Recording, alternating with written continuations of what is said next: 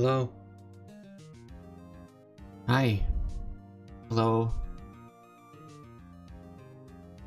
Howdy. Hi. Hello? Hi. Howdy, hi, hello.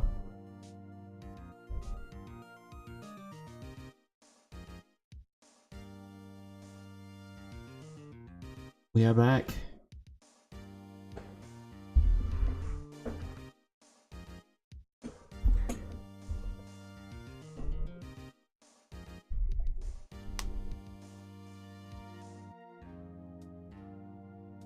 And we're starting off a bit bumpy, but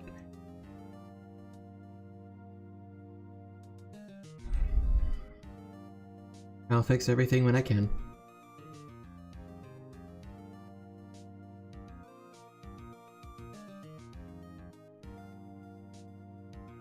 Alright.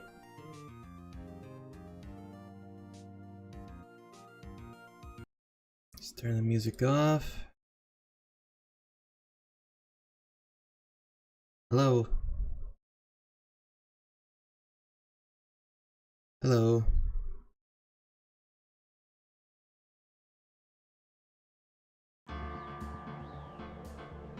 Here we go.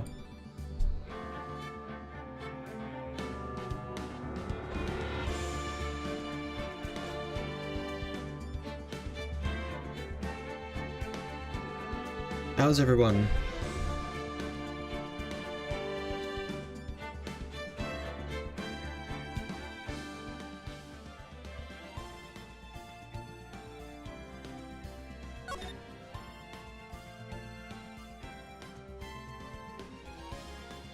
No longer sick? Nice. Good to hear you're feeling better.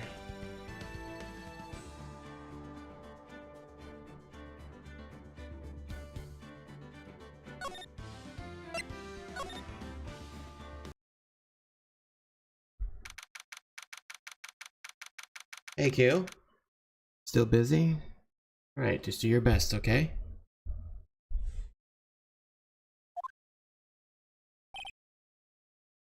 Alright, here we go. Maya. Hey Nick, it's you! I'm glad Mr. Edgeworth made it through the day okay. It's a relief. Hey, why'd you do that anyway? I don't know. I just knew I had to do something. I know I'm not the lawyer my sister was. I'm sorry. Well, you did save the trial. Just behave from now on, okay? Oh, okay. Have you been questioned yet? No, not yet. Detective Gumshoe was here just now. He said seeing as this is your first offense, we'll let you go after questioning. Oh. Oh, and he wanted me to get bail money ready. You can pay for me, okay? Huh? How much? I don't know. I guess they'll send you a bill or something. Why do I picture giant bales of money every time I hear the word bail? Any luck with Mia? None. I can't get through to her at all. I tried. I really did. I don't know what to do. I think I probably shouldn't have stopped my training. She sounds like she really did her best. I should check and see if there are any waterfalls in the local area.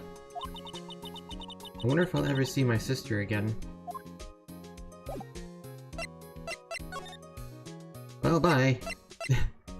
Let's see. Here, I guess? Yeah. Toby! Hello. Imagine going to court day after Christmas. That must suck. Ugh. I remember working Christmases. I'm glad I'd never do that.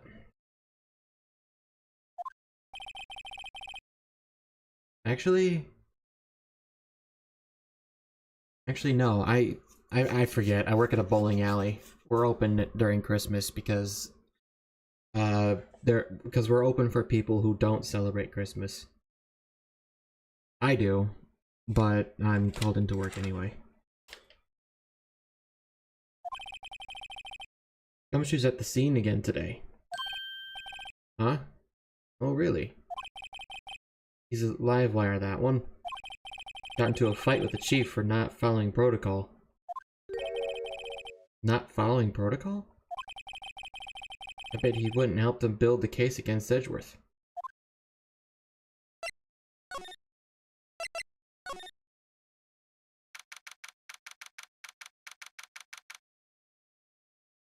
I really need to change that thing down there. Hold on, I'm gonna fix that.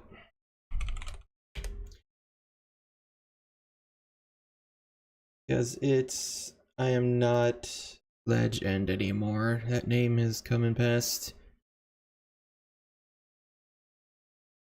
I got 15 sponsorships, and they're all free games that nobody wants to play.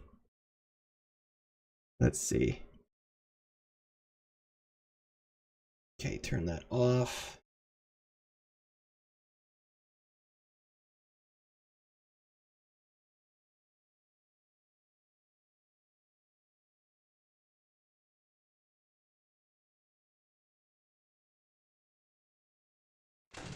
There we go.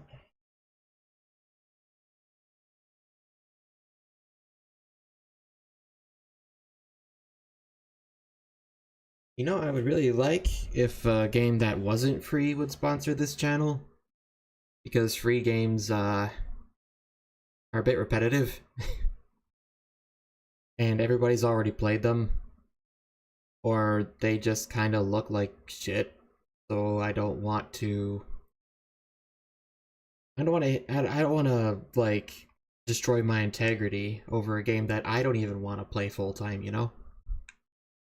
I need something that's more worth my time other than a free game. There are fewer than there were yesterday, but the cops are still around in the park. I wonder if Detective Gumshoe is here today.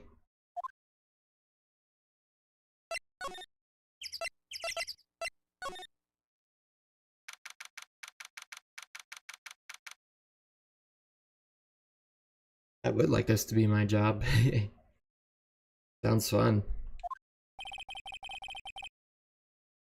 Plus, I'd actually be able to make time to work out and do other things that are more beneficial to my health than being on my feet all day and having my mental health damaged by stupid people. At least here I can manage it, because you can ban stupid people and they can stop talking forever. Out in public, not so much. You have to listen to them, and your brain cells will die. I haven't seen Larry around today at all. Probably off paying through the nose on a date with a lovely... I still don't know how to pronounce that name.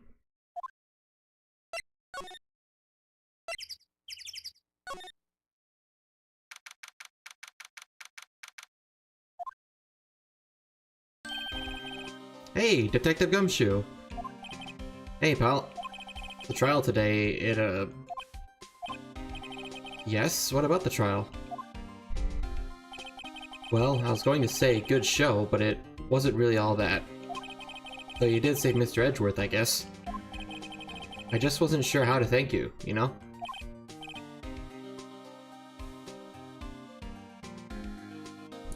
Thanks.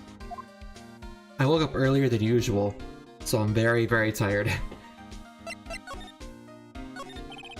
Detective Gumshoe? Any idea what strategy Von Karma is planning for tomorrow? It sounds like he's bringing in another witness. Another witness? Oh right, he said something about that in the trial today.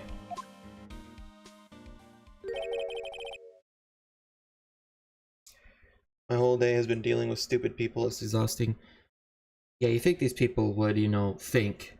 But when your head is inside of a screen all day long, you tend to get dumber because you're not, like, you know, in reality, the actual world that's around you. Your brain cells tend to deteriorate when you're too busy focusing on a life that isn't yours, you know? You forget what your life is like and what you should be doing, what you should be thinking or saying or someone that needs your help. Like you just tune yourself out from living if you're too busy focusing on other people's business. That's why I don't have a Twitter. And I'll never have one again.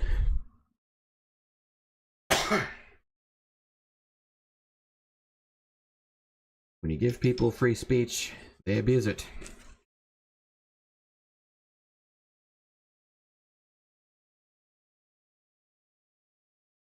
I wonder how mortified Larry would be if he realizes his creation was more famous for being a murder weapon twice instead of being a well-made clock. Larry does his best. Oh yeah, Carva did say this. Yawning again. Alright, you know what? I have an energy drink right here. Let's pop this bad boy open. It's a sugar-free energy drink.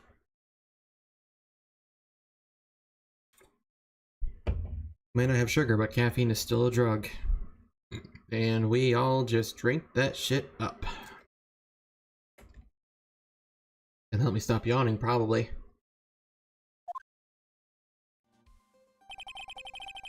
I was wondering who that other witness was.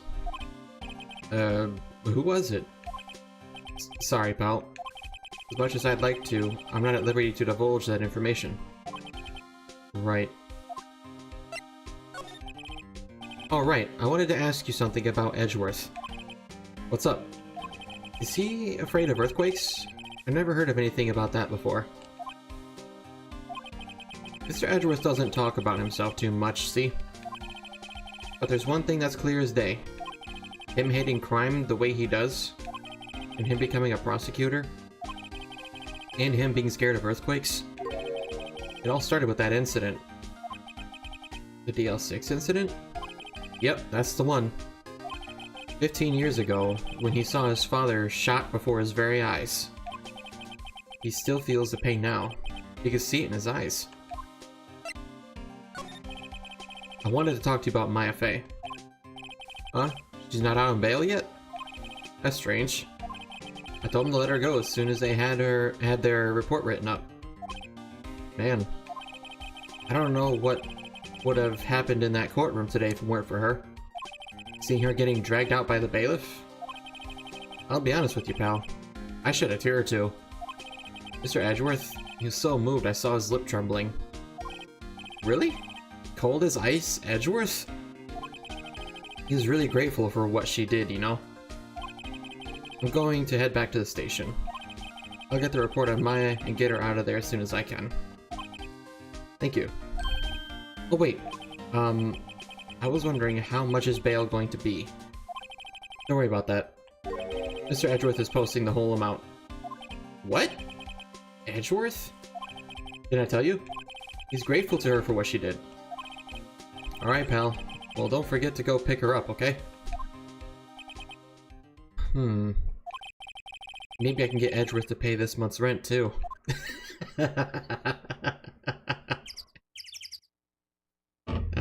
I love Phoenix. He's got a good humor. Free maw shots? Oh, is that what you want? Hold on.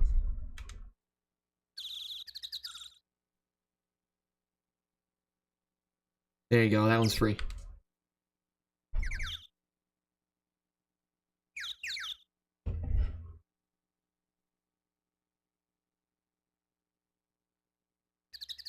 I was yawning earlier, like 3 times, I think.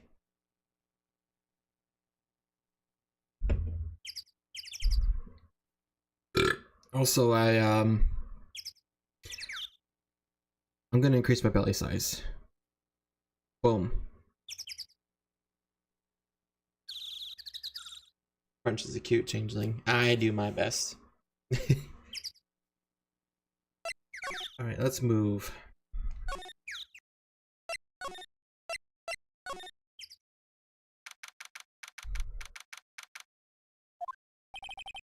Looks like the boat rental shop is closed today, too. Damn it.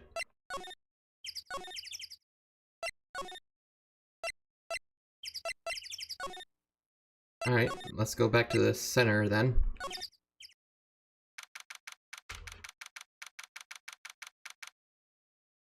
What did you eat this time, or is it left in the chat?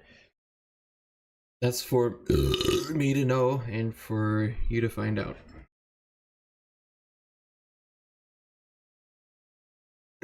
Oh boy. Bubbly drinks always get me like this. Hey Nick, you finally came! I just finished the paperwork, I'm free to go. Free at last, eh? Those interrogators were really mean. They're like, okay, what'd you do this time? Like I was some kind of criminal. Can you believe it? Well, they let you out in the end, didn't they? Well, that reminds me. Thanks for the bail. Thank Edgeworth. Huh? He posted bail for you. Said he was grateful for what you did. Mr. Edgeworth did that? I have to make it up to him. We've got to win this case, Nick.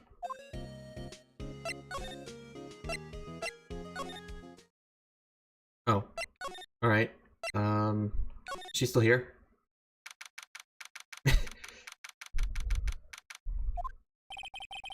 Looks like Edgeworth isn't questioning. Let's come back later. Yes, so. Alright, back at the office? Ah, fresh air. I gotta say, freedom feels great. Behave yourself in the courtroom tomorrow, okay? Yeah. Misbehaving's much more fun. Yep, yes it is. What's the harm if I'm having fun?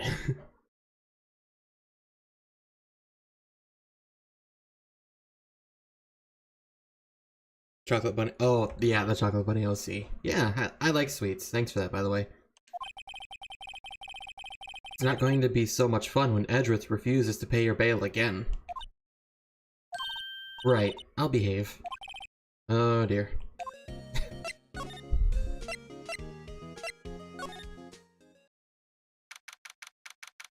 Let's see if we can do anything here. Apparently Mr. Grossberg is on vacation today. Well, I guess I can come back tomorrow if I need anything. Fine! Well, what should we do? I don't know. I've been in detention this whole time. I think I'll let you decide what we should do. Deal?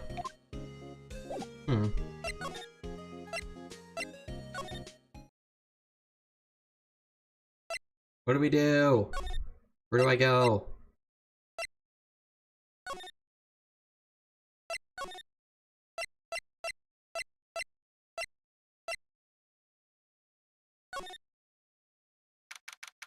Wait, we have to go back here now?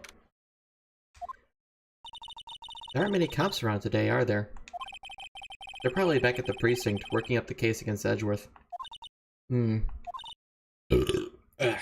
Jesus. Hey, y'all. Hey, it's Lotta. Y'all really did it today. What did we do now? No, I'm not complaining. See, I did a little thinking. A little self-reflection, you might say. I realized that being a witness is a mighty big responsibility. But I just went up there and started blabbing any old thing that came to mind. Lotta. So you see, I wanted to make it up to y'all. Make it up? What did you think of the trial? To be honest, I was doing it half just to say I'd been a witness. Even though I didn't really see anything. I kinda convinced myself I had though. I'm sorry, I know I caused y'all a lot of trouble. Well, memory's a tricky, vague little thing. Yeah, I sure know that now. I'll be fine the next time I witness a murder. I doubt that. Right. You mean the first time you witness a murder? What about Gordy? Right.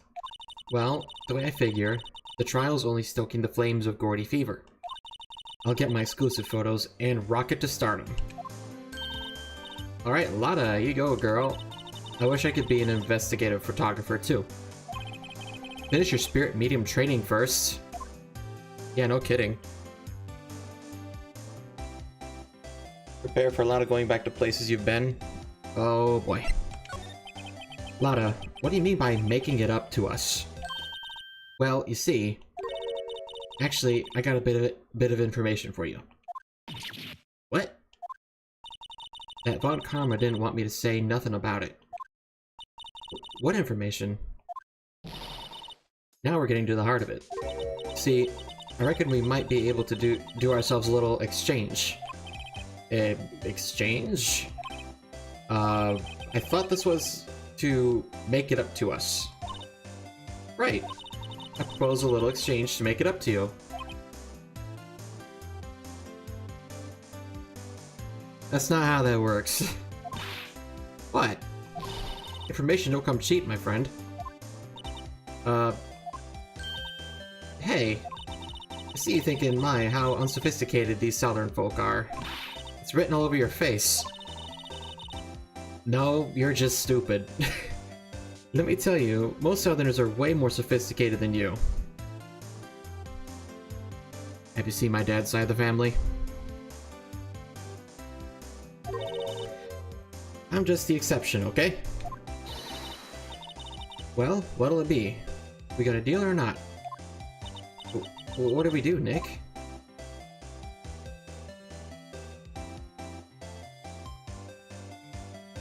This isn't how this works. You don't make it up to somebody by not making it up to them.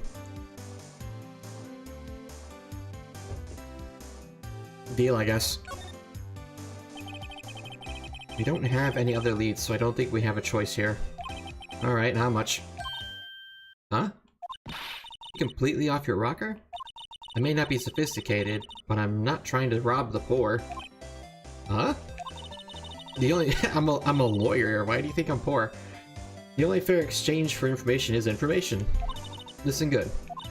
What I need from you is information about Gordy. Whoa.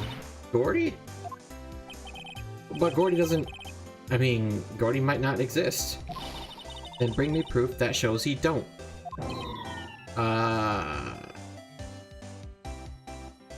Well, from the lack of Gordy at all, your proof is like right there. I'll be keeping watch from the car, okay? You see something? You'll come to me first, got it? Okay. Right, see you later. Okay, Nick, let's get hunting. Hunting? You don't seriously mean... Gordy? I sure do. What about Edgeworth? We're searching for Gordy. We're searching for Gordy for him, Nick. Don't you get it? Okay. And how exactly do we search for our make-believe monster? Maybe we can find a monster myth specialist? What the fuck? What the fuck? Alright, that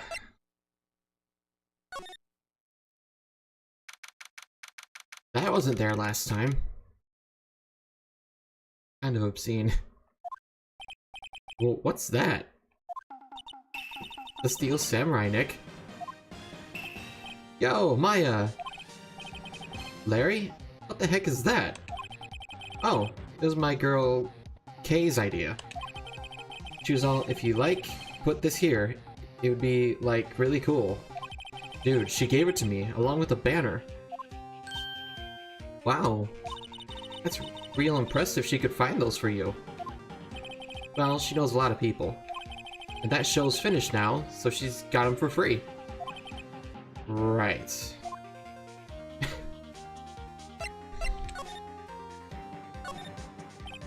Yo, Nick. What happened with Edgy? Well, we made it through the first day in court, alright. I don't know how good our prospects are from here on, though. Huh. Hey Larry, did you know Mr. Edgeworth's secret weakness? He's terrified of earthquakes. He acts like a little boy. Huh? That's weird. I don't think he was ever like that in school. No? Really? Well, we were only in the same class for a little bit. He transferred schools pretty quickly. Transferred. Right, when the DL6 incident happened. Doesn't look like Larry knows about it, though. Hey, Larry, when did you get that big... thing? Huh? Oh, the big guy. I've had that for about a month, yeah? Big hit with the kids. Why wasn't it here yesterday? Huh? Huh? Oh, right. The compressor was busted. Compressor? Yeah, it's that little unit by my hot dog stand. That's what I used to put air in the Steel Samurai. It broke a little while ago, so I sent it in for repairs. Oh. Here I thought you'd inflate it by yourself. Did somebody say... inflation? Hey, it set me up for it, okay?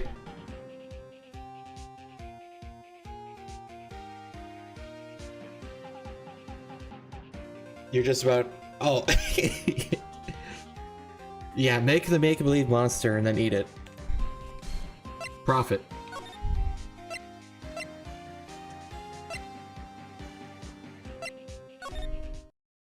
Can I go here now?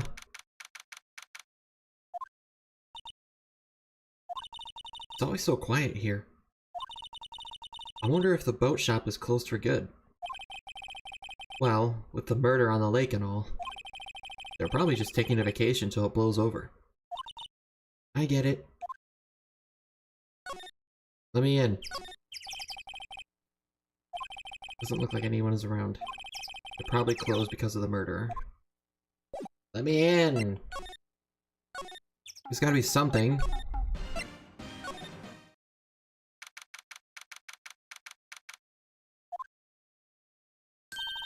Hey y'all. Well, y'all find anything about Gordy? No, nothing. Well, keep moving. It gets cold out here at nighttime. A little chilly. I think I have to sneeze. Whoa, whoa, no you don't. No sneezing. I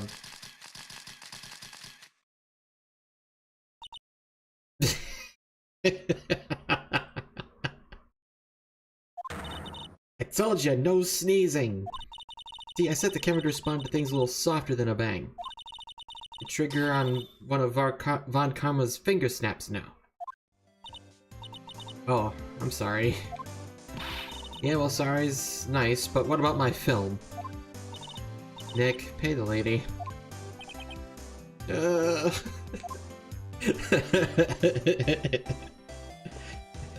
I love this game. Learned something in today's trial, that's for sure. Testifying is serious business. That's why I decided not to talk about that case anymore. Huh? Whoa, didn't you say you had information about the case? Tell us that at least. Like I said, I'll trade it for the dirt on Gordy. I don't know how to do that.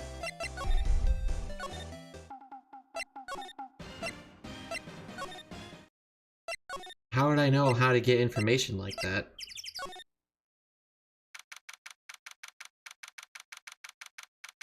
Crunch is now Gordy. I am the big monster.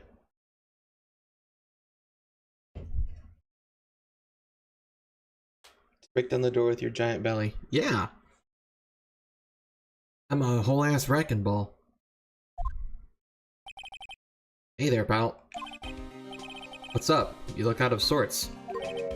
Wait, you didn't go and do something that's going to hurt Mr. Edgeworth's case again. What do you mean again? Whatever, have a seat, pal. I'm here for you if you need anything. Besides money, that is. How is the investigation proceeding? It's not, really. We have another meeting coming up. We're supposed to talk about Mr. Edgeworth's motive. His motive? See, Mr. Edgeworth's father died in the DL6 incident. And the guy who got the lone suspect declared innocent was the victim in this case. Robert Hammond. They're saying that's why Mr. Edgeworth shot him. And Edgeworth never talks about his past. I bet they'll drag that out and hit him with it in court tomorrow, too. Poor Mr. Edgeworth. I gotta admit, it doesn't look good, pal. Say, Detective Gumshoe, do you know Gordy? The monster down in Gourd Lake? Not personally, no. Well, we're looking for it. Huh? Are you out of your minds? You got time to go wild monster hunting? How about doing a little questioning for me, then? Oh. Detective Gumshoe was scaring me, Nick. I told Detective Gumshoe about the deal with Lotta. Nick, try telling him sooner next time. Sorry.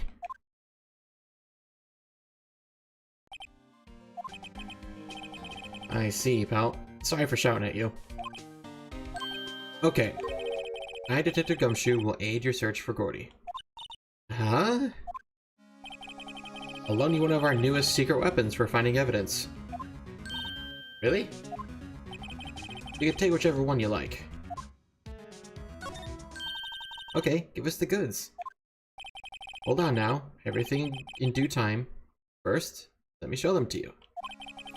These are our best and brightest. Introducing secret weapon number 1, Missile. Missile? He's a canine police dog, still in training.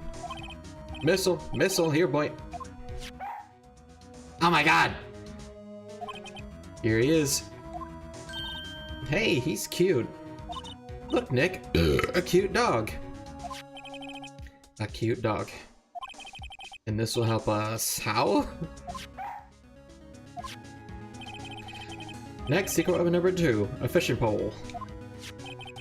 Here, this is my own personal pole. Detective Gumshoe, we're looking for a monster. Yeah.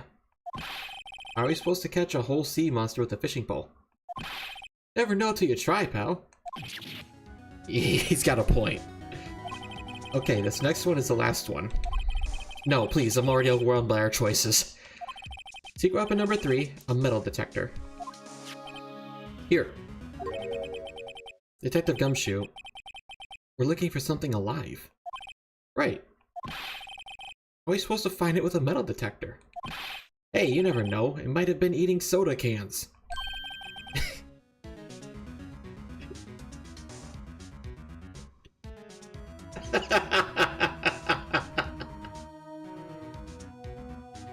I don't know why I find that funny.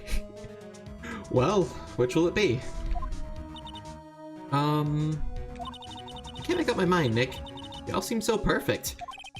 I can't make up my mind either. For the totally opposite reason. Oh well, I suppose it can't hurt to borrow one of them. Just show out of your belly, she wants to know where the monster is. I am the monster! Well, what would help here? One of these is it.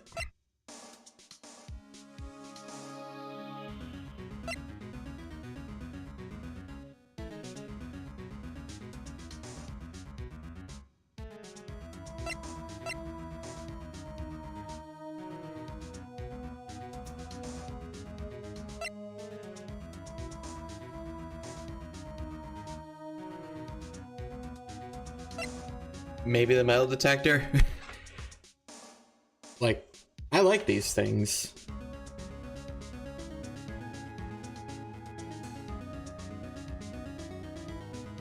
There's teeth marks all over my controller cable. My cats have been chewing on things. I wonder at what stage in their life they stop chewing on things.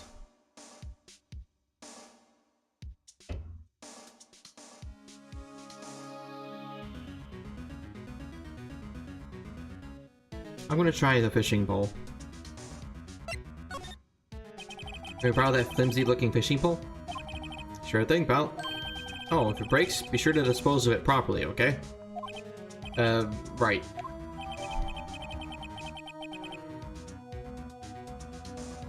It's a piece of shit. Alright, let's go.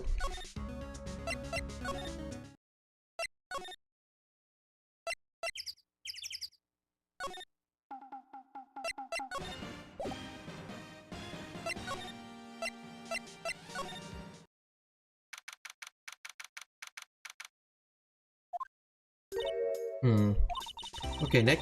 This looks like a good spot. A good spot for what? Time to do some fishing. Be serious. What are you going to use that? What are you going to use for bait? Oh. Yeah. Oh. I figured something like this would happen. We should have brought Missile along with us, too. At least then we'd have bait.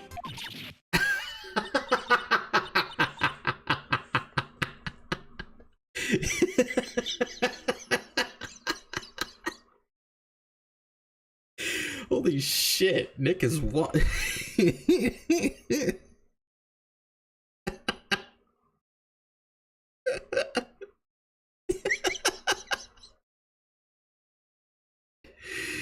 Oh my god, Nick Nick doesn't give a fuck. He just wants this done and over.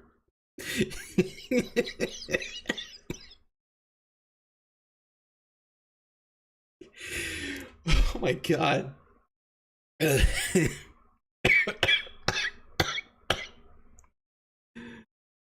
Ooh. Throw the dog in the water.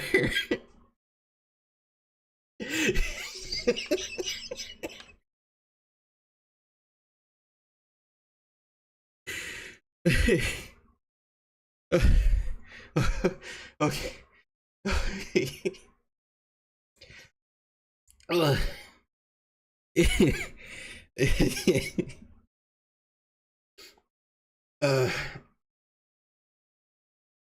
Hope you don't lose him like the other. Oh my god, I can't even read chat. I'm laughing too hard. Oh, my, don't freak out, Maya. It's fine. I'm just...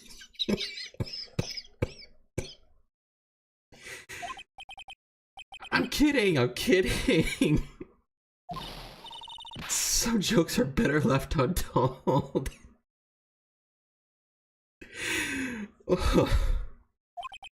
Oh, she hit me. Oh my god. Oh.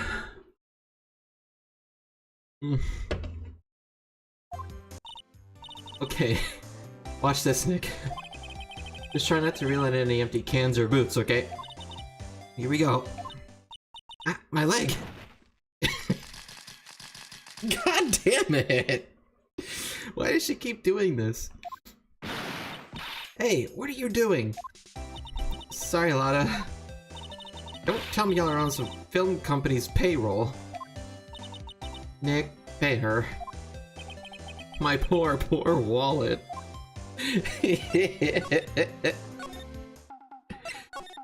Okay. Let's go back and...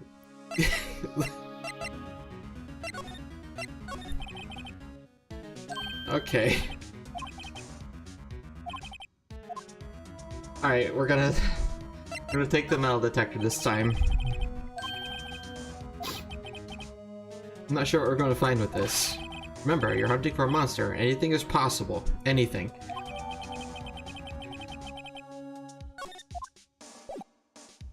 Ugh. I'm calm. Well, we didn't end up going fishing anyway. It didn't work.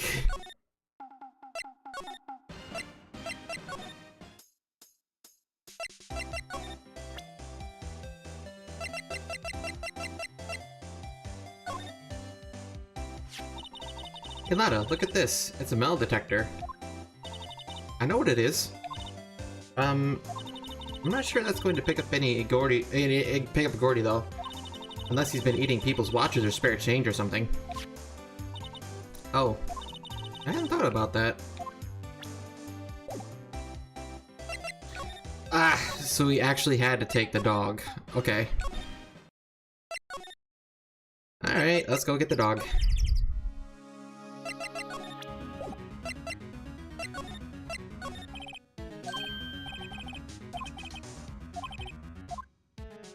Alright, Missile. He's so cute! Oh boy. A canine unit in training. Very cute with shiny eyes. Oh, I got an achievement for borrowing all the secret weapons. That's cool.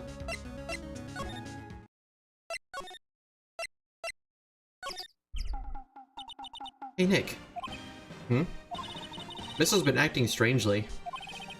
Missile? Oh, alright. That little creature of the detectives. Does Nick not like dogs? Hey, I love little doggies. Good boy, good boy. Oh god! Look at... Ah! What's wrong, Missile? Oh god! Missile! Missile! Oh my god.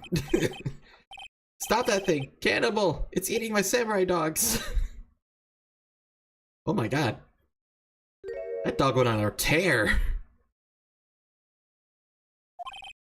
My samurai dogs. Wow. He ate every single one. Can I have the dog? Sounds like a good boy.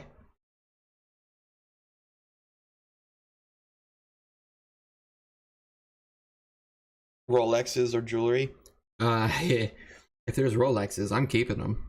Those things are worth a lot. They're shiny. I'm sorry, Larry.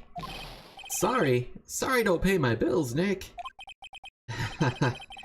It's going to have to this time.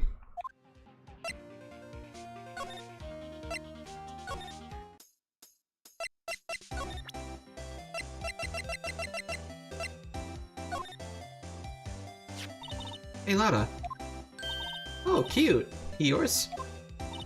He's a canine police dog. His name's Missile. Huh. Canines are the ones they use to sniff for things, right? I wonder what Gordy smells like. I hadn't thought about that.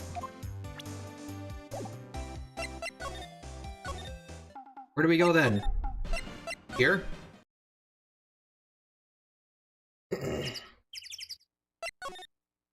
I don't think any of this shit's working. The dog just fucking went on a tear with all those hot dogs.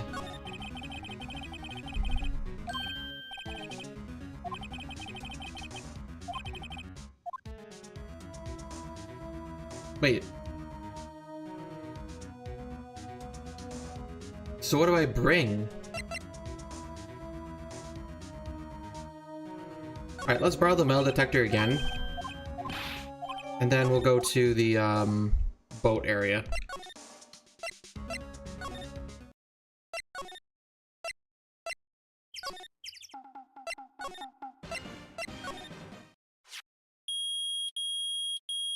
Oh, hey! It worked! Nick! It's beeping! The metal detector's found something! Sure is loud enough about it. Whatever it is, it must be in those bushes. Go check it out, Maya. Why do I have to check it out? Nick. Look. Huh. An air tank? Ah, the valve looks broken. I thought it was Gordy. Maya, first of all, why would Gordy be in the bushes? And second of all, why would a metal detector react to a sea monster? Oh. This girl needs to soak her head in a waterfall.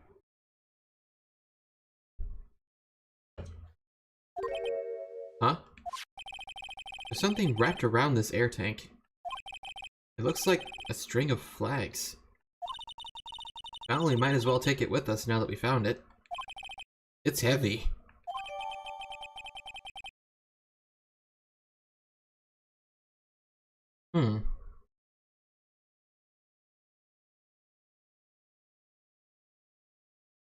I'm wondering.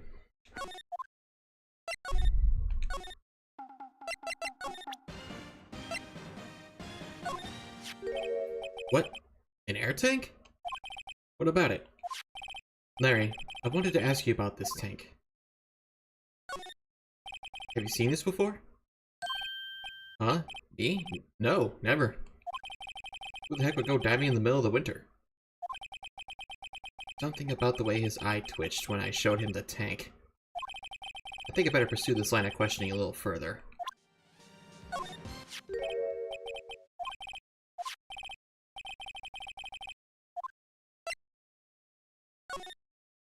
Say, is this air tank yours?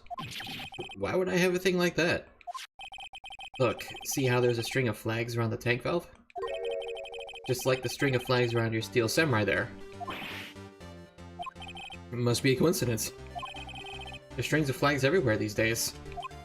Like elementary schools. And used car dealerships. Look, why would I need a tank anyway?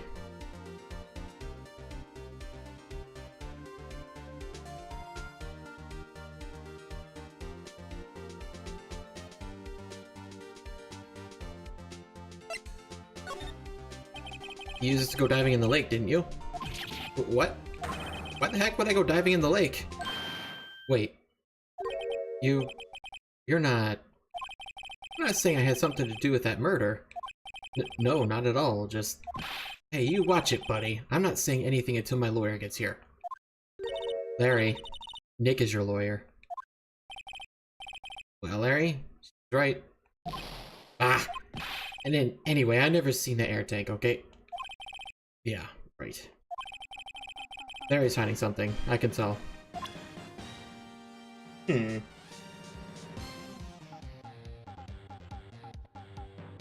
a hint. The lock snack bar is the key.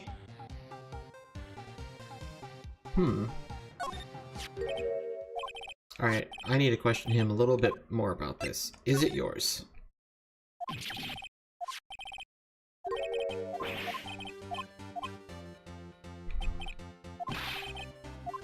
To inflate something. Use this to inflate that, didn't you? Inflate what? What else? That big puffy steel samurai. Now why would you go ask me a question like that? It's like I hit the nail on the head. Right. Actually, see, the compressor I always used was on the fritz. So I tried using the tank to inflate it, just once. And, it didn't go so well. As I suspected.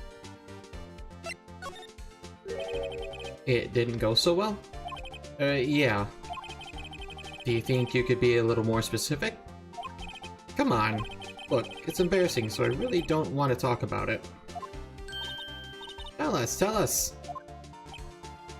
Fine. Whatever. It's like I said, the compressor was busted. So I took the tank and tried to fill the samurai up with that. And then... What? The valve busted open and made this incredible noise. And that tank there took off like a rocket. And it took my poor deflated steel samurai with it.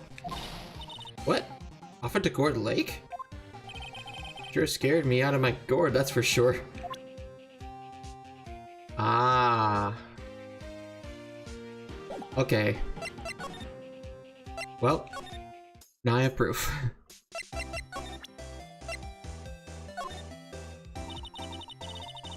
Yep, I'd have to say I know exactly squat about that. It's painfully easy to know when something doesn't catch Lana's interest. What the fuck, then? What do I do? I showed her the thing. Oh. So the tank and the steel samurai you were trying to fill up flew away. What happened next? Well, all that happened on the 20th or so. The 20th. A week ago. Now, as far as I could see, the tank went flying out into the lake. So I went out every night in a boat looking for it. I mean, Kay gave me that steel samurai after all. And when did you find it? Just the night before last. It flew way out there. Took me 4 whole days to find it. The night before last was the night of the murder. Sorry for not telling you, Nick. Actually, I was here on the night of the murder. But you see, I went home before midnight. So you didn't know about what happened? No. That's too bad. It's not all bad. We've solved one mystery at least. A mystery? Maybe we should go tell her.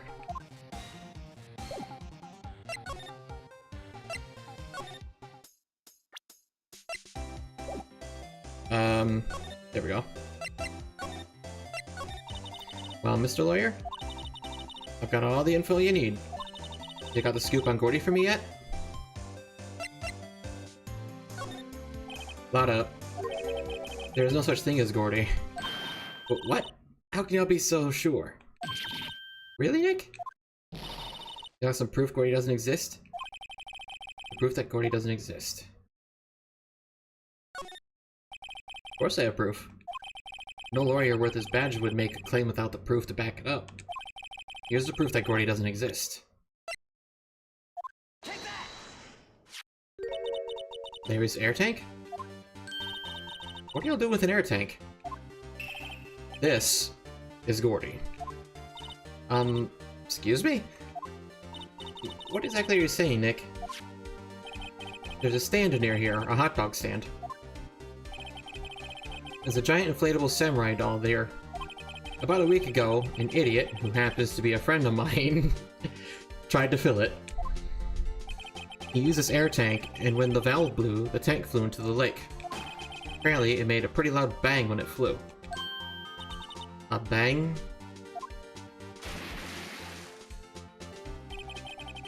The tank, along with the still deflated samurai, fell into the lake. At the same time... Oh... Okay, that makes sense.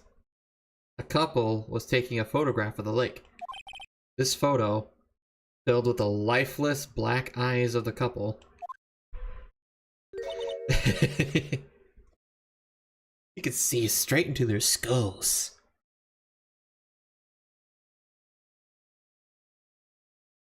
Wait, so you're saying that Gordy is really the Steel Samurai? Well, that's a fine way to ruin a gal's dreams. Sorry, Lotta. Nah, it's okay. You win. I'll give you your info like I promised. Poor Lotta. So, tell us this information you have. Promise is a promise, I guess. I overheard the cops around here saying something about the witness tomorrow. They said he's the caretaker of the boat rental place off the path there. Boat rental? Is someone there? I mean, it looks so deserted. Just an old guy living all by himself. Y'all should go check it out. Thanks, Lotta. We will. Let's get cracking, Nick. Hold on. Something else? Yeah, the night of the murder. My camera clicked twice, you know. Wait, so you have another photo? Well, yeah, but there's nothing in it at all. Just the lake. I figured it wouldn't be much use as evidence, so I kept it to myself. Well, it might not be helpful at all, but here, take it.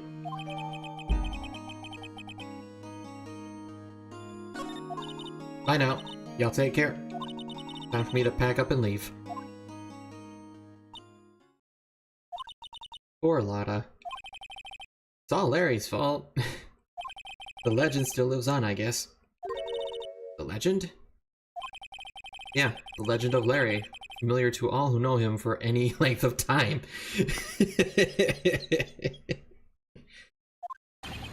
When something smells, it's usually the butts. Yep, I remember that quote. Someone should whip that butts into shape. God damn it.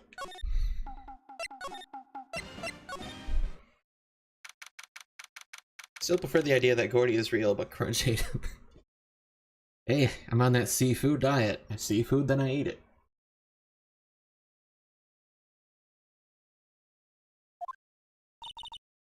Hey, Nick. This is the boat shop that Lotta was talking about. You're right. Doesn't seem to be anyone around at all. Well, let's go check it out anyway.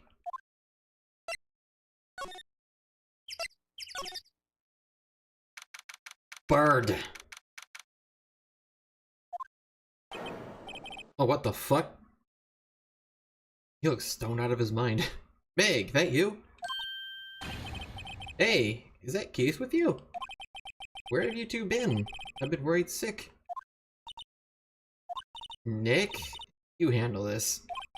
I think I'll leave this one up to you, Maya. Meg! Yes? Finally made up your mind, have you? My mind? You run the pasta shop when I'm gone. Pasta? Glad to hear it, glad to hear it. You make your old man proud. When you kids left the house, I didn't know what to think. How am I supposed to keep this place running? An old man like me. Polly, the kids are home. Hello, hello. Nick, what was that? A parrot. The one on the perch. Dumb bitch. Keith? Yes? I leave the wet noodle in... Weird name for a shop. The wet noodle in your capable hands, Sonny. Nick? What's the wet noodle? Based on the available evidence, I'd say it's the name of his pasta shop. That's a relief, isn't it, Polly? Hello, hello. Yep. And he's asleep. This old man is not okay. I guess he's relieved. Might as well examine the place. This fishing pole looks expensive. Look, a little safe. Locked. Wow, he has a television in here too. Look, Nick, he has an electric blanket on his table. Looks warm. It's a great idea. We should do that at the office. We can sit down with our clients, snug and warm, and drink hot cocoa. And what, talk about murder? Ah, you're a party pooper, Nick. Well, there's lots of various fish in Gourd Lake, aren't there? Something's funny, Nick. All these fish are saltwater fish. Bird. Wow, what an amazing parrot that is. Good morning.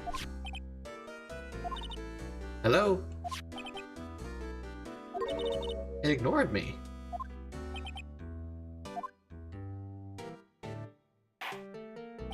What? You forgot, Meg? You gotta call her name first. Her name? Ollie, how you been? Hello, hello. See? Neat, so the parrot's name is Polly. Too bad all she can say is hello. Har har har.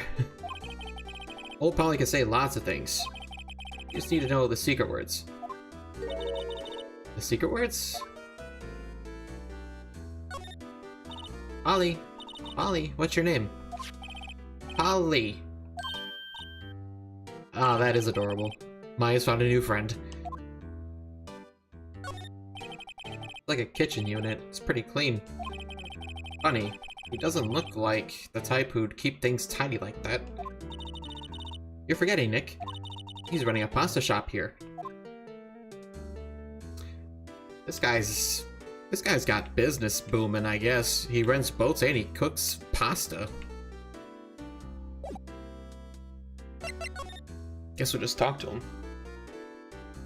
Man has blood replaced with bourbon. I mean, he looks relaxed, at least. I'd rather have my blood filled with bourbon than piss. Oh, my headset's dying. Where's the cable for this shit? Hang on, I gotta go get my charging cable.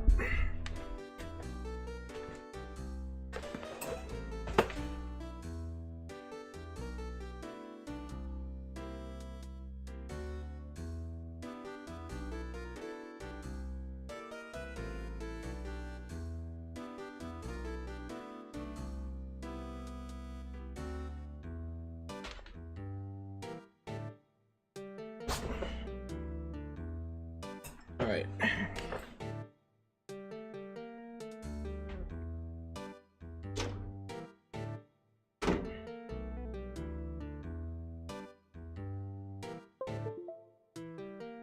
There we go. Okay, so the pasta restaurant.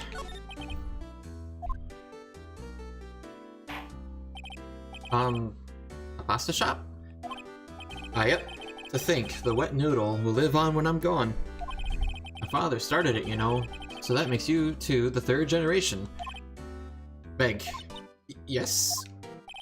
Tomorrow we'll start with the secrets of dough tossing. Dough tossing?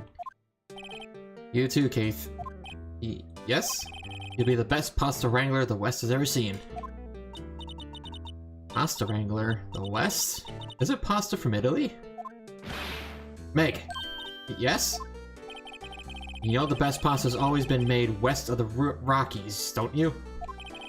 Right, of course. Everybody knows that. Nick. What? How long do we have to keep up this all-in-the-family charade? This old man must know something about the murder. We're not leaving until we find out what that is. Stop falling asleep. This is a boat rental shop, right? What are you talking about? Just use the Palace of Pasta, the wet noodle. Oh, now that you mention it, we haven't gotten any orders for spaghetti lately. All the kids come up and say, "Yo, dude, we want to ride one of your boats." That's why I keep them boats out there. Youngsters these days. Darn if I understand them. I'm pretty confused myself. Nick, this isn't going anywhere. But this old man is the witness tomorrow, right? You gotta find some way of getting information out of him. Please stop fucking falling asleep. My memory's gotten worse of late. That's why I just tell everything important to old Polly here. Everything important? I wonder. Polly, what's the number to the safe? 1228. Alright. Hey, Polly, watch it, will ya? Hehe. See, Nick? All it takes is a little clever thinking. And a criminal mind. Mine's a criminal. Quick, Nick, write that number down. Hey, don't get me involved in your little heist schemes. Can I open this?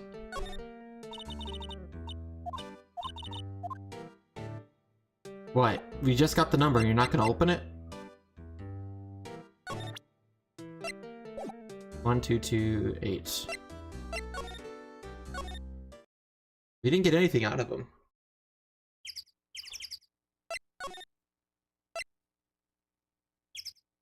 I guess we just don't do anything.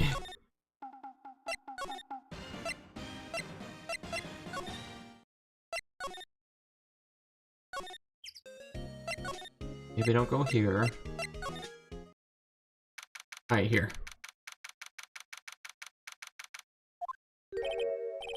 Detective Gumshoe isn't here.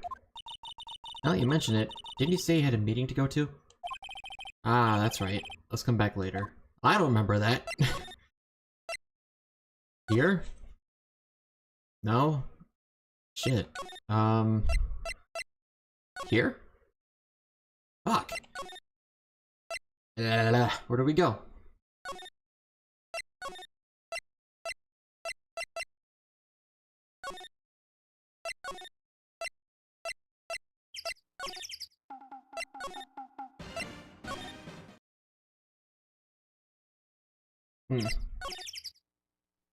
I guess we go back to the place.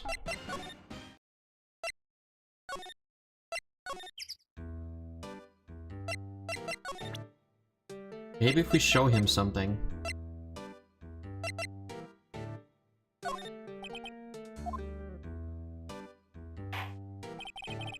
Now listen here, Keith.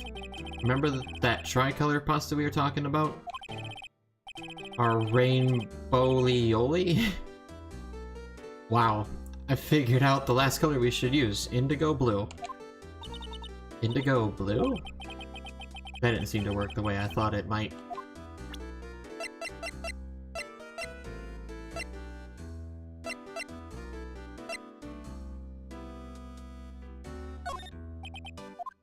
Hmm.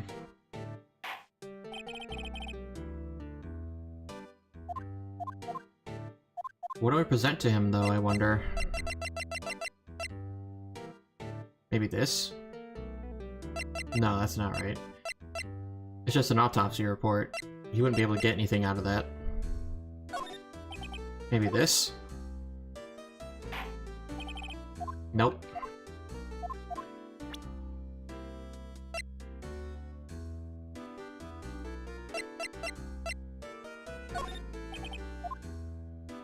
Doing it anyway. Nope, that's not it either. The fuck?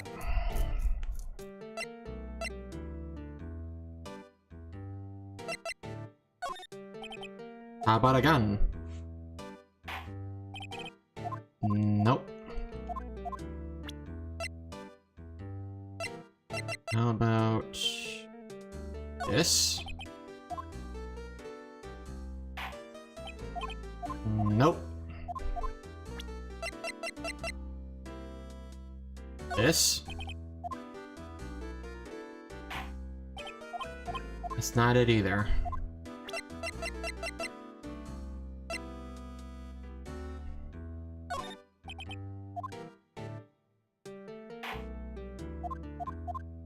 What the fuck then? The bird?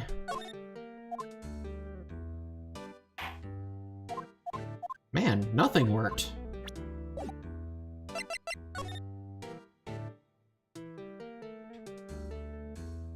Well, I'm out of options.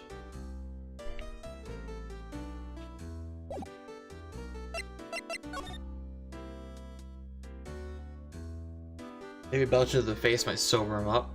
It might knock him out, honestly. Blah, blah, blah, blah, blah. I don't know what to do.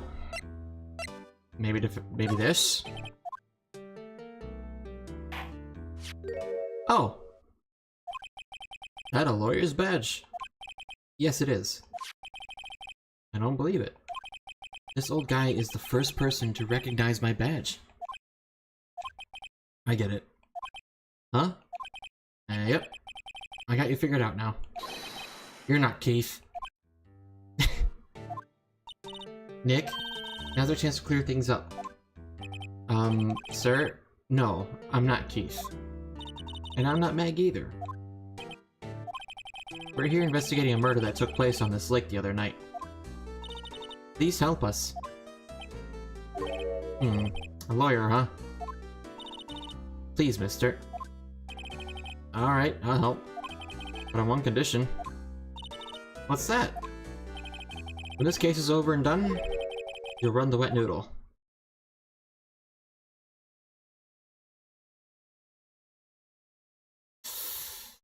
I can't promise that. I can't make that promise. Is that any way to treat your old man? Ah, you want my help? You've come to the wrong man. Uh-oh. Now he's grumpy. Not to mention, he still thinks we're his kids. Maybe we should just lie and say we'll run his shop. Okay, we promise. Nick, are you sure about this? Hey, anything to get this case solved. Also, who wouldn't want to eat Phoenix noodles? Phoenix noodles? I guess so. That's my boy. Good for you, Keith. Wait, did I just say... You too, Meg. Yes? Yeah, you bring a tear to your old man's eye, you know. Now, what was that you wanted to know? Speak up, Polly. Hello, hello. Now he's talking to the bird again. How do we get him to talk to us?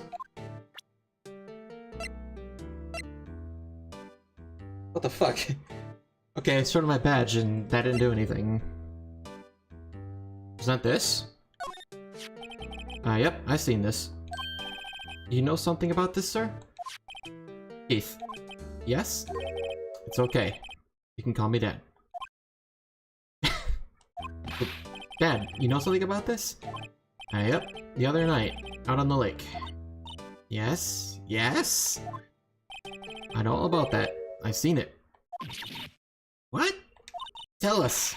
Tell us what you saw. Well, I suppose. Since you're taking over the shop and all.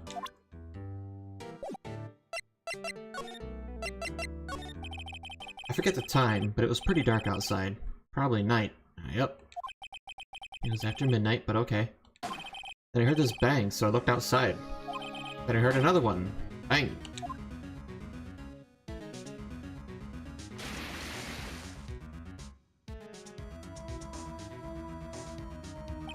A little while later, this boat comes back.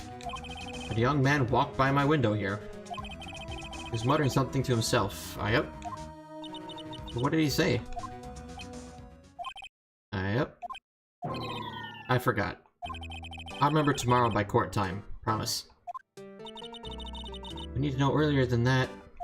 You know what? Eh? Little Terry was just here. Terry? Yep, that kid next door. You always used to make him cry, remember? He was wearing this tattered old coat. Got himself some whiskers growing on his face. He must be talking about Detective Gumshoe. He comes up and tells me to come down to court tomorrow. Really? Somehow I don't think we're gonna get much useful information from this guy. Maya, maybe we should be leaving. I think you're right. Oh wait, I had one more question. Huh? Polly, have you forgotten something? Don't forget DL6. Oh, hello. That's some pretty vital information just dropped.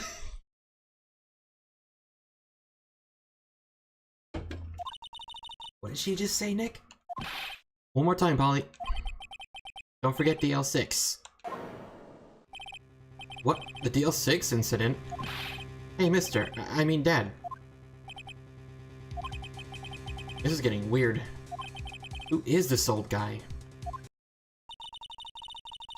Oh my god. This man has something to do with that. Why would that bird Polly know about DL6? We have to figure out who that old man is. Oh. What? He locked the door from the other side.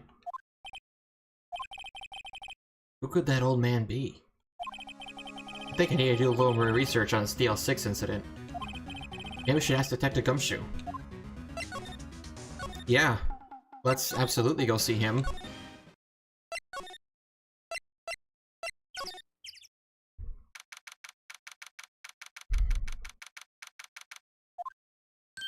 Hey pal, long time no see. You don't look so happy. What's wrong this time? Actually, we wanted to ask you something. Yep. You know the boat rental shop down at Gourd Lake? Oh, yeah. The old man who runs it is appearing as a witness in court tomorrow, right? Huh? How'd you... that was supposed to be top secret. Do you know who that old man is, Detective? Actually, I don't.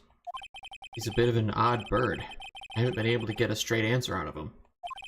I decided first that he wasn't persuasive enough to stand and testify as a witness. That's why we called Ms. Lotta Hart yesterday. As for who he is, we have absolutely no idea. Sounds suspicious.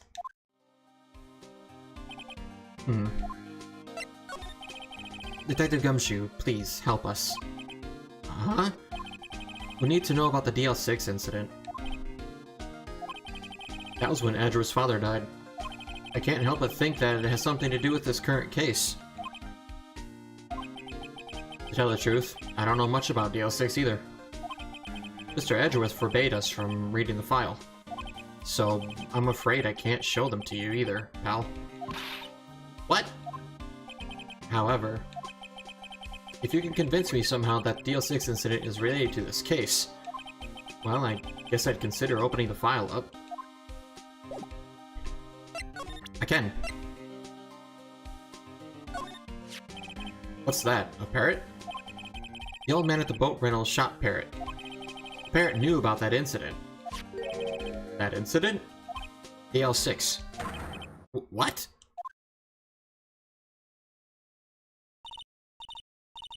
Polly, have we forgotten something? Don't forget DL6. Yep. I'm pretty sure that old man must have taught her that word. Yeah, but how would that old man know about the DL6 incident? Wait, what if... What if the old man was connected to the DL6? Nick, you think he might be? I get you. Sounds like you need information on the DL6 incident.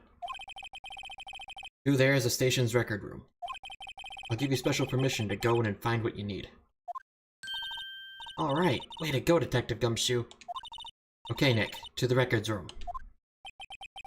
Guess it's time we faced Edgeworth's past. Let's go!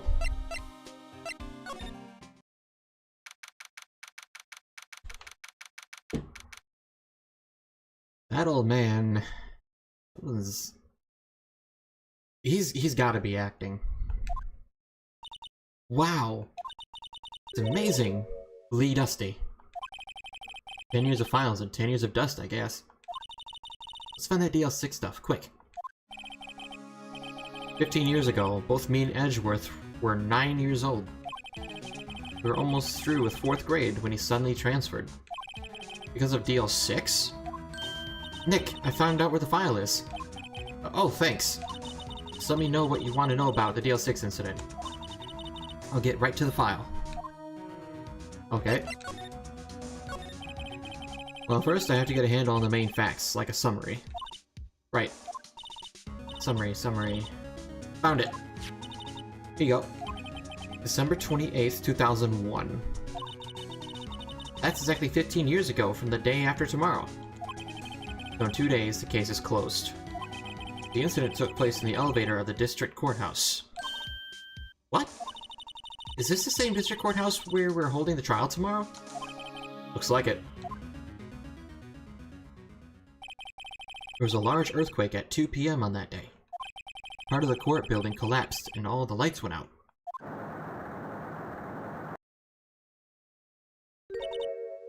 Wow, that was some earthquake.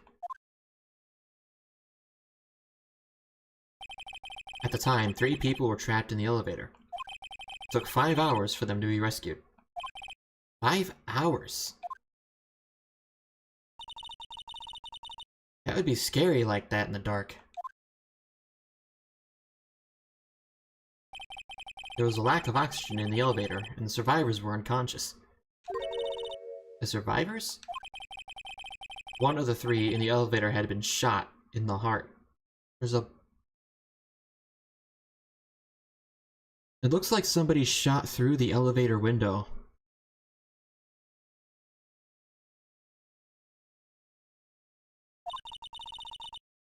That was Mr. Edgeworth's father, wasn't it? He said that his father was shot before his very eyes. So Miles Edgeworth was one of the other passengers in that elevator. Do you have data on the victim? Edgeworth's father? Yeah, hold on. Victim. Here. Found it. Gregory Edgeworth, 35, defense attorney. If he were still alive, he'd be 50. He had lost that day's case in court and got in the elevator with his son Miles. Miles Edgeworth, of course. So he was in the elevator with his father. Yeah, we've already gathered that. The angle of the bullet and the other evidence, it could not have been a suicide. The murder weapon, a pistol, was found in the elevator. The pistol had been fired 2 times. Where have I heard that before? Huh, sounds like just like this current case. What's going on here? Got any data on the suspect in there? That would be the guy that my mom got arrested. Hold on, this is it. The man arrested as a suspect in DL6 was... Yanni Yogi? He was a clerk in the court, apparently. So he must have been the 3rd person in the elevator. Well, then he had to have done it. But he was found innocent, thanks to his defense lawyer, Robert Hammond. Hammond? The victim in our case. Right. suspect, Mr. Yogi, was oxygen deprived. So much so, he had brain damage. He lost all memory of being in the elevator. After he was declared innocent, he disappeared. Where could Yogi have gone to, I wonder? He may be closer than we think. Ready for the dumbest moment in the game? Oh. Well, I've been surprised up to this point. I guess I know generally what happened in DL6 now. I still don't know what sort of impact the whole thing had on Edgeworth. Nick, are we going to take the whole file? There's too much. We'll never get it out. You're right. How about we just take what we think we'll need? There we go. Right. That's probably all we'll be able to find here. Now, all that's left is the trial tomorrow. I wonder how Dad will do testifying in court. Oh shit! To be continued.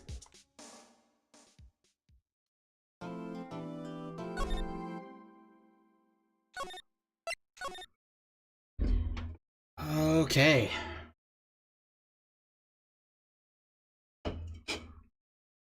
I'm gonna get up and stretch for a second. Alright.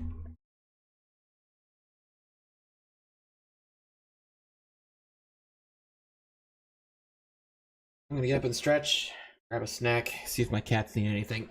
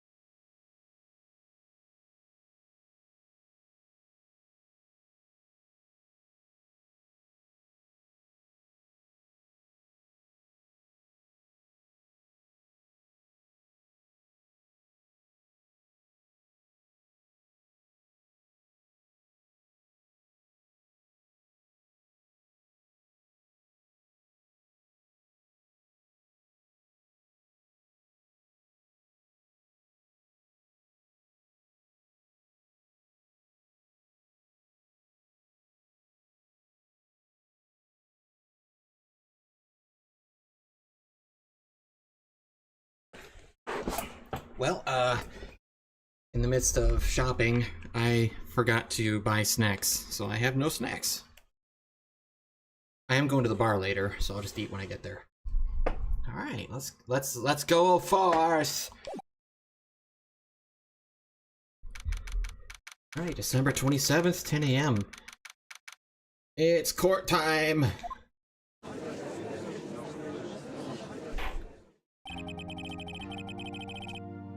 Court is now in session for the trial of Mr. Miles Edgeworth. The defense is ready, Your Honor. Very well. Apparently the prosecution is also ready. Who is the judge here, anyway? Mr. Von Karma, your opening statement. Very well. No opening statements, so... Not so fast, Judge. Taking a meaningful pause before speaking. Right, of course. A prediction. Today's trial will end in 3 minutes from now. What the fuck? Order, order. Mr. Von Karma, what is the meaning of your statement just now?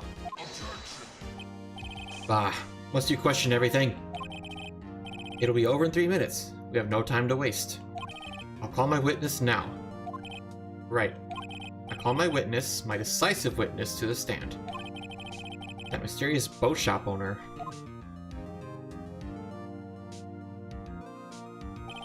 Witness, state your profession.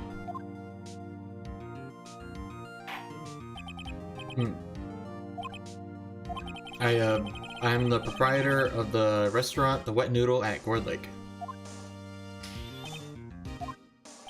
And I also rent boats. The night of the incident, you were in the boat rental shop, correct? Yep, I was. Please testify. Wait a second. Still haven't heard who this old guy is.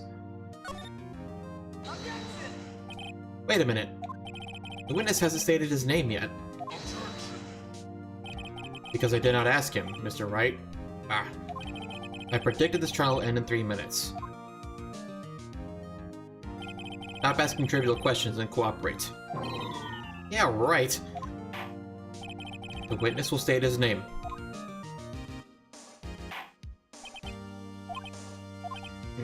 Well, I'm not really sure. Yep. What do you mean? My, memory... Oh my god, this dude. Your Honor, the witness does not remember anything beyond the last several years. Ergo, he cannot recall his own name. He can't recall, you say?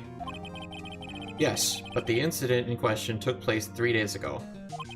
He can testify. Very well. Let's hear this testimony then, shall we? Witness?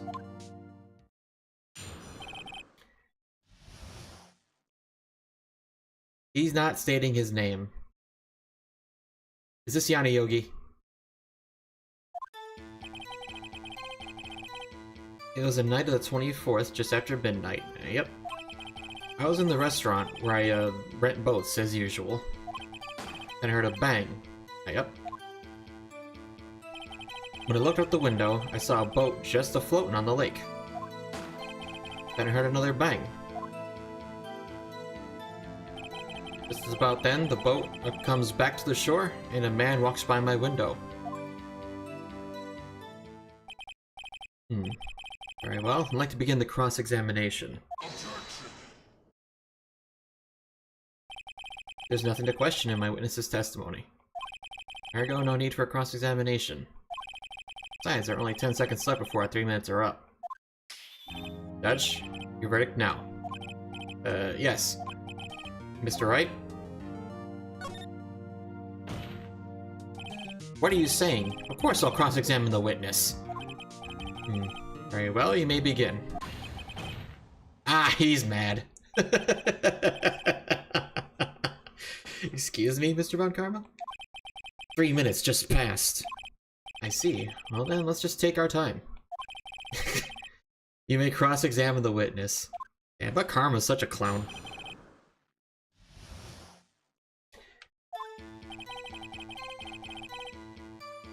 Okay, that's right.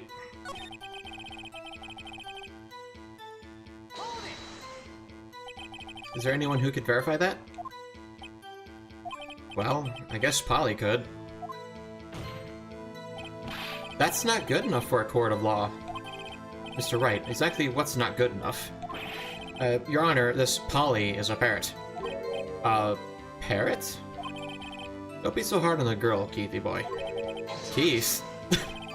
Prosecution concedes that we cannot prove the witness was in the shop. Witness, please continue. Then I heard a bang. And where did the bang seem to come from? From the lake, I figured. Are you certain? Yep. Good. Continue. When I looked at the window, I saw a boat just floating on the lake. Was there someone in the boat? It was pretty far out there. I couldn't see clearly. But I figured there was 2 men out there. Yep. But you couldn't see them clearly. Yep. At the time, that is. At the time?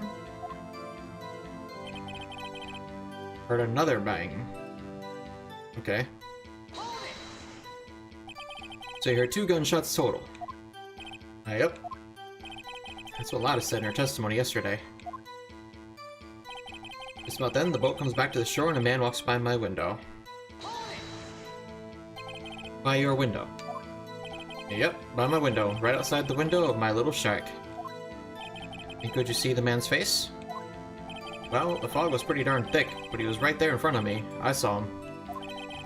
This is a rather important detail. Please add it to your testimony. Tisk, tisk, tisk. I have a bad feeling about this.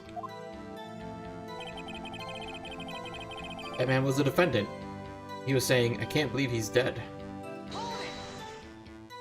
Are you sure? Uh-oh. Dad! Dead certain, Keith. He said, I can't believe he's dead, as he was walking by, too.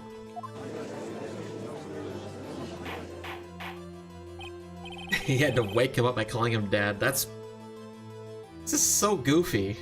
Witness, are you sure that the person you saw was Miles Edgeworth? It was him, that Edgeworth boy. Fucking fell. This sounds like a decisive evidence indeed. Seeing no room for doubt. On karma. He lured me into cross-examining so he could set me up for a fall.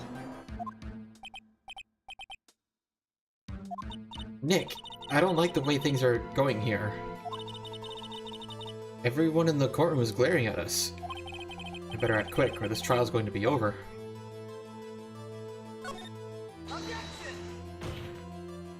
Your Honor, in yesterday's trial that it could not have been Edgeworth who fired that gun.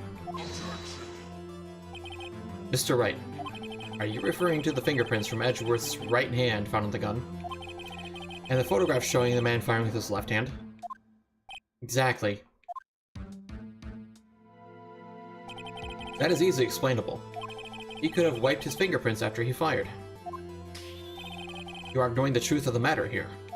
Everything in this witness's testimony is true. Judge is lost in thought. What should I do?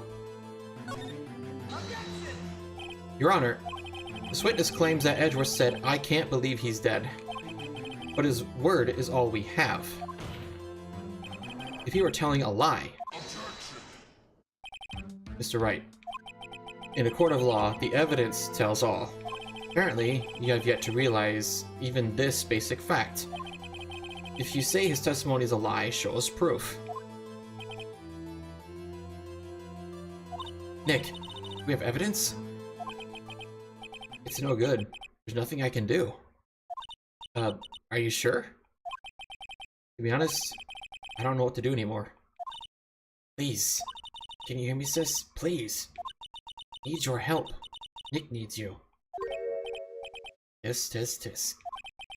3 minutes was perhaps too high an expectation. However, 15 minutes isn't bad. This must be a new record. What an asshole. Enough. The witness may leave the stand. He's gone already. This court sees no reason to further prolong the trial, nor is there any need for more time to decide the case against the defendant. This case is extremely clear. I see no room for misinterpretation of the facts. What? Oh shit, what? Court finds the defendant, Mr. Miles Edgeworth. Wait, really? The accused was surrendered to the court immediately. Be held pending trial at a higher court within a month from today's date. That is all. This court is adjourned. Wait!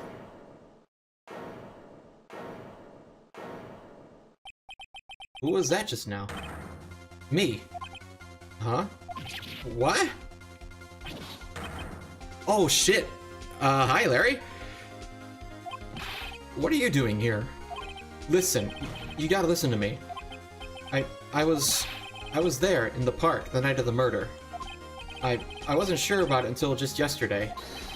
But today I remembered it. Remembered what? The gunshot. I heard it too. Oh fuck. Hi Larry. Order. What is the meaning of this? The verdict has been decided. I call for adjournment. One moment, Mr. Von Karma. So, you say you heard a gunshot? Yeah, I did. A gunshot, that night. I was sitting here in the audience listening to the testimony. Then I realized something was said different from what I remember. Anyhow, I can't just sit here and let you call Edgy a murderer. It's just not right. I'll testify. Let me testify. Order, order. Well, this is the first time something has happened like this in my court. I'm not quite sure how to proceed. Judge, you've already given your decision. The trial is over. Nick, this is it. Larry's given us one final chance at this. She's right. Only it wasn't Larry. You could make things even worse. Mr. Edgeworth was just declared guilty, Nick. It doesn't get any worse. You're right. Okay.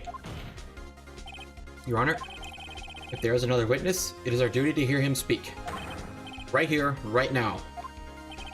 A waste of time. The verdict cannot be overturned.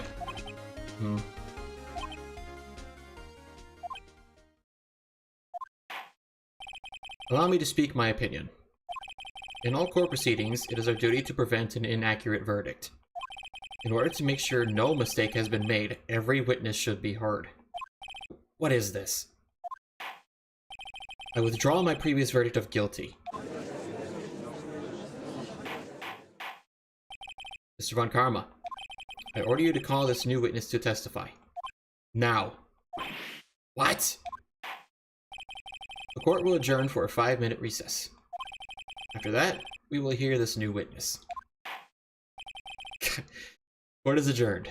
Larry making a fucking weird face. This is... interesting. Larry coming up putting a spin on things. I didn't think he'd be here. Phew. That was too close. Sorry to keep you on the edge of your seat like that, Edgeworth. I've seen worse. Yeah, right. You're sweating bullets. I just wonder what Larry plans to say in there. Larry was at the lake that night. Yes. He said he went looking for the steel samurai balloon that flew out into the lake. Oh, right. And he found the balloon and the air tank that night. Yeah. Hey, Edgeworth. Huh? You say something right? Yeah, a lot of things.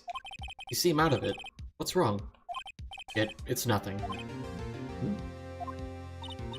Mr. Edgeworth, there's something I've been meaning to ask you. What's that? Why are your fingerprints on the murder weapon?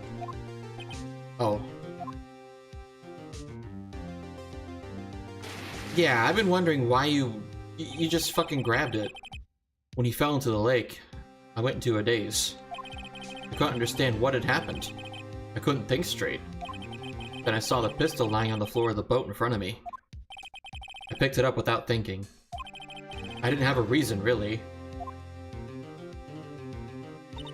I see. Right. Yeah. This might be our chance. Our chance? Von Karma has only ever run perfect trials. Perfect trials? Perfectly prepared witnesses. Perfectly complete evidence. That's the secret to his success. This is the first time he's ever had to deal with something unexpected.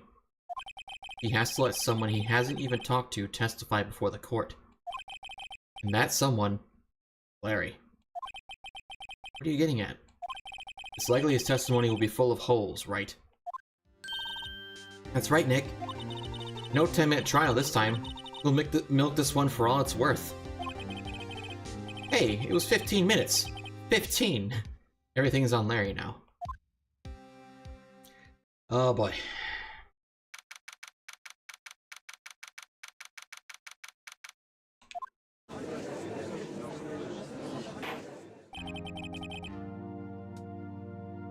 Court is now back in session. Witness, please testify to the court about everything that you saw. On the night of December 24th. Right, leave it to me. Please, Larry, don't mess this one up. I hate to admit it, but you're our last chance. Karma's indifferent.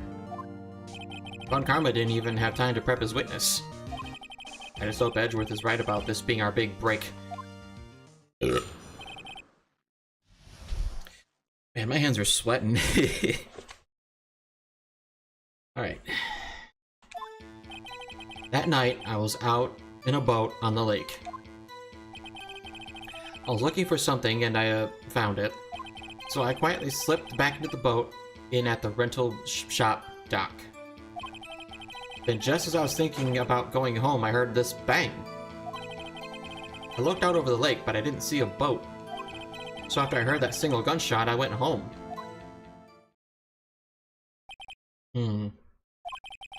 That was an unusually vague testimony, even for this court. In any case, Mr. Wright, you may begin your cross-examination. Yes, Your Honor. What's wrong, Nick? It's Larry. I have no idea what he's going to say if I press him. I'm a little scared. Well, we've come this far. There's no way to go but forward, Nick.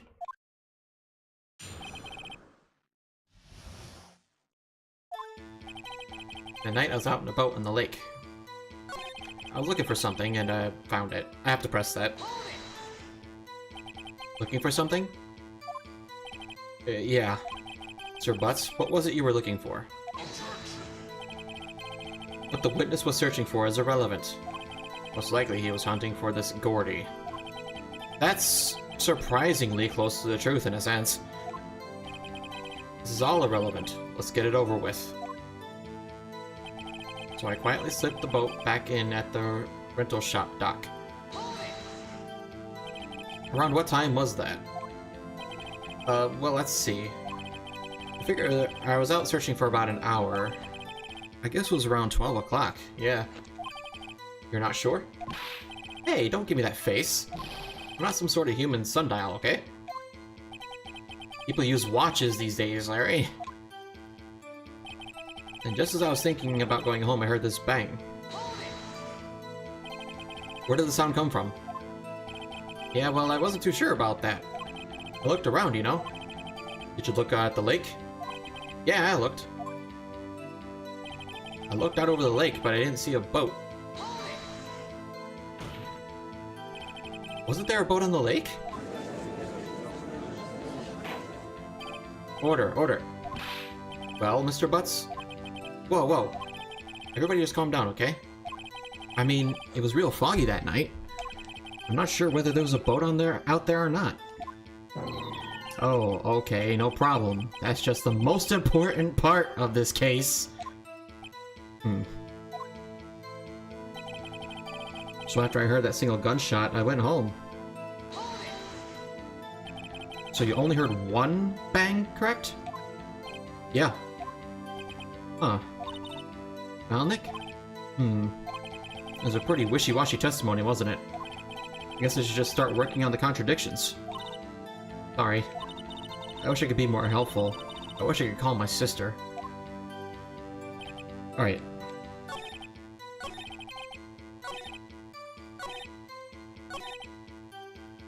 Okay, so he said that there was a single gunshot, but the testimony says that there was two.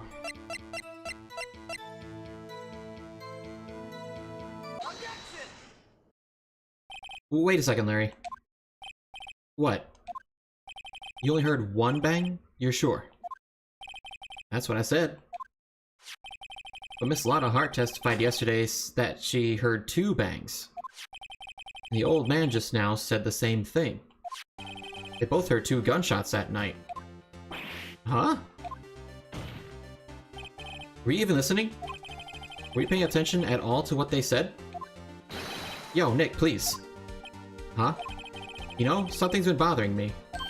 I'm a witness, see? I'm like a customer here. So yeah, treat me like nice and stuff, okay? Mr. Butts. What? You only heard one gunshot? Are you sure? Well, to tell you the truth, I'm not sure. Yeah? Not sure? How could you not be sure?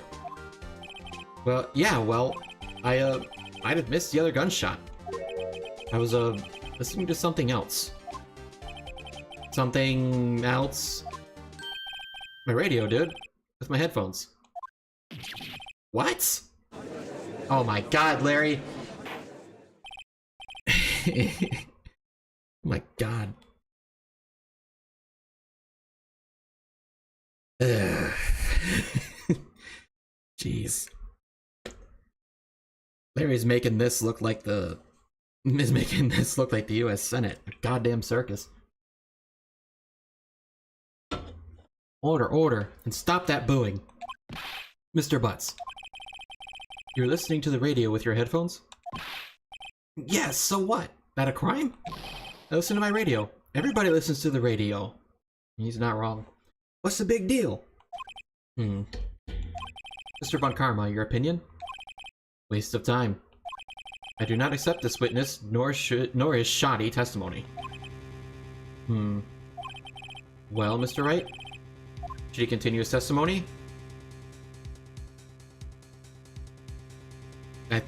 Yeah?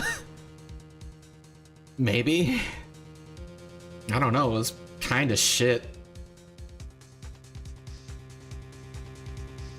There's gotta be something. Your Honor, please allow the witness to continue his testimony. Ah. Nothing is more pitiful than a lawyer who doesn't know when he lost. Very well, Mr. Butts. Please give your testimony and be sure to include details like your radio. Right, leave it to me. I wouldn't if there was any other way out of this, believe me.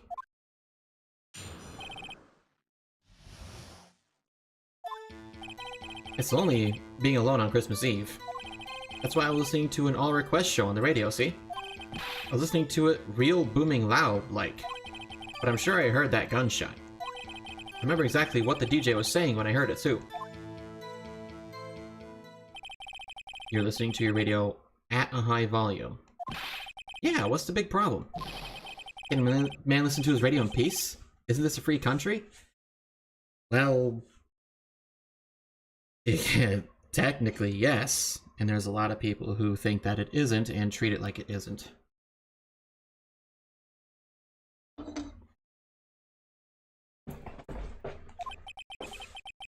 I truly believe Larry has no idea what the problem here is. Yeah, he's kind of talking off the point here. We're talking about a murder case, and he's blabbing. He's actually blabbing. I think this was a bad decision. But if he wasn't here, then the judge would probably would have thrown Edgeworth in jail already. Judge? Can you believe a word this witness says? What he heard was probably nothing more than a drum beat from the radio. True enough, it is difficult to believe this testimony. Wait, Your Honor. The witness said he remembers exactly what the DJ said when he heard the gunshot. Excuse me? DJ? An announcer, the guy who says things on the radio. Is this guy... I don't think this judge is very tech-savvy. He didn't know how cameras worked, and he doesn't know what a radio is. I think he just listens to records. Which is not a bad thing. Records are really nice. It's nice to have something tangible to listen to, you know? Sure what they say, you don't own anything digital. Not really. If you want to own something, get a physical copy. Anyway, what this means is, when he heard the sound, no music was playing. The DJ only talks between songs, so he could have heard the gunshot from the lake. I'd like to cross-examine the witness, Your Honor. Very well, Mr. Wright. I can't believe I'm continuing this charade.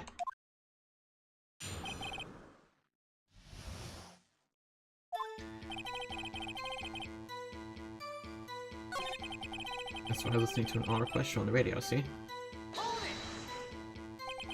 You by any chance remember the name of the program you were listening to? This has nothing to do with the case, Your Honor. Objection sustained. The witness was listening to the radio. That is all we need to know. Fair enough. Tell us, Mr. Butts, how loud was your radio set to that night? I'm listening to it real booming loud like.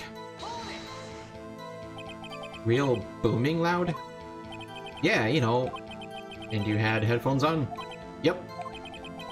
I wouldn't think you could hear anything going on outside at all. But I'm sure I heard that gunshot. Can you prove that? No, of course you can't. Nah, I can't prove it. But I remember that moment real clear. I mean, while I was talking about it, it came back real clear to me, you know? I remember exactly what the DJ was saying when I heard it, too. What did she say? Mr. Wright, please cease this pointless questions. What possible good could knowing what a radio DJ said to us? Indeed, Mr. Von Karma has a point. I'll allow the question only if you see some reason why we should care. We should care, Your Honor. Of course we should. Why? Well, how do you know if we don't ask, hmm? Fine, very well. Mr. Butts, please testify to the court. What was the radio announcer saying when you heard the gunshot? Just when she said, "Hey, it's almost Christmas." I heard the gunshot. Are you sure? Of course I am. She had this real sexy voice. Maybe Von Karma was right. I'm not sure how that helped us at all. This is the most ludicrous testimony I've ever heard. But there is one gleaming ray of hope in there. Gotta press it until we get to the bottom of what happened. Okay, she said it was almost Christmas.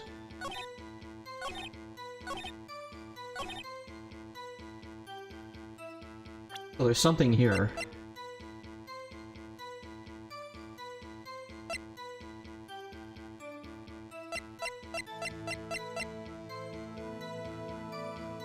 Two gunshots just after midnight.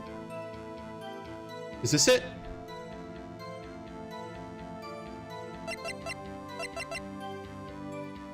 It's almost Christmas when I heard the gunshots. That means it was not midnight yet. Larry, are you absolutely sure what you're saying is correct? Huh? What's with that face? You look scary, dude. Hey, if you're trying to scare me, you better know I don't scare that easy. Something the matter, Mr. Wright?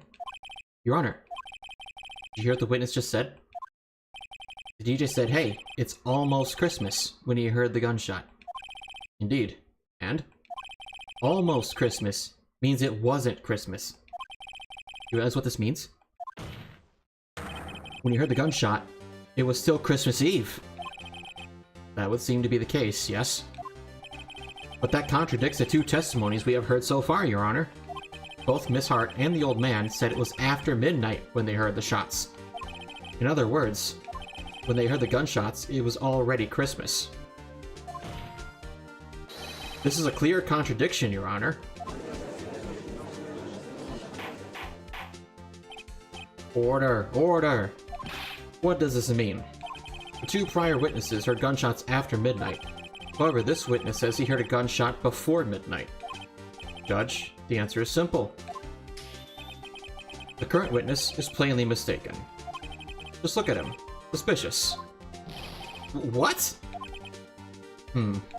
Well, Mr. Wright, what do you think about Mr. Butt's claim he heard the gunshot before midnight? There is not mistaken, Your Honor. He heard that gunshot before midnight. Intriguing. I'm assuming you have evidence for this wild claim. Show me evidence there was a gunshot before midnight.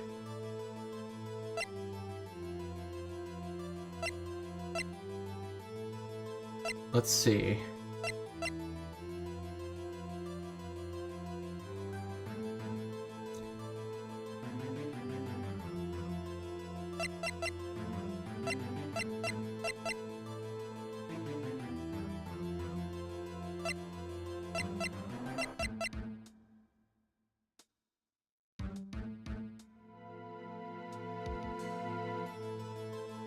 Wouldn't it be this? The lake's empty. Wait, no.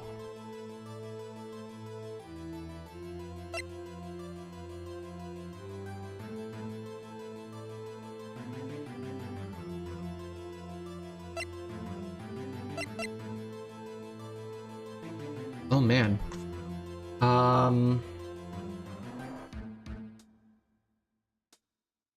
Make it automatically at 12:24. There was a bang.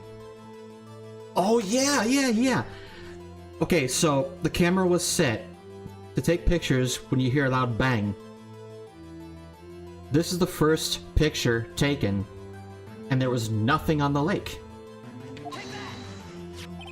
Look at this photograph. This was taken by our witness yesterday, Miss Lotta Hart, with her automatic camera. The timestamp on the photo reads December 24th, 11:50 p.m. Oh? But there's nothing on the lake in this picture. Your Honor, the real issue here is not why nothing is shown in this photograph. It is why this photograph exists at all.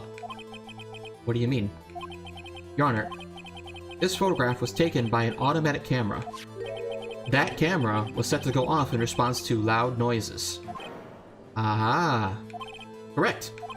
There was a loud noise on the lake at 11:50 p.m. That is why this photograph was taken.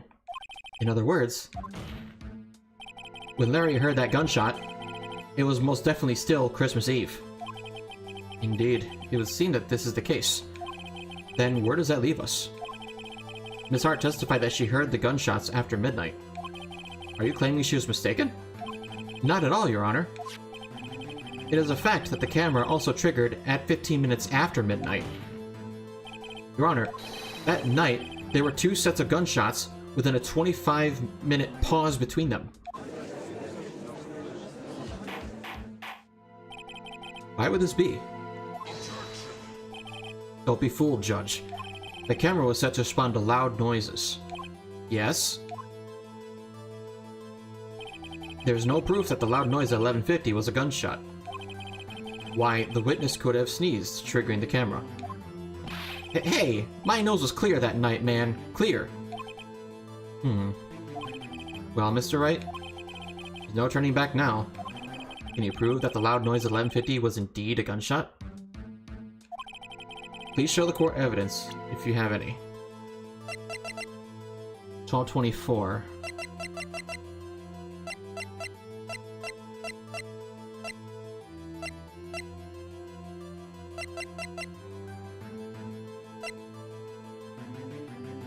It says this gun was fired 3 times, though.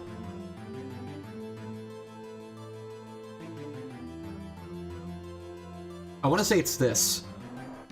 Because it's fired 3 times and there's only 2 gunshots. Man, now I'm starting to second guess myself.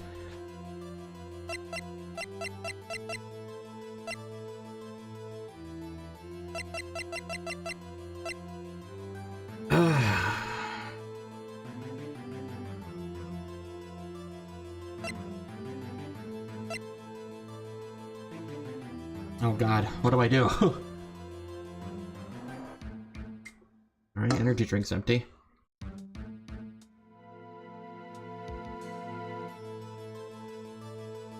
I do want to say it's this.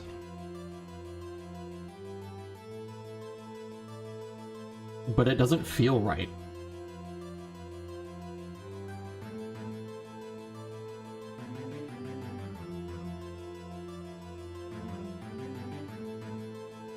What do you guys think?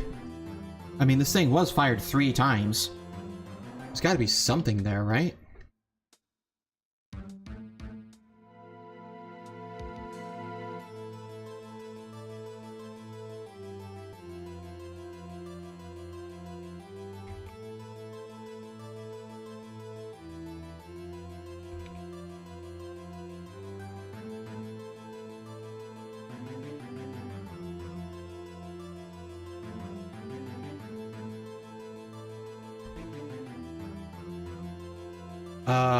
Shit. I don't want to mess this up.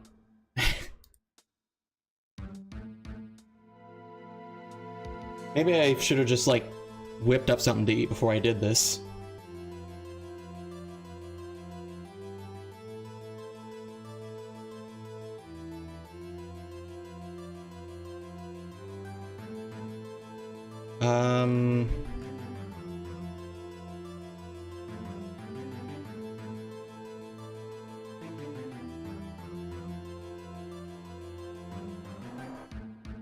Shit.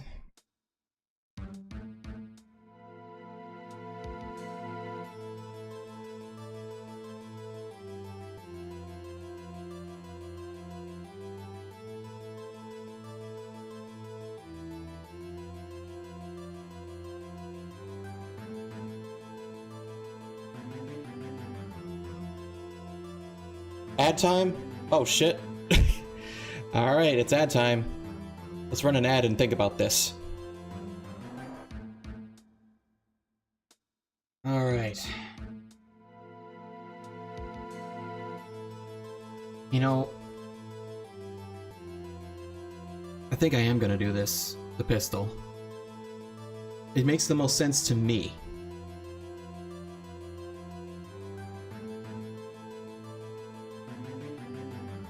Alright, we got 40 seconds for the ad. Once that's up, then I will pick pistol, because I don't want anyone else to miss this. Ads suck, we know. Which is why I'm running as few as possible on this channel. I would turn them off completely, but it won't let me. I don't know why. Did. 13, 12... 11, 10, 9, 8, 7, 6, 5, 4, 3, 2, 1. Okay, and over. And I'm picking the pistol. We're doing it. It was right! Yes! This is my evidence.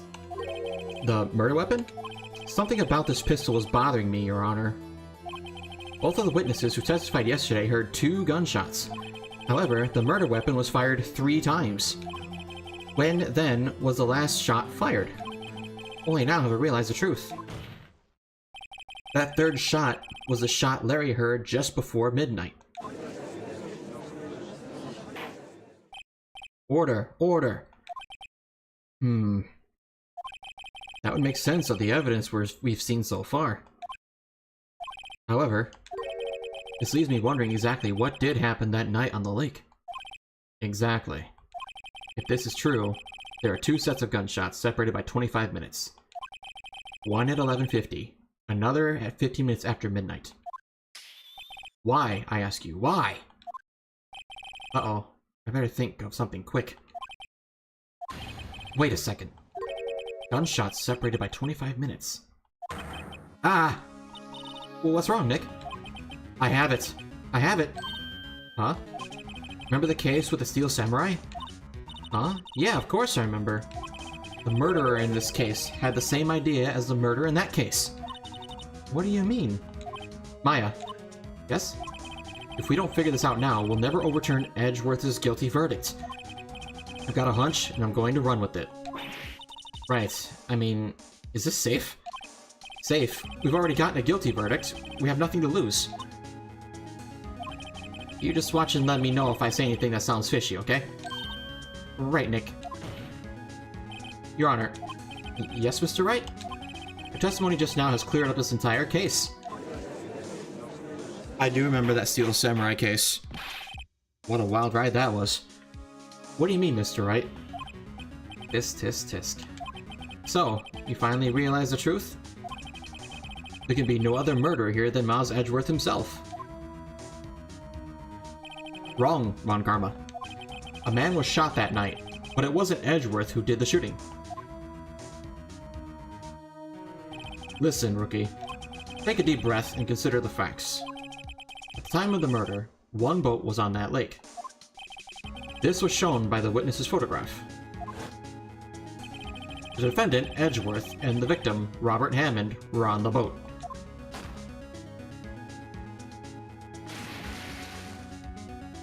Wait a minute. Nobody said Robert Hammond was on the boat. You couldn't even see them. There was a gunshot fired on that boat, and Robert Hammond fell into the lake. The distance of the shooting was 1 meter. It couldn't have been suicide. Well, the guilty party has to be the other man on that boat. I admit it's hard to imagine any other possibility. Yes, but this assumes that the victim was shot at 15 minutes after midnight. What do you mean by that, Mr. Wright? We have photographic evidence of the time of the shooting. The timestamp on the photo says 0:15. But Larry heard a gunshot 25 minutes before that. Robert Hammond was killed then, 25 minutes before the shot on the lake. That's the only way that Edgeworth could be innocent. Mr. Wright, are you quite mad? Explain who the two men are on the boat.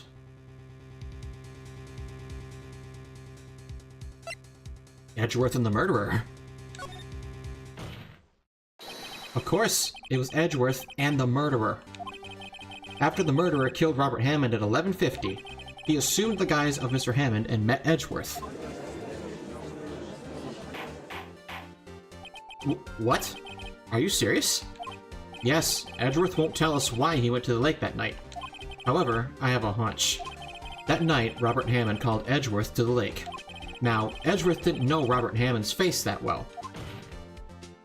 That's why he didn't suspect anything when the murderer took Robert Hammond's place. I'm not sure what to make of all this. Ludicrous. Mr. Wright, tell us the name of the murderer then. The murderer's name? Right, it's...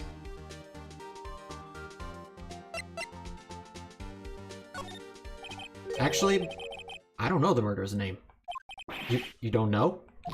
Ah, again you waste my time. I don't know because he never told us. Ah, the old man. The murderer is the caretaker of the boat shop, that old man. 11:50, he was the one who killed Robert Hammond. The caretaker of the boat shop? Where did he do this? There weren't any boats on the lake then. Why would he have to go all the way on the lake just to shoot someone? May I suggest that the real scene of this crime was not on a boat? What? Well then, where did the murder take place? Show the judge where the murder really took place. Right here.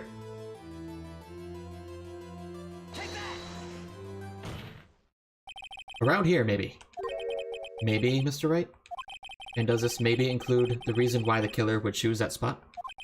Yes, well, maybe because there is no good reason. The murderer thought we'd never expect it. Maybe you should try again. I wasn't even surprised I goofed up.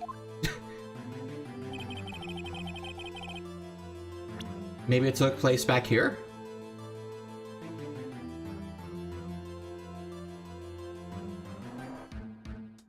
Could've.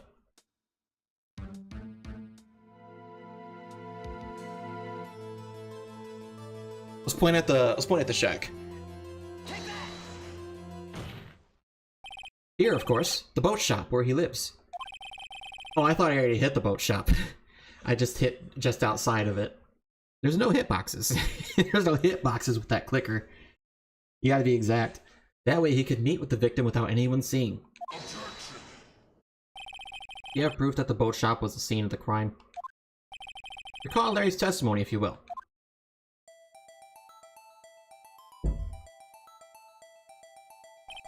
That night, he was out on the lake, on a boat, searching for something. He finds it and returns the boat. Then, just as he's starting to head for home, he hears a gunshot. He was right there! He heard a gunshot, Your Honor, even though he was wearing headphones at the time. In other words, the gunshot was very, very close by. And where could that be if he had just returned a boat? The boat shop. Yeah, we're getting somewhere now. Mr. Wright, what happened that night on Gourd Lake? Please tell the court from the beginning. Yes, Your Honor. Nick, are you sure about this? Not really. But I think if I start at the very beginning, and I take it slow, I might just be able to figure this out. That night, the caretaker of the boat shop called Robert Hammond to his shop. Ah! This was around 11:50. That was when the gunshot that Larry heard was fired. After that, the caretaker put on Robert Hammond's coat. He became Robert Hammond. Then he got in the boat with Edgeworth and went out into the middle of the lake. Then, who fired the pistol on the boat, Mr. Wright? Of course, it was the murderer who shot the pistol. He shot twice. Both missed Edgeworth on purpose. Wait a minute. Yes? Why would he shoot twice if he didn't mean to hit anyone? Details. Know this, Mr. Wright. The moment you run out of explanations is the moment you lose. Tell us why the murderer had to fire twice. To create a witness. I believe he shot twice to create a witness, Your Honor. Create a witness? The murderer lifts his pistol and fires one shot. That ensures that anyone who heard the shot would look at the lake. Indeed, Miss Hart did exactly that after hearing the first gunshot. Next, the murderer waits a bit and he fires again. Then, the murderer jumps out from the boat himself, leaving the pistol in the boat behind him. I see. To someone looking from the edge of the lake, it would appear that one of the men on the boat had shot the other. The murderer didn't know about the automatic camera, of course. That's why he shot twice to draw attention to the boat. Once you realize that, everything else falls into place. The boat shop caretaker swam back to his shop. Then he put Mr. Hammond's wet coat back on the body, and threw the body into the lake. This is what happened, Your Honor. These are the events that transpired that night on Gourd Lake.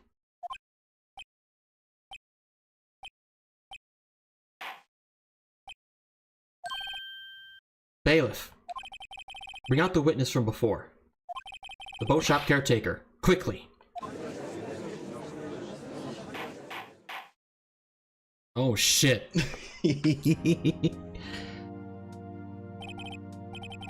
Very well. While we are waiting for the caretaker, I would like to ask the defendant Miles Edgeworth a few questions. Mr. Edgeworth, please take the stand. Mr. Edgeworth, you heard what the defense has said? Yes. Well, why did you go out to the lake that night? What Wright has said was mostly correct. Astonishingly so, actually. Yes. Several days ago, I received a letter. The letter was signed Robert Hammond. He asked me to come to the boat shop by the lake at midnight on Christmas Eve. He said he had something very important to discuss with me. Something important? I'm sorry, I can't say what it was. Your Honor, sir. Bailiff, we are conducting a trial here. I ask that you remain quiet. The witness has disappeared. He isn't at the boat shop either. What? What should I do? Find him, quickly! We can't allow him to get away. Holy shit. He's fleeing.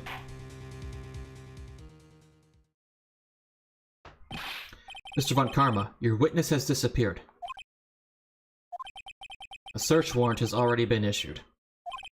It goes without saying that I cannot declare a verdict under these circumstances. I will extend the trial until tomorrow, the final day allowed. I request that the police department utilize all its forces to find that witness. Am I understood? One more thing. Just who is that boat shop caretaker? I think his identity has become very important to this trial. I want him, and I want to know who he is. Very well. Court is adjourned. Yes! Oh my god! That was so tense, man!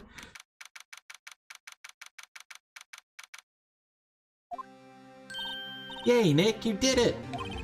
Yeah. Well, at least we got out from under that guilty verdict. And what about Larry? That was something else! Even Von Karma didn't know what to do with this testimony. Larry really helped us out. Sure, once I sifted through his unique testimony. Still, he did save us. I just wish our cases weren't so down to the wire all the time. I know what you mean. Sometimes I feel like it's us on the trial instead of our clients. Hey, Edgeworth? Mr. Edgeworth? Did you say something? Don't look so pained. I mean, it looks like you're probably going to get off the hook. You could try to smile just a little. Relax. I'm sorry. But I fear it's not over for me yet. What do you mean? Right. There's something that's been troubling me for a long time now. And I don't know whether or not to tell you. Edgeworth? No. There's so little time left. I want to tell you, to get it off my chest, but... I can't make up my mind. What is this about, Edgeworth? It's a nightmare I've had. A memory of a crime that I committed. A crime you committed? A memory of a murder. Oh, God. I want to finish this.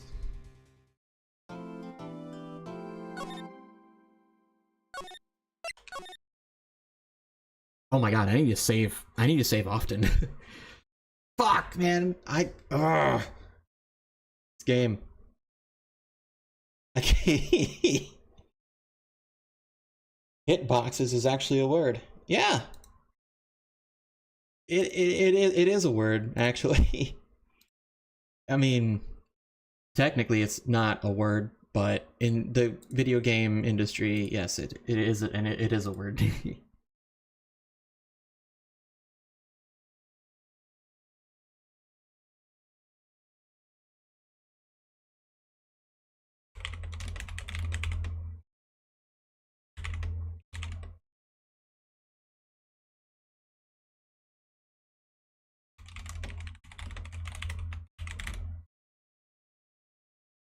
Uh,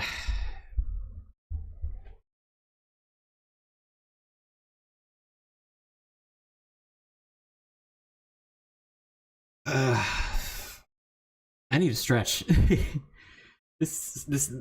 My palms are sweating. At least my knees aren't weak. I can stand up. Alright, I'm gonna stretch, grab a drink, and we're gonna finish this case. Karma's a brutal man. He's a clown, that's what he is. He's treating this whole thing like it's a game. I mean, we are playing a game, but you know what I mean, right?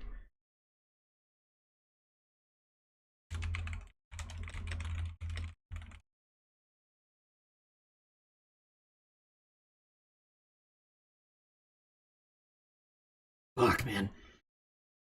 Alright. I'll be right back. We're gonna finish this tonight before I head to the bar.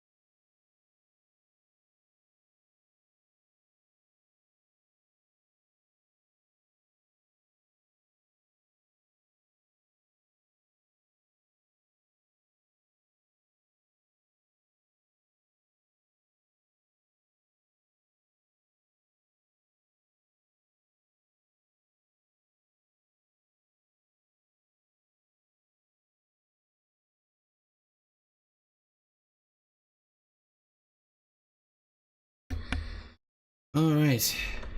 I got up and I stretched. Let's finish this. I always keep my 100% win rate even if the accused is 250% innocent. Oh, what? I gotta prove a blind girl stole a diamond from my finger because... Yeah, that's sounding just like, sounding like our man.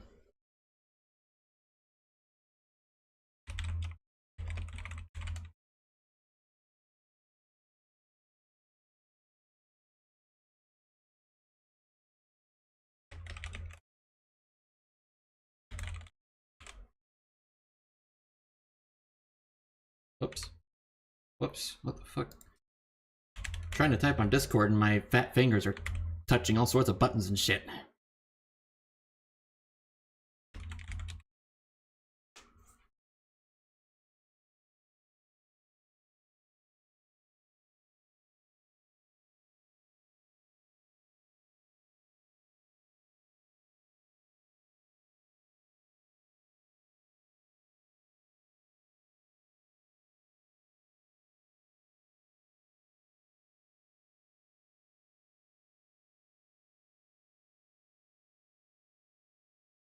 It's the finger. The finger did it!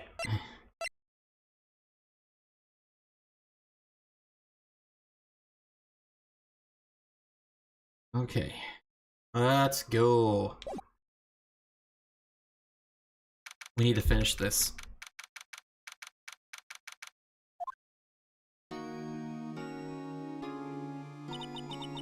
What was Mr. Edgeworth talking about?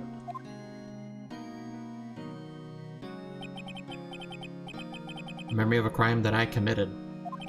Memory of murder. I don't know. Do you really think Mr. Edgeworth killed? I don't believe it. Not Edgeworth. Some painful memory has been troubling him recently. But he never takes someone's life. Never. Nick. Yo, how's everyone doing? What do you think of my performance today? I had him swooning in the aisles, huh, Maya? Swooning? Me? Oh, yes, I do remember feeling faint. Right on! Tell me the truth. It was like love at first sight, right? Right, Nick? Uh-huh, me? Well, maybe my heart skipped a beat or two. I think you can do better than that. Come on, I saved Edgeworth in there, dude. Edgy. You guys should be bowing before me. Yeah, bow before your hero. Larry, you really helped out in the trial today. You did! If you weren't there, Larry, I'm sure Mr. Edgeworth would have been found guilty. Ha! He's so happy. But seriously, Nick, that bow shop caretaker guy is pretty suspicious. But Edgy ain't off the hook yet. Way to spoil the mood, Larry. Hey, I'm just the guy sitting in the audience, you know. But from where I was sitting, Edgy seemed pretty... edgy. I mean, can you really know he's telling the truth about that night? Nick? I don't know. But what I do know is... I'm going to believe in you two until the end. Us two? Edgeworth and who else? You mean me, right? Nah, he means me. Right, Nick? Yeah, you, Larry. Not me? But why you, Larry? Huh? Actually, yeah. Why me, Nick? Enough with the silent treatment. Nick, why do you trust Mr. Edgeworth so much? I mean, he's changed recently, true. But when we first met him, he was kind of a jerk, don't you think? You didn't know him back then. Back when he wanted to become a defense attorney. Wait, was that when you two were classmates? Yes, in grade school. They saved me. Miles and Larry. They saved me, and I'll never forget it. That's why I became a defense attorney, you know? What? Hey, Larry, what's he talking about? Huh? Sorry, I kinda forgot. Okay, Nick, out with it. I'm going to hear this story today, and that's final. Okay. Kind of long story, so hang in there. It was the very end of 3rd grade. I was on trial. A class trial. A class trial? You remember, Larry. Spring, end of 3rd grade? Kid in our class got his lunch money stolen. Lunch money? Our school is really small. Every month, kids would bring an envelope with money for lunch from home. Yeah, that's how it worked when I was in school. Oh, I see. Anyway, this kid's envelope disappeared, with $38 still inside. Oh, yeah, now that you mention it, I do remember that. I can see why you'd forget, though. You were out of school that day. Anyway, the envelope had been stolen during PE class. I was coming down with a cold, so I skipped PE that day. I was the only one not in class. So, they thought you did it. Yeah. The kids in class said that I should be put on trial. Trial? So the next day, we held a classroom trial, with me as the defendant.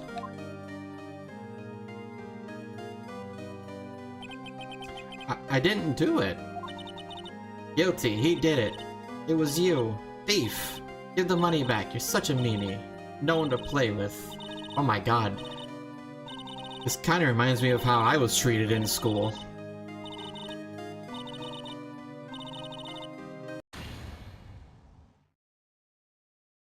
Oh my god. that looks like just how I was treated in school. Like fucking... Okay, before I continue. This has always been rent-free in my head because I've already said this before. I was a very heavy victim of bullying. I was bullied non-goddamn stop. From kindergarten all the way to fucking 10th grade. Non-fucking stop. So yeah, I'm a little fucked up, but elementary school taught me that there's just no having fun in this world. I would be forced into playing tag when I wasn't even wanting to play. And then all the kids would surround me and chant, "Jesse's it! Jesse's it!" And they wouldn't... And then they just like surrounded me in a circle and would not let me go. Until the bell rang, or I literally shoved people as hard as I could out of my way so I could run away and hide somewhere.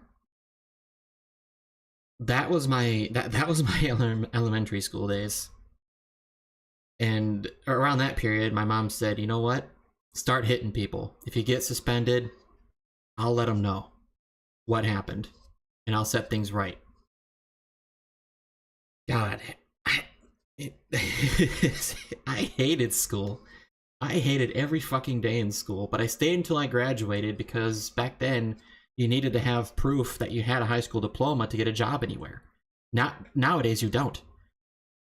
Because school is a fucking joke. It's a joke. Like, all this shit they teach you in school, what am I using today? Basic math. And English. That's it. That's literally it. Anything else I learned means nothing. I have used nothing but basic math and English since I graduated school. What was the fucking point in being in school then?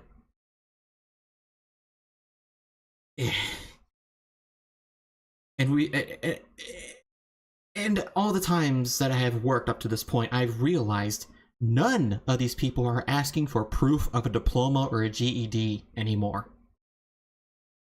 And that's why we have such a revolving door of employees going in and out, in and out, in and out. Because they're stupid. I mean, it's kind of a double-edged sword here. School is pointless. But the people who should stay in school anyway to at least, you know, keep their basic knowledge in check, like English and basic math, which is all you'll ever use. These people are dropping out, and they're not being taught anything. Not by their parents either. I don't know. Why have we gone so dumb? And why is American school still pointless? If they don't teach you anything for your future. I don't know. It's so bizarre. That's a nice series of emotes there. But yeah, I'm getting sidetracked. But yeah, that was my life in school. So I can relate to Phoenix. Kids suck. You know what? I think that's why I don't like kids or don't want kids, period. Because I was treated like this by kids. Kids are mean, dude. Really mean. Man, fuck kids. I don't want kids. Now, Phoenix, you know you shouldn't steal people's money. It's not right. In the end, even the teacher thought I'd done it. Go over and apologize, Phoenix. I didn't know what was happening. I was so sad, I couldn't stop crying. Everyone was staring at me like I'd done it. I tried to apologize. I went to where the boy whose money had been stolen was sitting. That's when it happened. He shouldn't have to apologize. The only thing that belongs at a trial is evidence. Anything else has no place. You should all be ashamed. Amateurs. Miles? He's even dressed up. It wasn't you who stole my money, was it? No. Then you shouldn't apologize. Everyone's been shouting you did it, but no one has any proof. That is why, Your Honor, this boy is innocent. But Miles, it was your money that was stolen. Yeah, he did it. He's the one. We don't need proof. Make him say he's sorry. Why don't you all just shut up? This is always how it is. Everybody ganging up and picking on one person. Just think about how he feels. You say he didn't do it, so he didn't do it.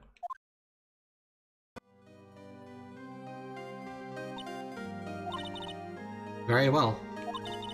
I will replace the money myself. This class trial is over. That's how it happened. After that, the three of us were the best of friends. Wow, I had no idea. Yeah, I had no idea either. I mean, I forgot. That's when I learned what it meant to be alone. Yeah. I was pretty alone well, pretty much my whole school life too. I mean, I had friends, but you know, no, I didn't. No, I didn't. Come to think of it, I didn't have friends at all. Not until I graduated, at least. Actually, I had 3 friends. 2 of them keep in contact with me still today. But for all my school life, I was absolutely completely alone. No one defended me. No one stood up for me. Holy shit.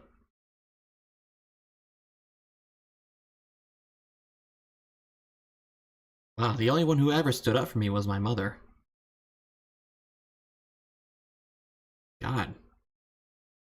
I just had a revelation. Let's play the game. Totally alone, without a friend in the world. You did a good thing, Larry. Yeah, well, I was just lucky that I took the day off from school.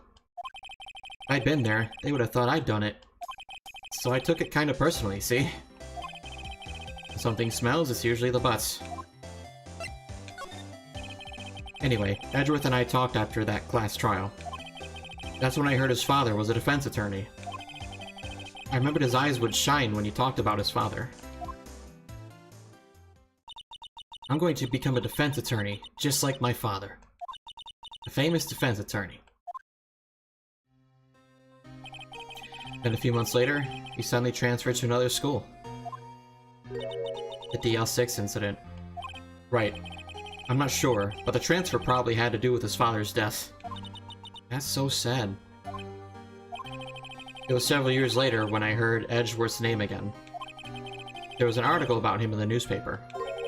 The headline was something like, "Dark Suspicions of a Demon Attorney." Fabricating evidence, manipulating testimonies, covering up facts. Well, he did do that. The article said he'd do anything to get a guilty verdict. Anything. But why? What happened? I mean, that's not the Edgy I used to know at all. That's what I thought too. I tried to get in touch with him, I don't know how many times. He never replied. I guess he didn't want to see his old friends. I couldn't just drop it though. I wanted to meet him to learn why he had become who he had become. That's when I decided. Wait, you don't mean... That's why? That's why you became a defense attorney? To meet Edgeworth? If I was a defense attorney, I knew he'd have to meet me whether he wanted to or not. In court. Edgeworth believed in me, and I believe in him. He's in pain, and no one's on his side. I'm the only one who knows the real Edgeworth. I'm the only one who can help him. Whoa, Nick. So is that why you helped me out for free? Yes. I helped you because I believed in you. Except I don't remember saying I'd do it for free. Yeah, now that you bring that up, I think you owe him money. Aw, Nick. Nick! Nick! We have to save Mr. Edgeworth, if it's the last thing we do, okay? Right. It very may well be. First, there's that rental boat shop caretaker. We need to find out who or what he is. I'd settle for who. I guess I can clean out some of his evidence I no longer need. Okay, let's go. We need to go to that place. It's still the matter of that safe. 1228, I think was the code. Hey, pal. Long time no see. Oh, Detective Gumshoe. Close one today, eh? I got so worked up I snapped my tie in half. Sorry about that. No problem, pal. Thanks to you, we now know who really did it. You mean the boat shop caretaker? Look, I'll make you a promise. I'll have that scoundrel in my custody by trial time tomorrow. Come what may. It's my duty to you as a police officer. Now I'm off to catch me a criminal. Detective Gumshoe sure is active today. Oh, one other thing. Yeah! No one can go into the woods today. The woods? Where Lotta was camping? The woods are off limits to camping, and apparently the park ranger found out. He got pretty mad. No one can go in for a while. I guess Lotta's in a lot of trouble. Anyway, I'll be seeing you tomorrow.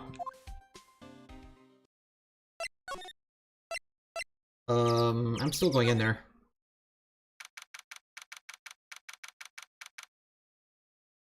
You know, that's an emote of my cat bat. Well, a part aside of the cat bat. But, I mean, we're talking about butts. But, maybe I should replace that with one of Crunch. I just need to buckle down and get emotes, goddammit. I wish I could draw them myself, but I'm not good at it, and I can't make time to get good at drawing because I'm always working or doing this. There's no time in between, and because I work nights, I just want to relax, and drawing is work. I just can't make myself draw because I'm too tired to do it. I used to be able to draw. Hell, in 7th grade, we were given a big blank sheet of sketch paper. I drew a lot of shit from memory.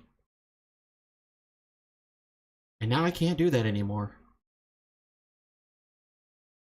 I was never really given the time.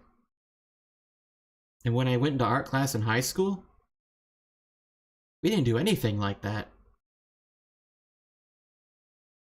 High school art sucked. It was so bad I don't remember anything about it. Nothing memorable.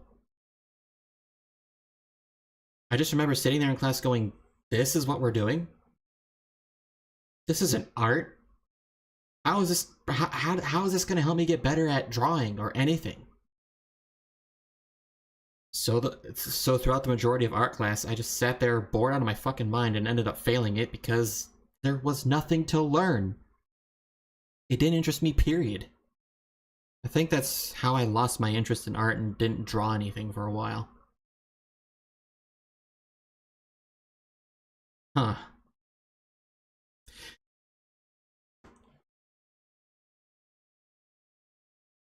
Like, in 7th grade, we did sketch paper drawings, we did calligraphy,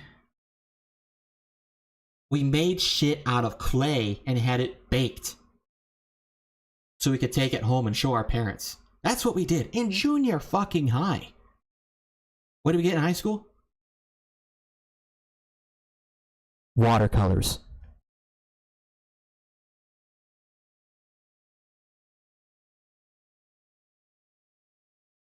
Watercolors.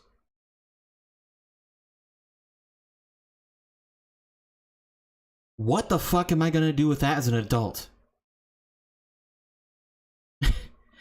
I thought it was to help me get better at art, not splash a bunch of wet shit on paper and call it... What the hell? It was a complete downgrade of everything I was trying to learn in art. I wanted to learn how to perfect my lines. I wanted to draw a circle in one try. I didn't learn till I was an adult that you draw with your shoulder, not your wrist. They did not teach me that in high school. And now I can't even do it today. Had I learned it when I was younger, I would have taken that knowledge and actually been able to draw something today. I could have been something in the fucking fandom if I was taught how to draw in a class that's supposed to teach you how to draw. But we didn't fucking draw. We didn't do that in high school. Ever. Oh.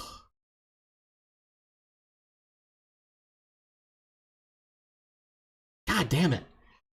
I have to be a self-taught artist these days, and I can't even make time for that, because I'm too busy working 40 hours a week. Who invented the 40-hour-a-week shit? Henry Ford. You bastard. Ugh. That shit sucks, man. We can't live as human beings if we can't set out to do the things we want to do. We're not cogs, goddammit. We're people.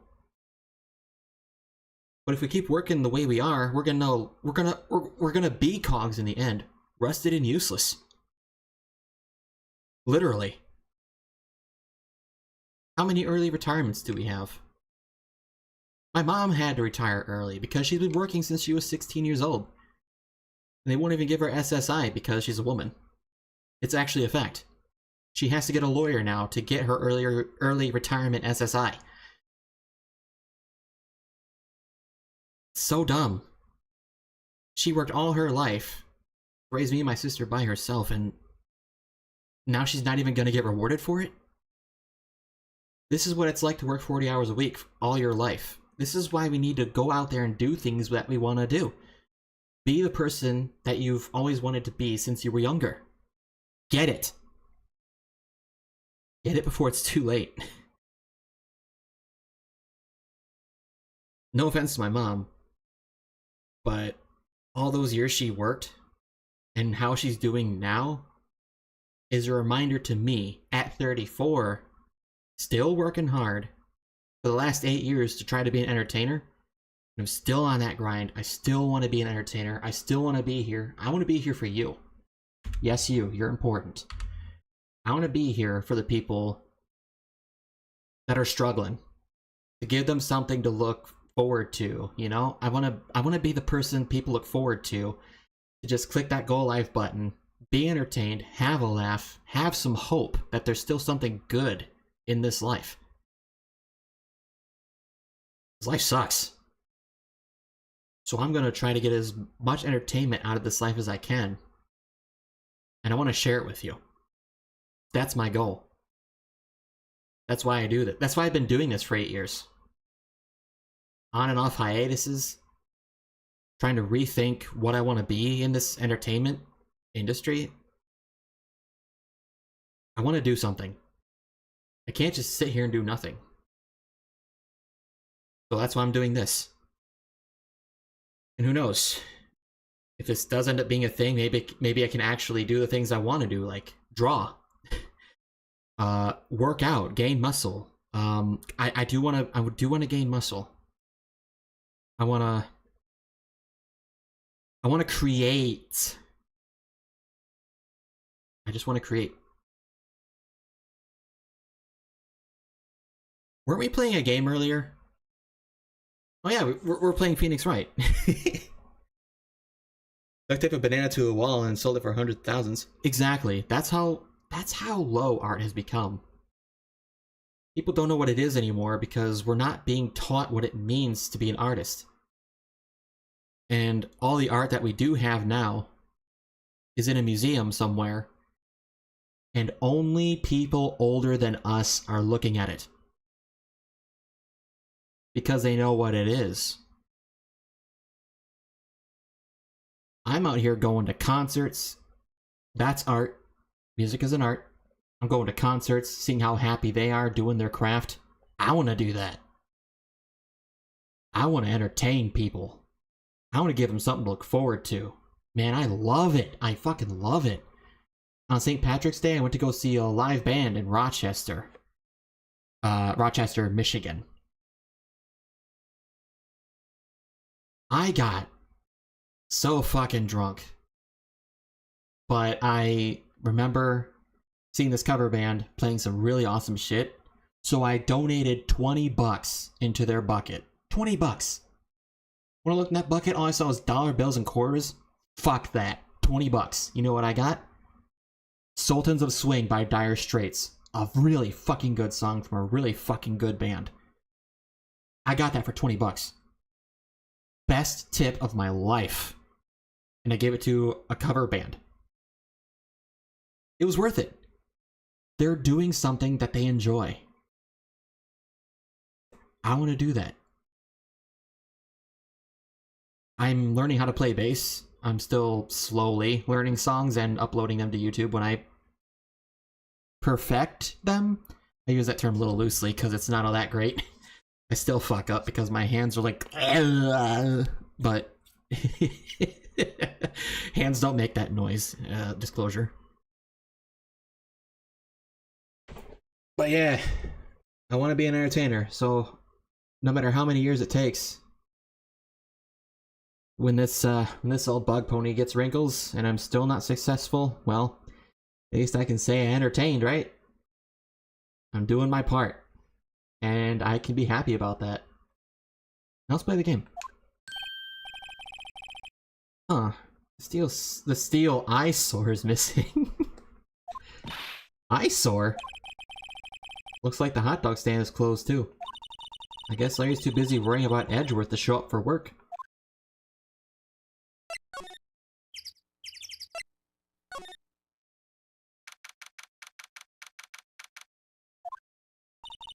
That old caretaker got away. Yep. I never imagined he might be the real murderer. Ahem. I know that clearing of the throat anywhere. Aha! Hello. What might you be doing here? For a walk, hmm? Ah, the days of my youth. Like the scent of fresh lemon, you see.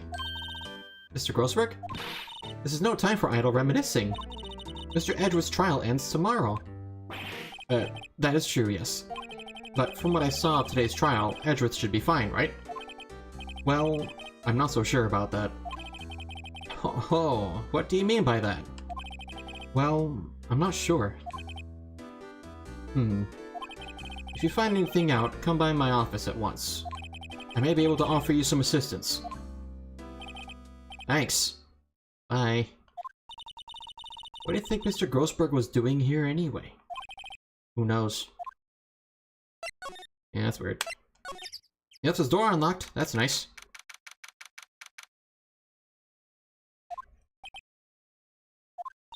Nobody's home. Hello, hello. Hey, it's Polly! I wonder where your owner's gone, Polly. Hello, hello. Can't believe he ran off and leave his poor parrot to fend for herself. Hello, hello. I won't open this. That reminds me, Nick. Polly here knows the number to that safe, right? Yeah, that's right. Polly, what's the number to the safe? 1228. Let's open it, Nick. Come on. I'm sure there isn't any money in there. Aww. But hey, he keeps it locked, right?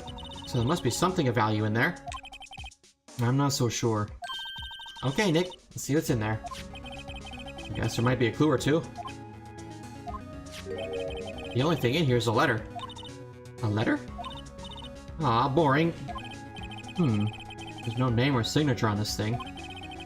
It's handwritten in very precise, clear letters. Get your revenge on Miles Edgeworth. Oh!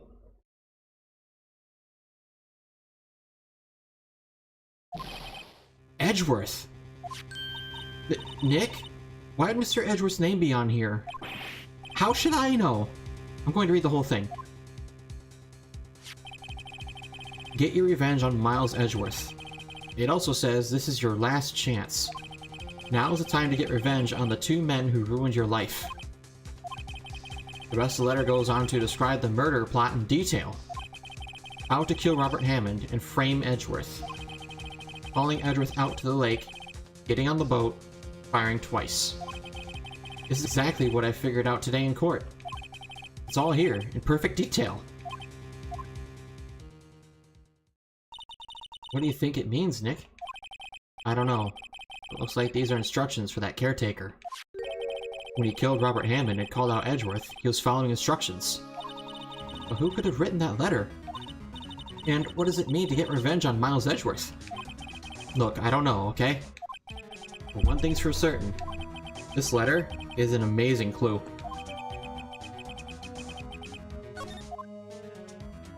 Yeah, we're just gonna take that and, get gone.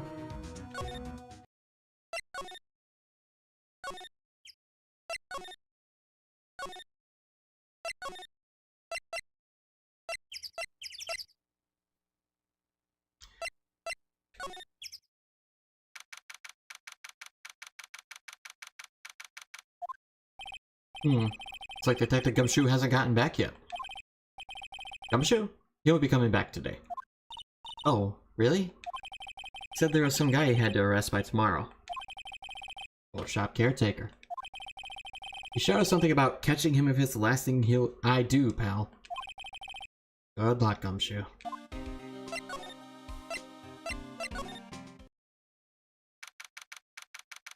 I think he'll want to see this. You look as grim as always. Mr. Edgeworth? I heard the story about the class trial. Class trial? What do you mean? You don't remember? No, I don't. Your lunch money was stolen, wasn't it? In 3rd grade? Lunch money? Oh. Oh, right. Yes, I seem to remember something like that. Nick, I think you're the only one who really remembers. Well, it probably only really mattered to me anyway. Mr. Edgeworth, didn't you know? That trial was the reason Nick became a defense attorney. Ridiculous. Gee, thanks. That said, it does sound like the kind of thing you do. You haven't changed a bit, have you, Wright? So, simple. To a fault, even. Well, maybe, yeah, but I think you changed too much, Edgeworth. Perhaps. Hey, Edgeworth, why did you become a prosecutor anyway? You used to look up to your dad. You said you wanted to be a defense attorney, right?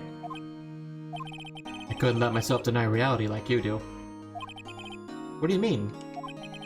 My father was taken from me, and you want me to defend criminals? Sorry, Wright, but I'm not that good of a person. One suspect was apprehended in your father's murder, right? Yes, the man trapped in the elevator with my father. His name was Yanni Yogi. He had to be the shooter, any way you look at it. Yet, he was found innocent. That defense attorney got him off the hook. That would be Robert Hammond. On that day, 15 years ago, the three of us were trapped in that elevator for 5 hours. When we were rescued, we all suffered oxygen deprivation. I had lost all memory of the murder. Lost your memory? Even now, I can't recall what happened in that elevator. That was the crux of Yogi's attorney argument in court. He claimed Yanni Yogi had been not sound of mind due to the oxygen deprivation. Yogi was released due to a lack of evidence. Innocent. That's when I changed my mind. I started to hate defense attorneys. What's your relationship with Von Karma? He's my teacher and a man who deserves respect. I learned everything I know of courtroom techniques from him. So he's like my sister was to you, Nick. He is a perfectionist in all things. In court, in his personal life, he is obsessed with doing everything perfectly. Perfectly, huh? In all the cases he has taken on, none were left unsolved. And not one suspect was declared innocent. Ever. But that's... I know. It's possible some of the suspects were indeed innocent. However, it is impossible for us to accurately determine that in every case. All Von Karma does is his job, to find the suspect guilty perfectly. In any case, it's nigh well impossible to find a weakness in him. Should a weakness appear, he would do everything in his power to make it go away. Edgeworth? If what you're saying is true, you're headed for a guilty sentence tomorrow. He's right! Now's no time to praise the enemy, Mr. Edgeworth. It's a strange situation in which I find myself, I'll admit. No kidding. Yeah, this is why we need to really help this guy. Now we need to present this to him. Edgeworth, see this letter? This came out of the safe in the shack where that boat rental caretaker lives. I see. Revenge. On me? Who is that old guy anyway? I don't know. Could he be an innocent defendant you got declared guilty or something? Nice, right. But I don't remember that old man. Not at all. So, he was following this letter then. Which means there was someone else behind it. Now is the time to get revenge on the two men who ruined your life. Two men. Meaning myself and Robert Hammond. It also says this is your last chance. Last chance. Wait, maybe he's talking about the statute. There we go. The statute of limitations on the DL6 incident. Wait, that old man. What is it? You know who he is? Yogi. Did he be Yogi? That's what I was thinking! Yogi. The suspect in the DL6 incident. The one who was found innocent.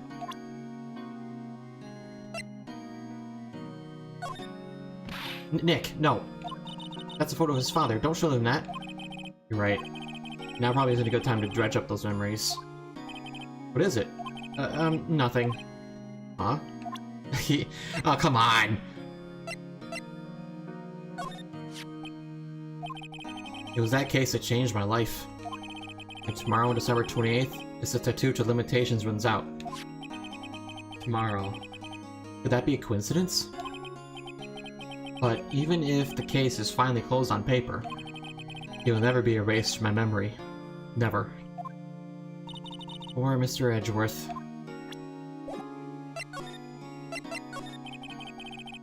Yanni Yogi was a court bailiff at the time. We just happened to be in that elevator together 15 years ago.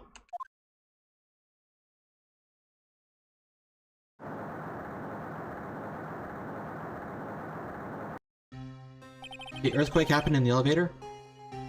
The quake was incredibly strong. Before I knew it, everything was dark. We were there for so long, it felt like forever. The air thinned, and the darkness closed in on us in that little box. We became unsettled. Help! I can't breathe! Quiet! I said quiet! You're not making this any easier. I want to get out! Help! Get us out! Don't shout. Just use up more oxygen.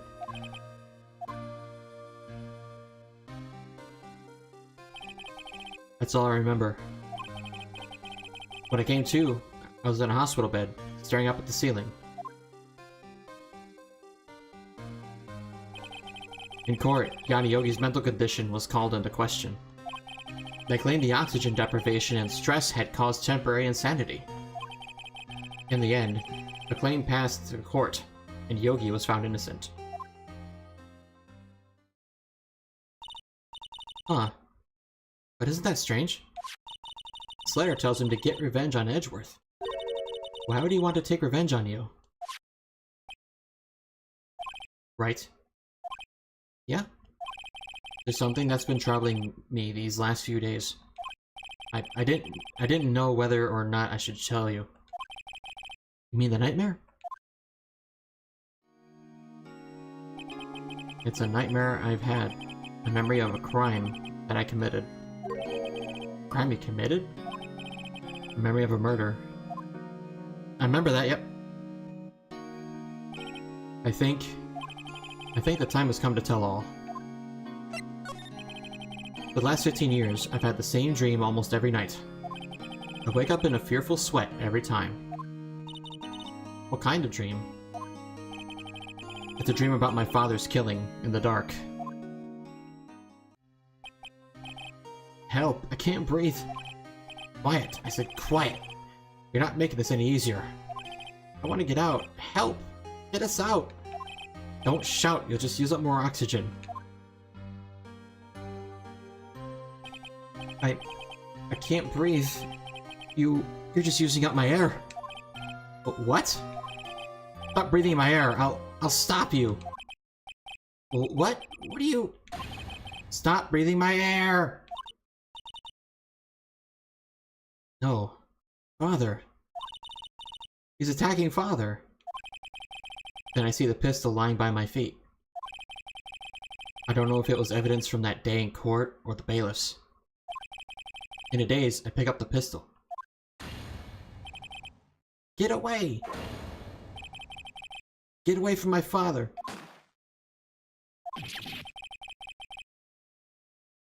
He thinks he killed his dad.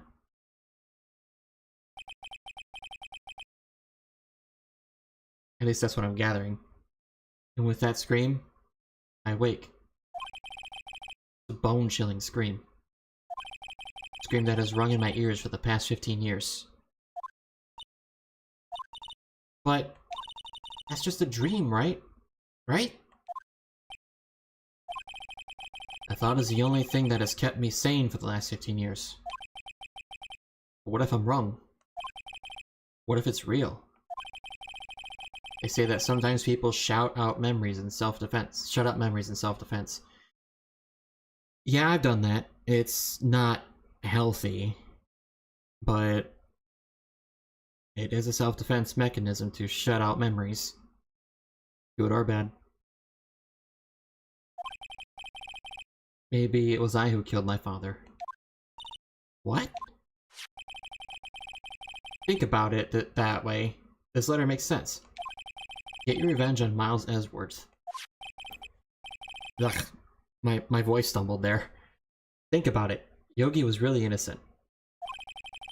That's why he wanted revenge against me. Wait, Edgeworth, you mean... It was me. I was a true criminal DL6. I shot my father. This is bad. What are we going to do, Nick? What can we do? I don't know. I don't think there is anything we can do, like it or not. If there's someone else who knows a lot about the DL6 incident, maybe... There is, Nick! There's someone else who knows about DL6!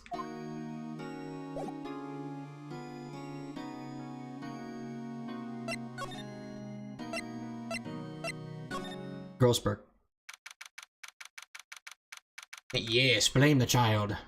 Fuck them kids. They're always guilty. Mr. Grossberg. Ah, hello there. What's wrong? You look troubled. No kidding. I can't believe you're not. My. Just calm down and tell me what's happened, hmm? It's Mr. Edgeworth. He...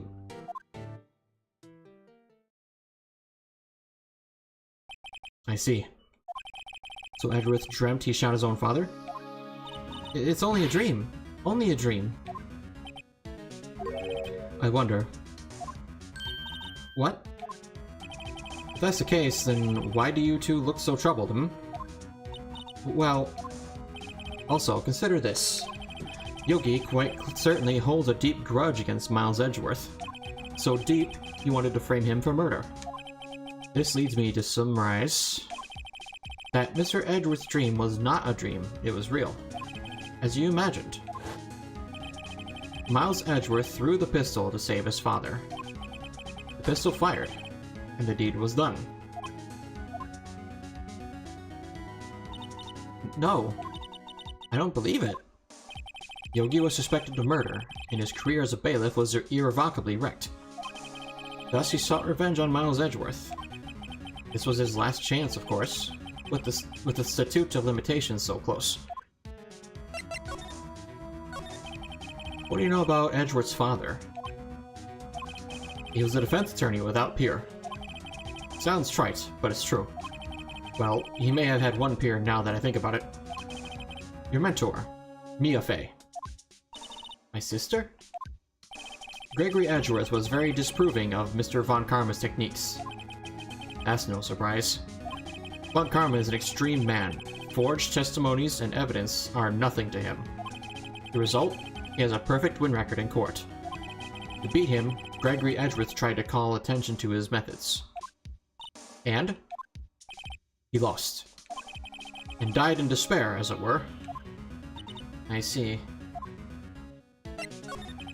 When Gregory Edgeworth was killed, the police called on a spirit medium. That was your mother, Misty Fey. I am Gregory Edgeworth. I have been killed. The one who shot me was the bailiff, Yanni Yogi. Yet Yogi was found innocent. That's when my mother left us. Everyone called her a fraud. That's right. Everyone thought she was, you see? Yet, now that I think about it, it seems the one who lied was Gregory Edgeworth's ghost.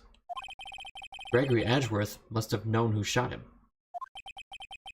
I don't believe it. So you're saying he falsified his testimony? That Edgeworth's dad lied to protect his son? It's only a possibility, mind you. But a possibility nonetheless. Why would he lie?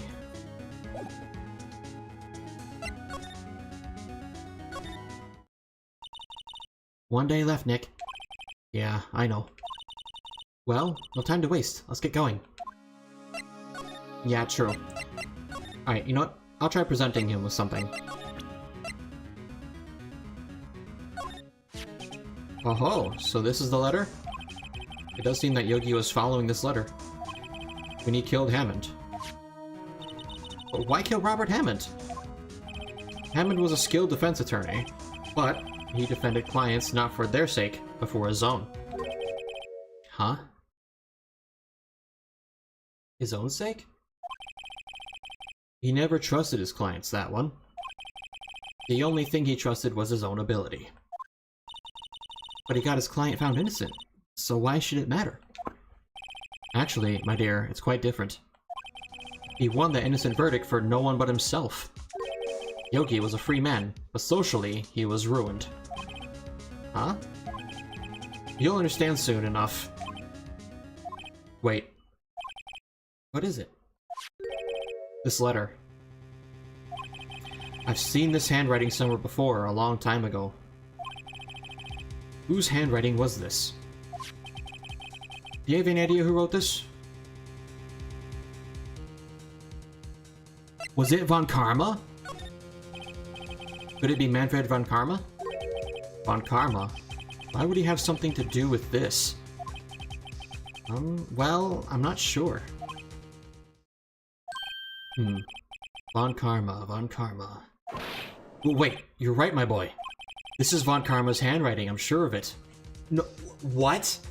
Hold on, what is Von Karma? What? Was he there on the day of the trial? I used to see it all the time on court reports. Because Von Karma does things perfectly, including his handwriting. Wow. What? But that means the one who told Mr. Yogi to kill was... Correct. Manfred von Karma himself. What does this mean then? Why would Von Karma want to frame Edgeworth?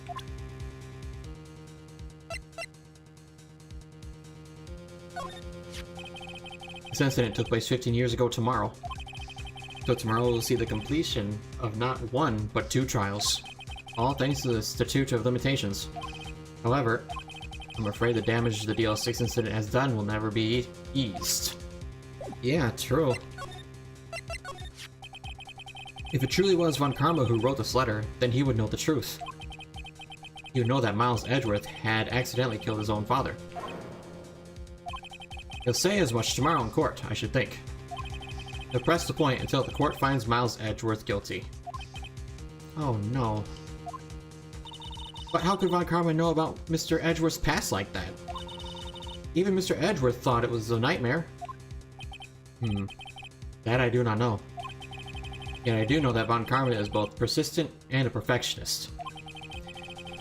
He may be seeking to satisfy a grudge against Gregory Edgeworth by hurting his son. What do you mean? It was 15 years ago. Von Karma met Gregory Edgeworth in court, and Von Karma did win. But he didn't make it through the trial unscarred. What happened in the trial between Edgeworth's dad and Von Karma? Von Karma got the guilty verdict he wanted. He won the trial. But Gregory Edgeworth accused Von Karma of faulty evidence. And though he lost the trial, Mr. Edgeworth's accusation stood. Faulty evidence? It was the only penalty Von Karma has ever received in his career as a prosecutor. Gregory Edgeworth dealt a blow to his perfect trial record. Wow. It must have been quite a shock for Von Karma. He took a vacation for several months after that, you see. A vacation? Yes, an unusual event for the man. That was his first and the last vacation he's taken in his many years of prosecuting.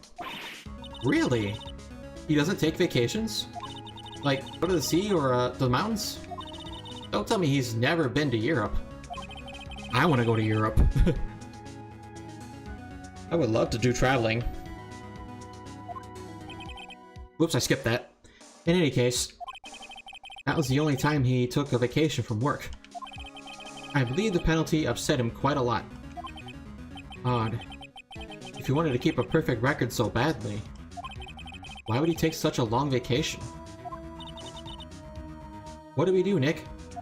Von Karma is going to bring up DL6, you can bet on it. What if Mr. Edgeworth pleads guilty to DL6? I will let him. Yes, Mr. Wright. I hate to say this, but even accidental murder is murder, you know. I know that. I just believe in Edgeworth's innocence. I can't believe he'd kill someone. But Nick, Mr. Edgeworth admits it himself. His father must have lied to protect him from beyond the grave. I don't care. I know he's not guilty. Mr. Wright, if you say so, I suppose I could go check again. The police files might hold something of interest. Mr. Grossberg, thank you. I can't promise anything. In fact, I think the chances of finding something are slim. I understand. The police materials.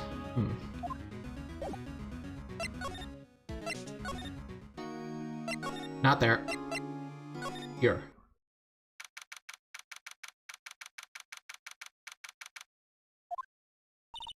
There's hardly anyone here. Everyone must be out looking for the old guy, Yogi. Ah, it's you.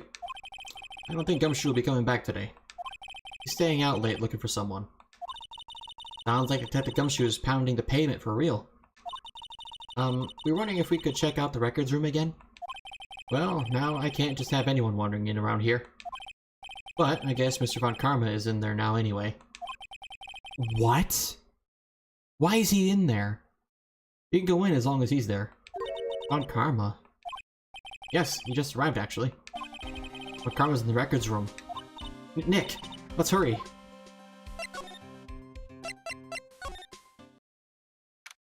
Why the fuck is he here? Dusty as always. They were only here just yesterday. I'm sure they just haven't had time to clean. What's wrong, Nick? Nothing. I was just noticing that he isn't here. Von Karma. Huh? One of the drawers here is open. Someone must have been looking in it recently. The label says Unsolved Cases, Evidence. Unsolved cases. Nick! The file for DL6, it's completely empty. What? Oh, Von Karma, you son of a bitch. What are you doing in here? Oh, there he is, speak of the goddamn double. Oh god, he looks really scary when you're looking directly at his face. Von Karma. You. How did you know my name? Huh? Have we met? What are you saying? We see each other every day, don't we? We're Miles Edgeworth's defense team? Defense team?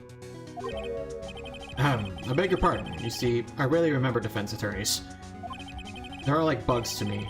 Needless things to be crushed. I can see how this guy was Edgeworth's mentor. Mr. Edgeworth is your student, right? A romanticist who still can't shed that veneer of amateurism. Just like his father, always second rate. Mr. Von Karma, you had an axe to grind with Mr. Gregory Edgeworth, didn't you? Me? A grudge against a mere defense attorney? Why? Because he dealt a blow to your otherwise perfect trial record. So you did. But what I don't get is, why did you take his son under your wing afterwards? The son of your most bitter rival. That, my dear attorney, is none of your business. Tomorrow will be the last day of his trial. It's been a while since I've had a defense attorney last this long. Still, you will lose in the end. Miles Edgeworth will admit his own guilt. His guilt of 15 years ago, you mean? You're quite the researcher. If you've done your homework so well, then certainly you must understand. You know what Miles Edgeworth will tell the court tomorrow. We were right. So Von Karma is going to bring up DL6 in court tomorrow.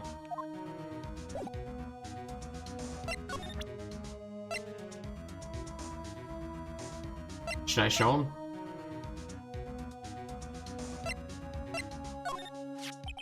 Mr. Von Karma, have a look at this. This was you, wasn't it? You instructed Yanni Yogi to commit murder. Yanni Yogi.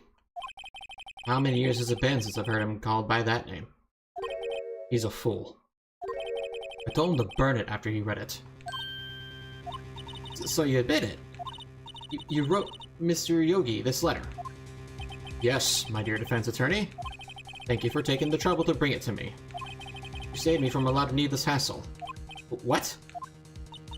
Nick, what is that thing? Oh shit, he's got his fucking stun gun? Why? Stun gun, for self-defense usually. Indeed. 600,000 volts will course through your body like a dog touching an electric fence. 600,000... Oh, don't worry. People don't die from it. Usually. Now give me the letter. No. No! Whoa, what are you... Nick, run! Oh shit. Maya just took that for me. Maya! Out of my way.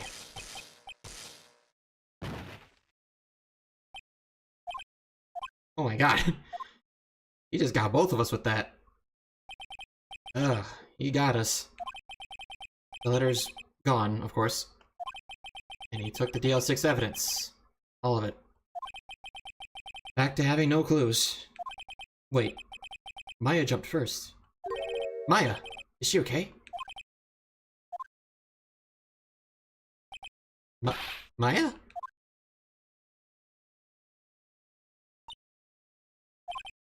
Maya, open your eyes. Maya! The letter, did you take it? Wow, straight to the point. Huh? Oh, yeah. Are you okay? I couldn't stop him. I jumped as fast as I could, but one shot from that thing knocked me out cold. I'm useless. I'm no good as a lawyer or a medium. I can't even call my sister. Not even now when we need her the most. I wish I hadn't woken up at all. Maya! Ah, there has to be some way I can help her. Better do something about her self-confidence first. Maya.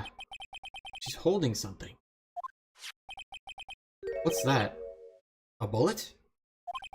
The L6 incident evidence number 7, taken from the heart of Gregory Edgeworth. I remember. Von Karma was holding this when Maya jumped him. Okay, so we got something out of it. I'll prove it to you, Maya. You're most definitely not useless. Except when you are. I'll prove it to you in court tomorrow. Oh my god! This is it. This has got to be the last day in court. I mean, the judge said it was. We gotta finish this. And I gotta go to the bar, goddammit, I'm thirsty.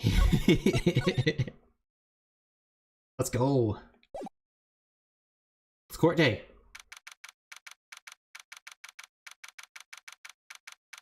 Alright, we're in the lobby. 9 minutes before the court thingy. This is it. Judgment Day.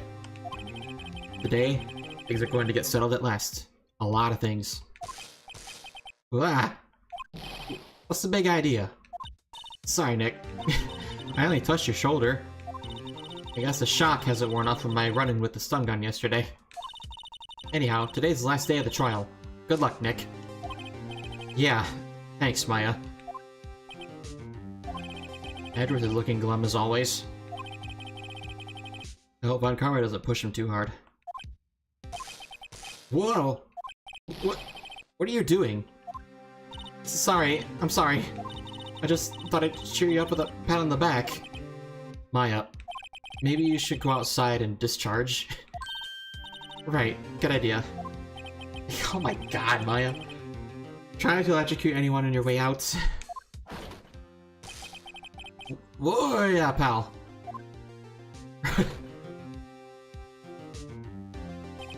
What's gotten into that girl? Detective Gumshoe. Morning, Mr. Edgeworth. Good morning. How did it go, Detective? Have no fear. As promised, I've captured our runaway caretaker. I just brought him in. Took all night, pal. Thanks, Detective Gumshoe. You must be tired. Actually, after that shock I got on the way in, I feel pretty good. Yogi says he's forgotten his own name. But that has to be a lie. Why would he want revenge on Edgeworth if he couldn't remember his past? Ah? He does remember, and I'm going to prove it. Let's get him!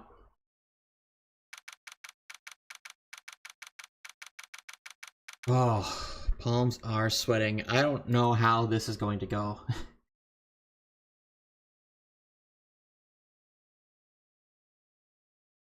Well, it's time to fuck around and see what we can find out.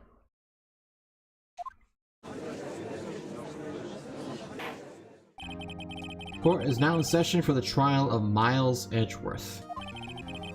The defense is ready, Your Honor. The prosecution is ready. Right, very well. We have reached the final day of our proceedings in this trial. I ask that the prosecution submit decisive evidence. Understood. Come on. Don't be awed into silence by every little thing he says. Very well, Mr. Von Karma, your opening statement. Right. Thanks to Detective Gumshoe's efforts, the boat rental shop caretaker has been arrested. In yesterday's trial, the defense asserted that the caretaker was the murderer. However, the caretaker has yet to confirm this. I would like to ask the defense to cross-examine him as much as necessary. Very well. Please bring the witness into the courtroom.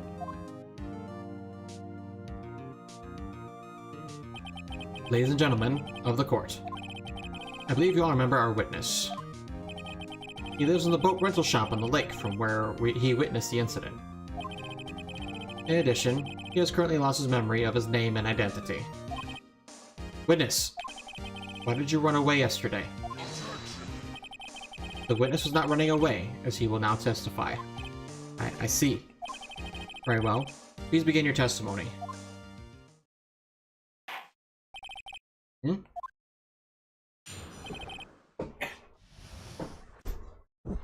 Shutting my window really quick. It's nighttime and it's getting cold. Okay, let's see what we can get out of this fool. I'm really sorry about sorry just leaving yesterday like I did. But I wasn't running away or nothing. I went to buy some food for Polly, you see?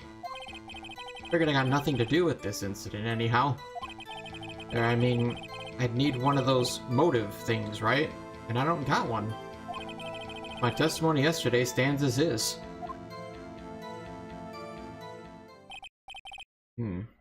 Very well. Let's begin the cross-examination, shall we? He has to know his name. Yanni Yogi. You're Yanni Yogi, and I'm going to prove it.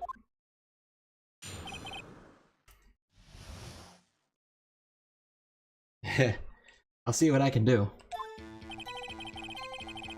But first, I'm saving.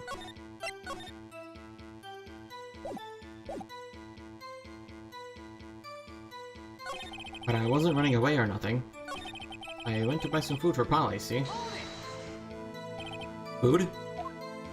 Well, Polly is a bit of a gourmand, you see. She only eats these high-quality bird pellets from France. They only have them in the big pet shop downtown.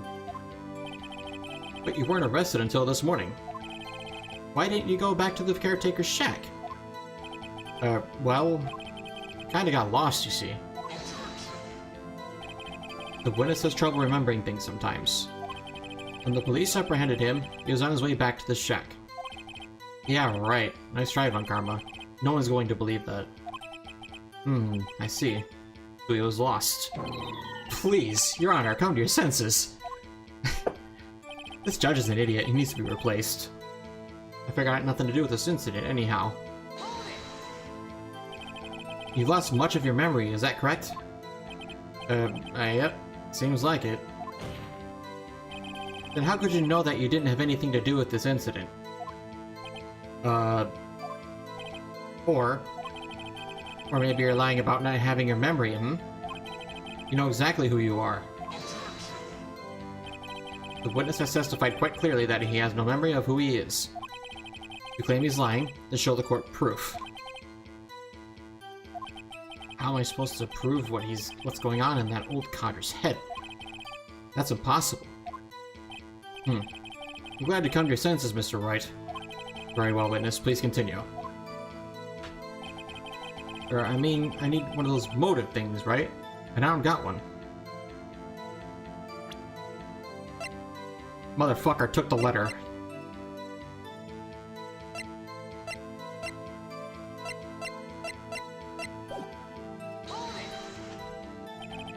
How can you say you had no motive? I say you do.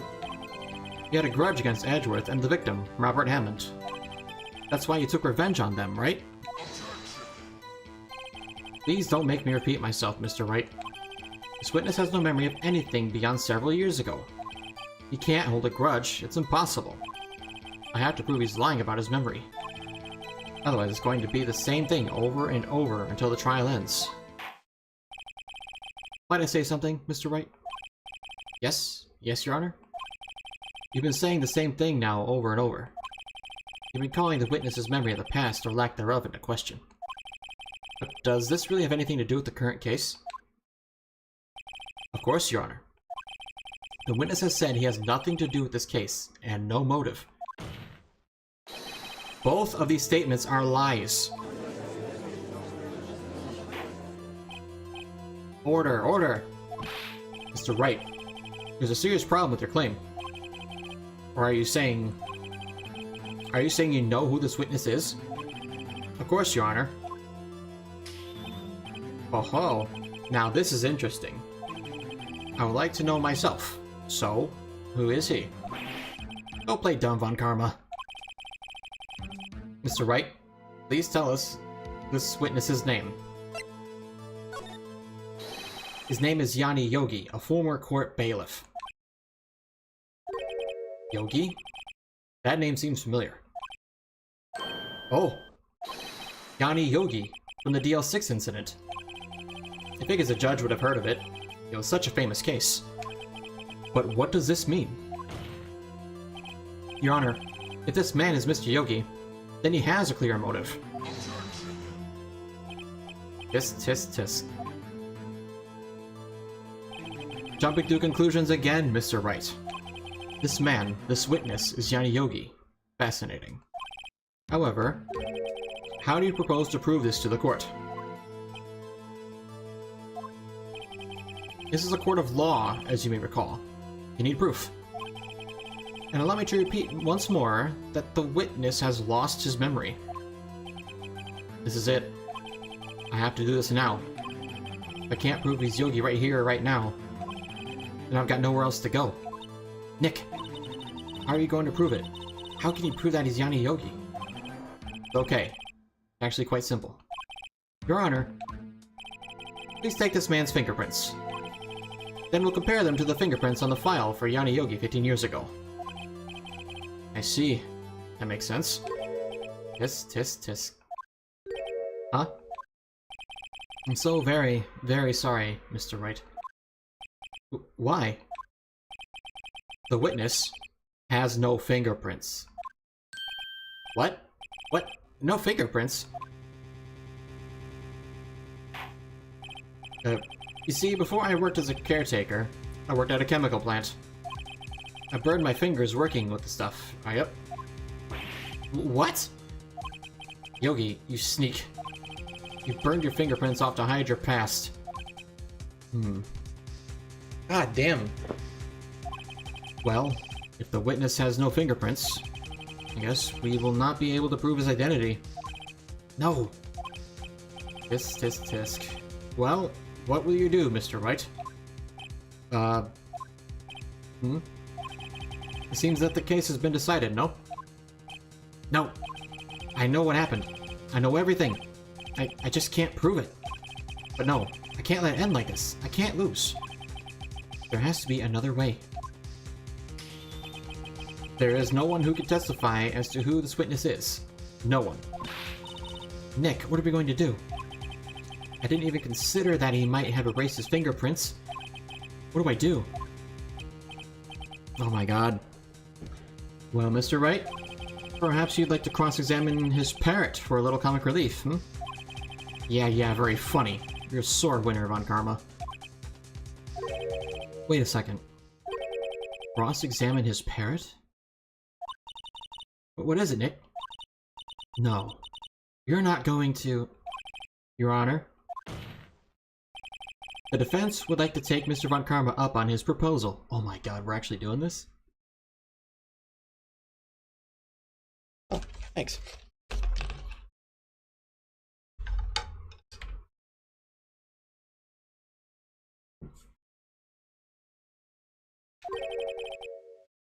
Take Mr. Von Karma up? On my proposal? Exactly, Your Honor. I would like to cross-examine the witness's pet parrot. Okay. I see where he's going with this, and I love it. Also, my dad brought me some fried chicken. I'm just gonna chow down on that.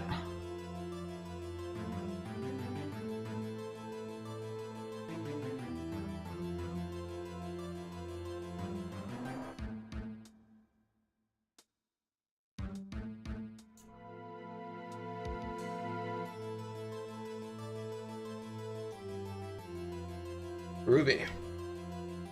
Parrot knows all. Well, what do you think, Mr. Von Karma? Need you even ask? This is a farce. I object. Wait a second. You were the one who suggested I cross-examine the parrot, Von Karma. I have a right to do as you suggested. Well, if you're so desperate, then please be my guest. Of course, should you go through with this, and nothing comes of it, then I hope you're ready for the consequences. Nick, this is crazy. Well, still want to go through with your little game? Yes.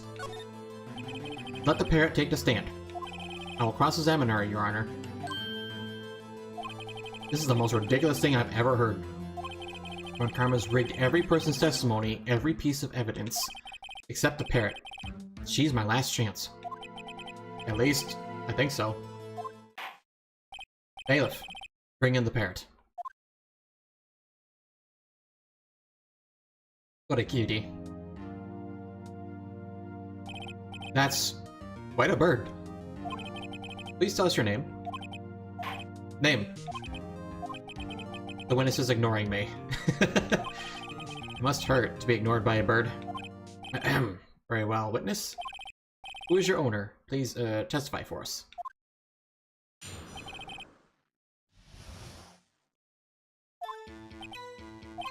Hello, hello.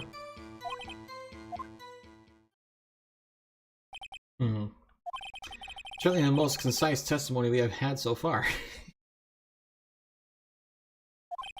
Very well, begin your cross-examination. Right. What are you going to do, Nick? I don't know. What do we do, Maya?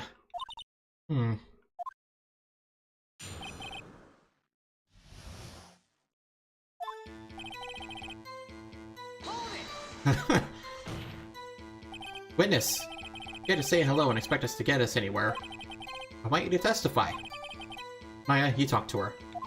Right, what do I say?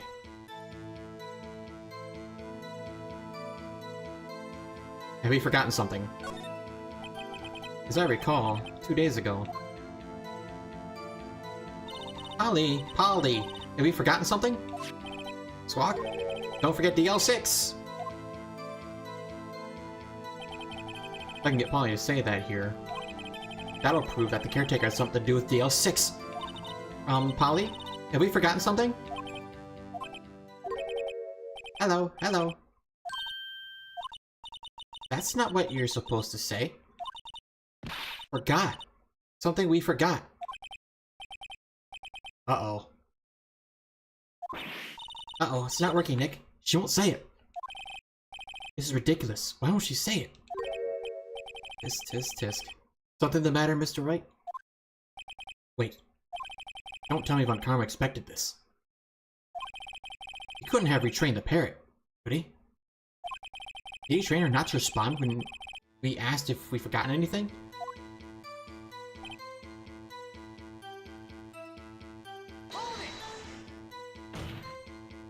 Witness, you're here to speak. You must speak to me. Frankly, I can't believe that you're speaking to the parrot.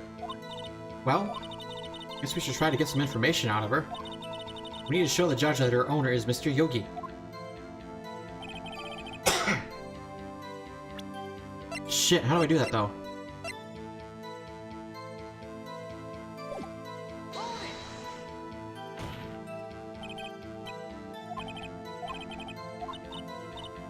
Ask her name.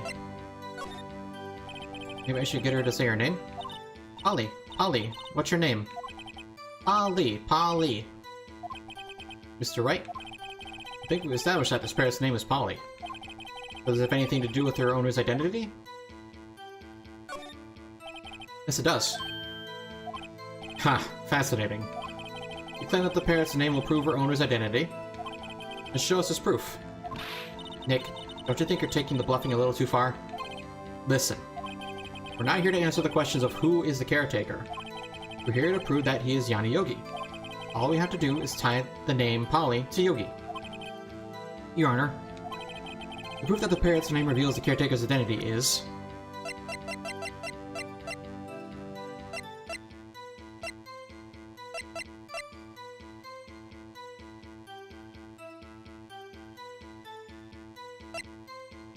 This? Mr. Wright, I had hoped you would have learned this by now. Making random guesses here is a waste of our court time. Uh-oh. Wrong again. That is all. Then discontinue your testimony. What the fuck?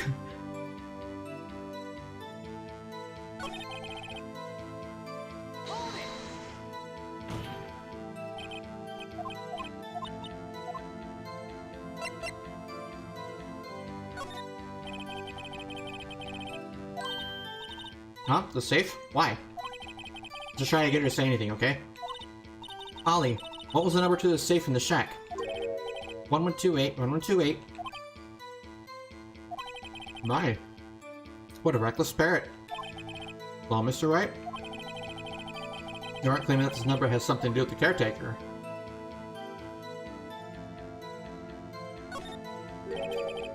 Actually, it does.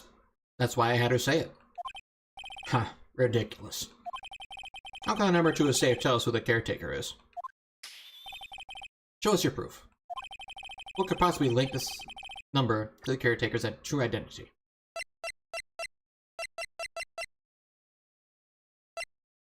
Well, he has the paper now.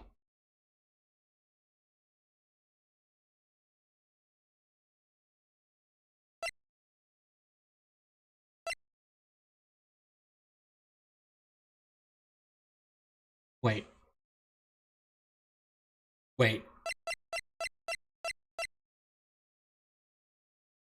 1228. 12/28. December 28th. That's the... Oh, wow. I just realized his safe combination is the date of which the case took place 15 years ago. Wow. Oh, what do I pick?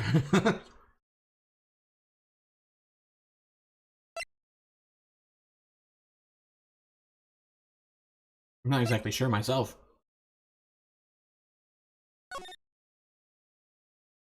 And this is a dead person.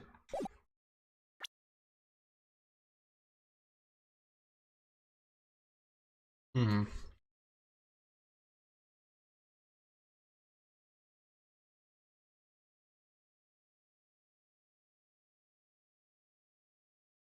Chicken is pretty chewy. I think I'm gonna stop eating it.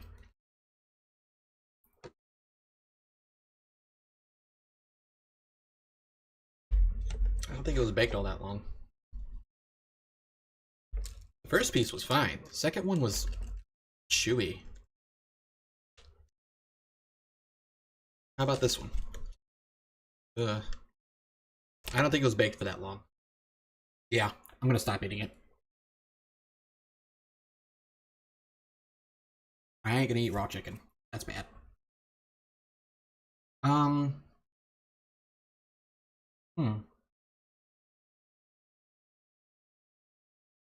do I link up to this?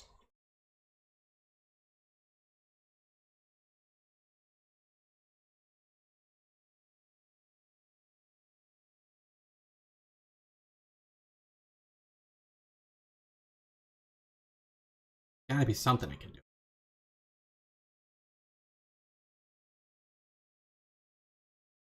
I keep getting Discord pings. I need to turn that off. When I'm streaming, at least. It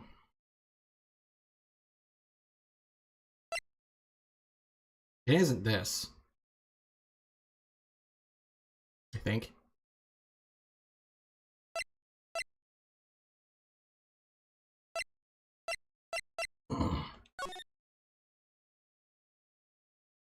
See? 1228. 12/28.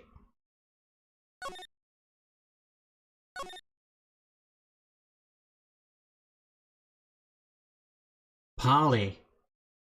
Okay, court bailiff trapped in the elevator with the Edgeworths. Memory lost due to oxygen deprivation. After his arrest, fiancée Polly Jenkins committed suicide. Oh, wow. So that's why his life was ruined. He named his parrot after his dead wife.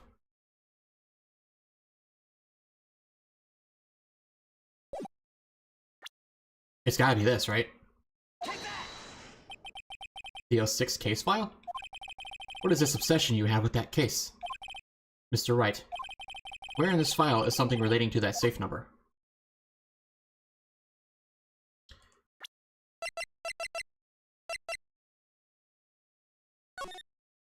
The case summary, 1228.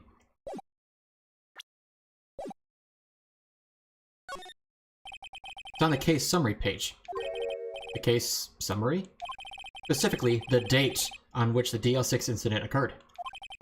Date of the incident, December 28th. Why, that's today's date, 15 years ago. And the number on that safe is 1228. Hey, we're getting somewhere.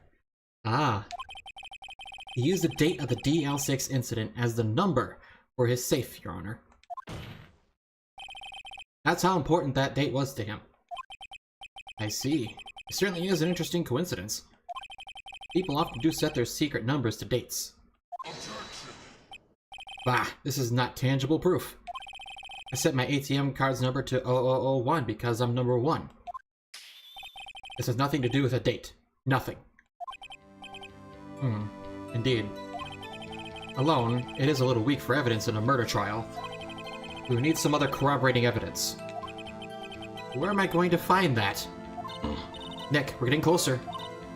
One more. If you could just have one more piece of evidence. Right, but what? Very well, witness. You may continue. What do I do then?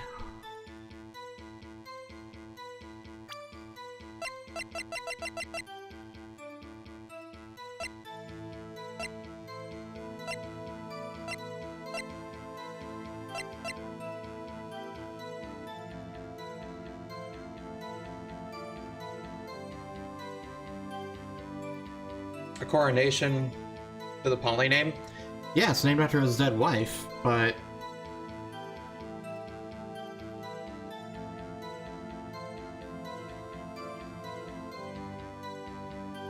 I thought it was onto something, but it is pretty weak. Fuck, what do I do?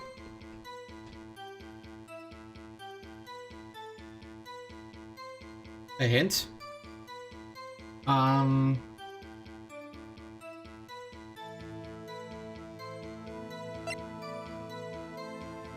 Let me look over something.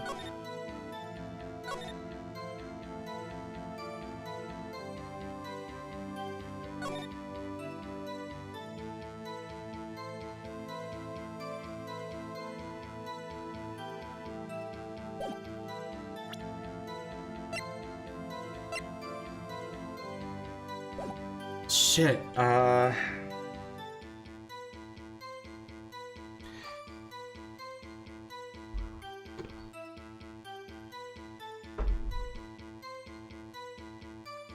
Fuck, I don't know.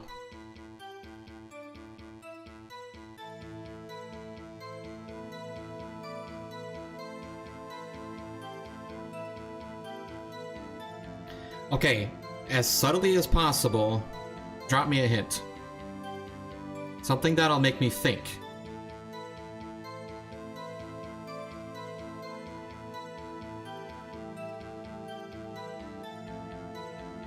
Because I want to finish this.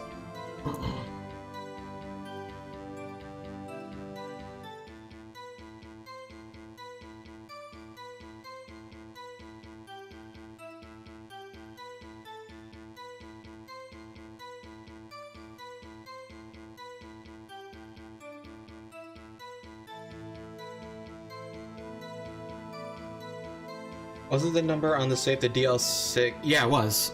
And I showed that, but it wasn't good enough. You've already figured it out, but the court doesn't know what you know.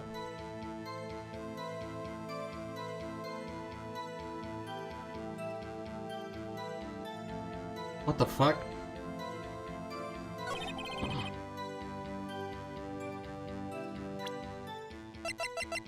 Ah.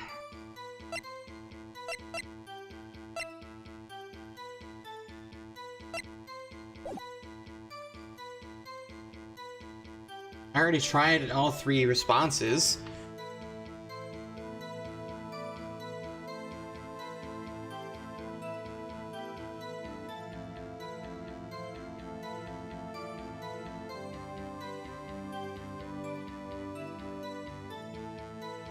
Maybe expose them both, it wouldn't be seen as a mere coincidence?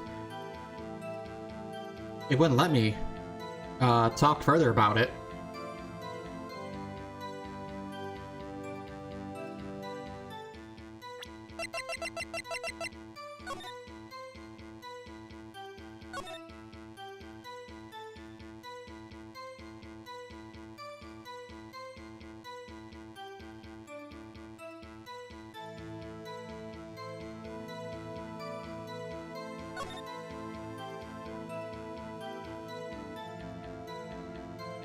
Wait.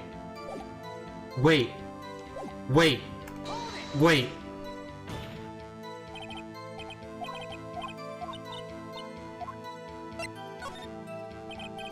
Wait.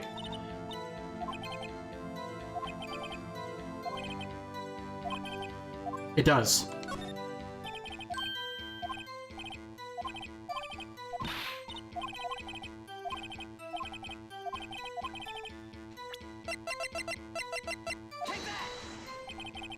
The DL6 case file.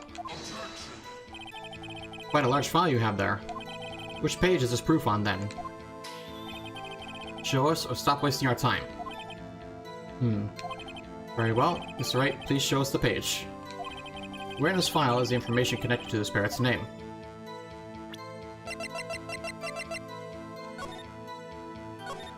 It's on the suspect data. It's on the suspect data page. This page has all the information about Yanni Yogi. Right after he was arrested, his fiancée committed suicide, see?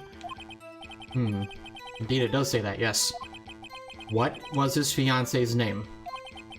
Polly Jenkins. Polly. Exactly, Your Honor. He wanted to remember the name of his fiancée who had committed suicide. That's why he named his parrot after her. I see. I guess that is possible. Ah, a mere coincidence, that's all. My granddaughter has a dog she calls Phoenix. Well, Mr. Phoenix, Wright? Does this make you my granddaughter's fiancé? She's only 7 years old. That's enough. I think we've reached a conclusion here. This is a mere coincidence, that's all. True, that is a possibility. However, two coincidences at the same time seems more like a pattern to me. What are you saying? Summon the caretaker of the boat shop. Immediately.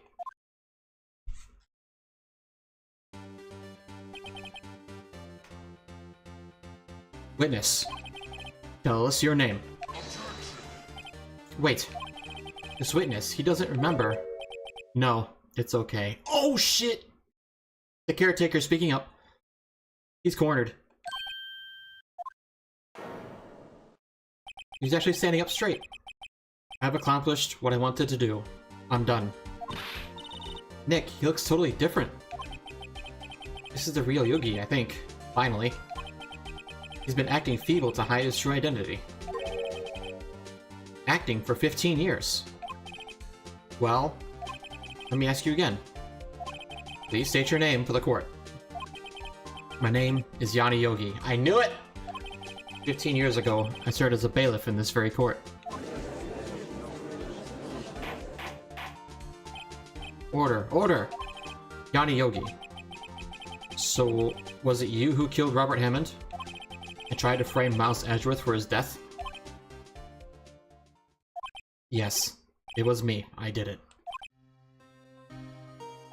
They put me on the witness stand 15 years ago. Robert Hammond. He said I was mentally unsound. He told me it would make me innocent, get me off the hook. So, I pretended to have brain damage. I was innocent, really, but he didn't believe me. We won the trial, but I lost everything. I lost my job, my fiancé, my social standing. Then this year, 15 years later, a package arrived. It was a letter and a pistol. The plan was written out in careful detail. It was a plan for me to take my revenge on the people who ruined my life. I didn't care who had sent it. I thought this was my chance after 15 years, this was it. Finally a chance to have my revenge on Robert Hammond and Miles Edgeworth. I have no regrets. Wait a moment. Revenge against Miles Edgeworth? What do you mean? I'm not at liberty to speak on that matter. Why don't you ask Mr. Edgeworth yourself? Anyway, I admit it. I was the one who killed Robert Hammond. Holy shit. On Karma, where's Mr. Yogi? Under arrest, Your Honor. I saw no room for error in his confession. Then, the defendant, Miles Edgeworth, is... innocent. In this case, at least. Very well. The defendant, please take the stand.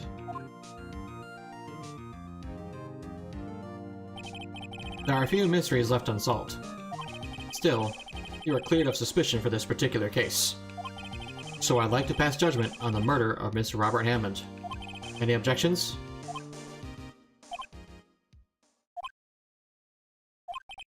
I don't believe it.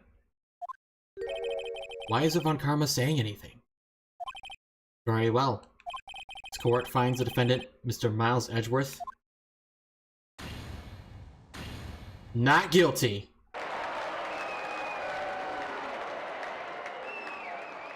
This is nice. Oh, fucking finally. That is all. This court is adjourned. Wait, what? Did someone just say objection? It wasn't Von Karma. Wait, but that means... no. Edgeworth? What the fuck is going on? Your Honor, I object to your judgment. What do you mean? I'm not innocent at all. As we have heard, Yanni Yogi killed Robert Hammond in revenge. But revenge for what? Nick, Edgeworth is trying to confess. He's going to say he's guilty. He's going to tell them he was the murderer in the DL6 incident. He's going to tell them he killed his own dad. Uh-oh. What do I do? Hold on a minute, mister. The judgment has already been passed. I object to Edgeworth's outburst. Didn't something like this happen yesterday, too? I believe a certain witness raised an objection after a guilty verdict was passed. That would be Larry. You must hear this new statement. You must hear Miles Edgeworth. He's right. You have a duty to hear Mr. Edgeworth out.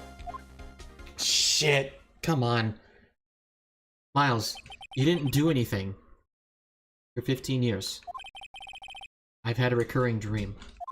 A nightmare. It's only a nightmare. That's what I have told myself. But now I know it wasn't a dream. Yanni Yogi wasn't the killer. You mean, in the incident where your father died? In the distance of the shot, it wasn't suicide either. Everything was as clear as day. The murderer, the criminal in the DL6 incident, it was me. Your Honor, I confess my guilt. I'm guilty for the DL6, the Statute of Limitations, which ends today. Culprit is me. No, it's not! Order, order!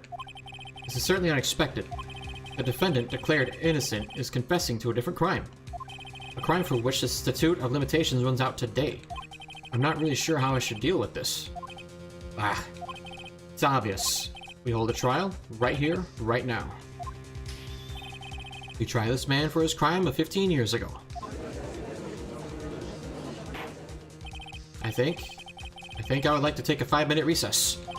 During this time, I will consider the appropriate course of action to take. Court is adjourned. Ugh. Miles, what are you doing, man?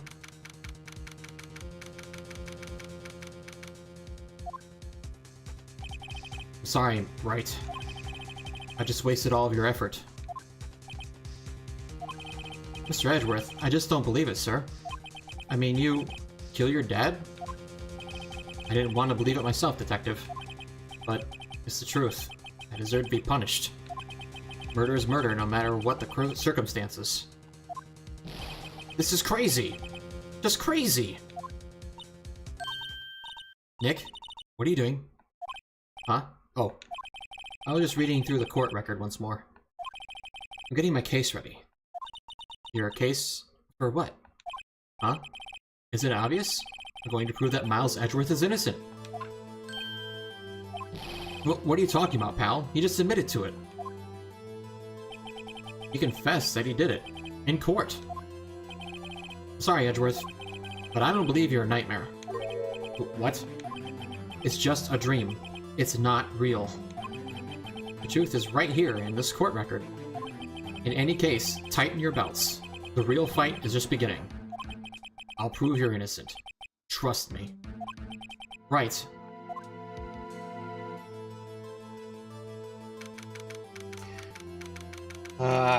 Yeah. I'll get there. We gotta solve this. Now then, I would like to resume our trial. Judge, Miles Edgeworth has admitted his own guilt. He has confessed his crime. Let us begin by hearing his testimony. Then, though pointless, let the defense do their cross-examining. The statute of limitations on the DL6 incident runs out today. Though it's unconventional for me, I'd like to run this one by the book. I see. Does the defense have any objections? No, Your Honor. On Karma.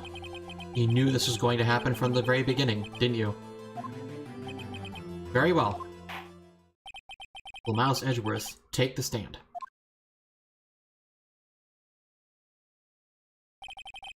Will the witness state his name and profession? Miles Edgeworth, I'm a prosecuting attorney. Mr. Edgeworth, 15 years ago, you mistakenly killed your father, Gregory Edgeworth. Is this correct? It is correct. Then testify about this matter to the court. When Edgeworth was telling me about his dream yesterday, I noticed something. One detail didn't quite fit. That will be the key, but only if I can get it to work. Please. Please.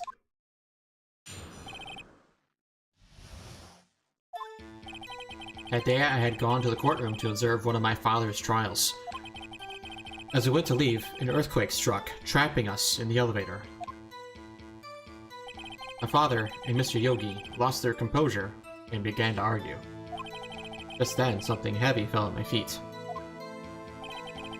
I picked it up and threw it at Mr. Yogi. I wanted to stop them from fighting. A moment later, there was a single gunshot, then a scream. It was a terrible scream. I remember it to this day. That's all. And until now, he thought this memory was a dream. We were stuck in the elevator for 5 hours. The oxygen in the elevator ran out, and I lost my memory of the events. The same claim as Mr. Yogi has made. Very well. Mr. Wright, your cross-examination, please. Yes, Your Honor. Good.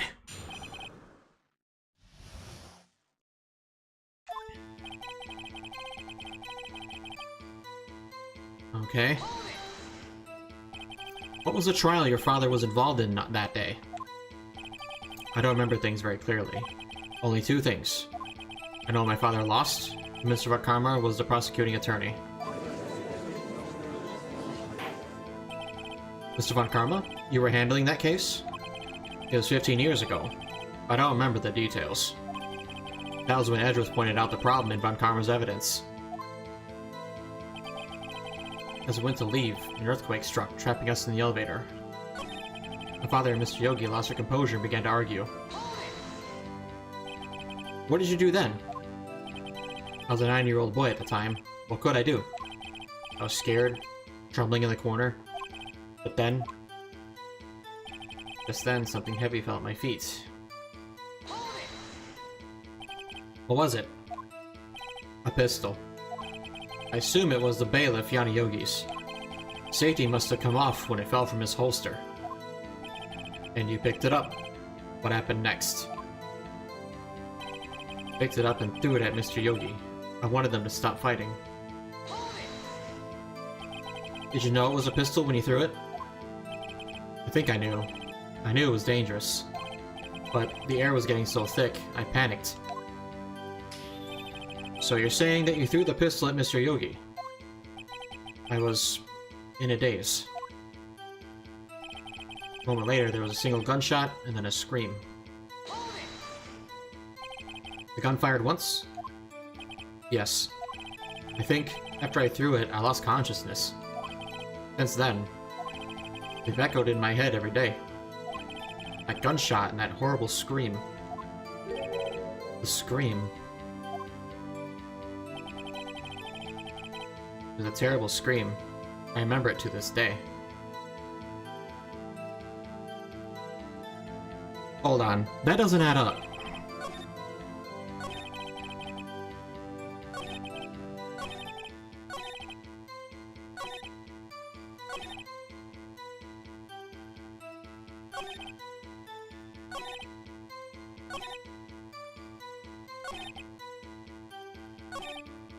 Single gunshot and then a scream.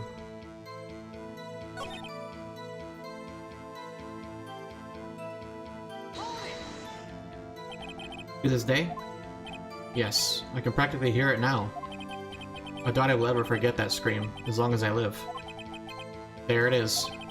One part of that testimony clearly contradicts the evidence, but I don't know what it means. Better find out quick.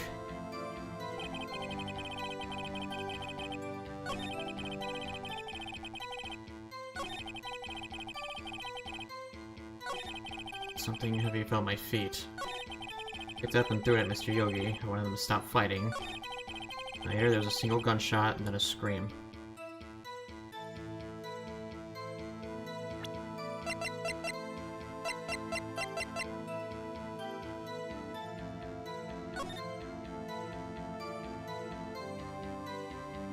Hold on a minute. It was not him.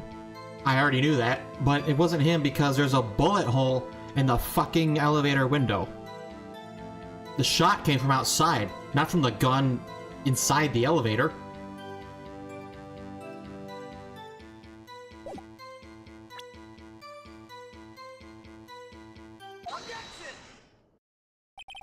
So there was only one gunshot.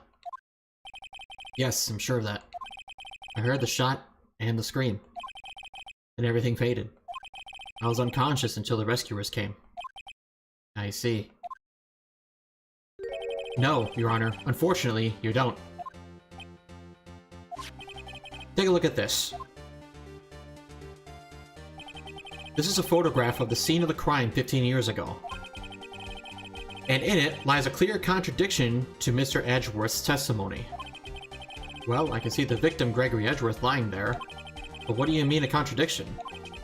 Just as I thought, the judge is clueless, as always. Cause he's stupid. He is just stupid. Show the judge a contradiction in the photo. Yeah, right there. As should be obvious, the contradiction is here. I see a bullet hole in the door. Your Honor, Miles Edgeworth testifies that there was only one gunshot. However, according to this photograph, not one but two shots were fired. One shot hit the victim, the other hit the elevator door. I ask you then, why did Miles Edgeworth only hear one gunshot? This photograph does seem to confirm a second shot. However, when was the hole in the elevator made? It might have been there before the incident occurred. If it was there before, it has nothing to do with this incident. Mr. Wright, you have proof that this bullet hole was caused at the time of the incident.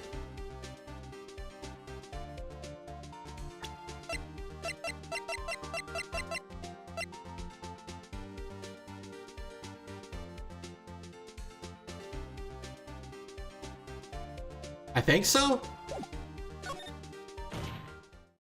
Your Honor, I think I will be able to show you proof. What? Impossible. Now, Mr. Von Karma, save your surprise for after you've seen the evidence. Very well, Mr. Wright, show us your proof. What do you have that proves the bullet hole in the door was related to this incident? Mr. Wright, please think how we feel about having to look at this evidence time and time again. Every time you show us ridiculous evidence, I feel, well, mocked.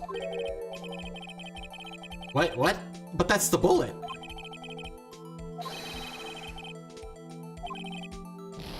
But that's the bullet! From the incident. The fuck you mean?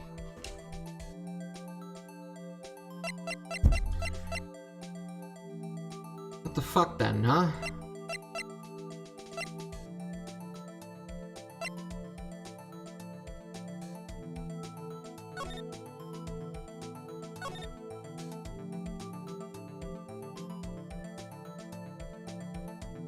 Oh, it says right here in the victim data.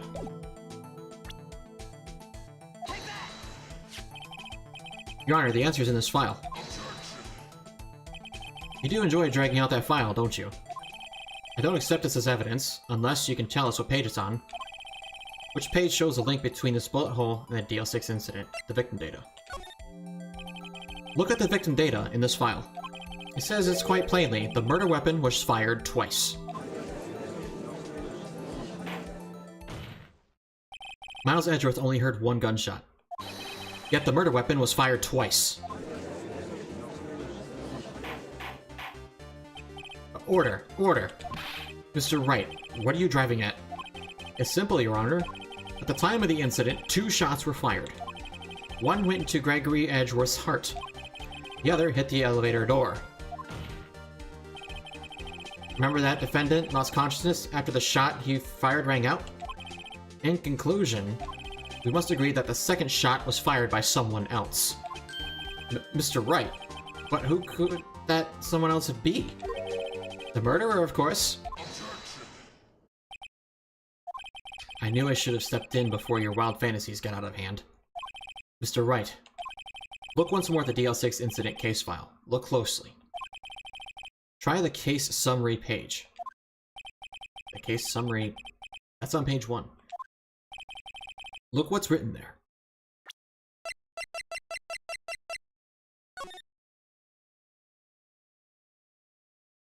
No clues found on the scene?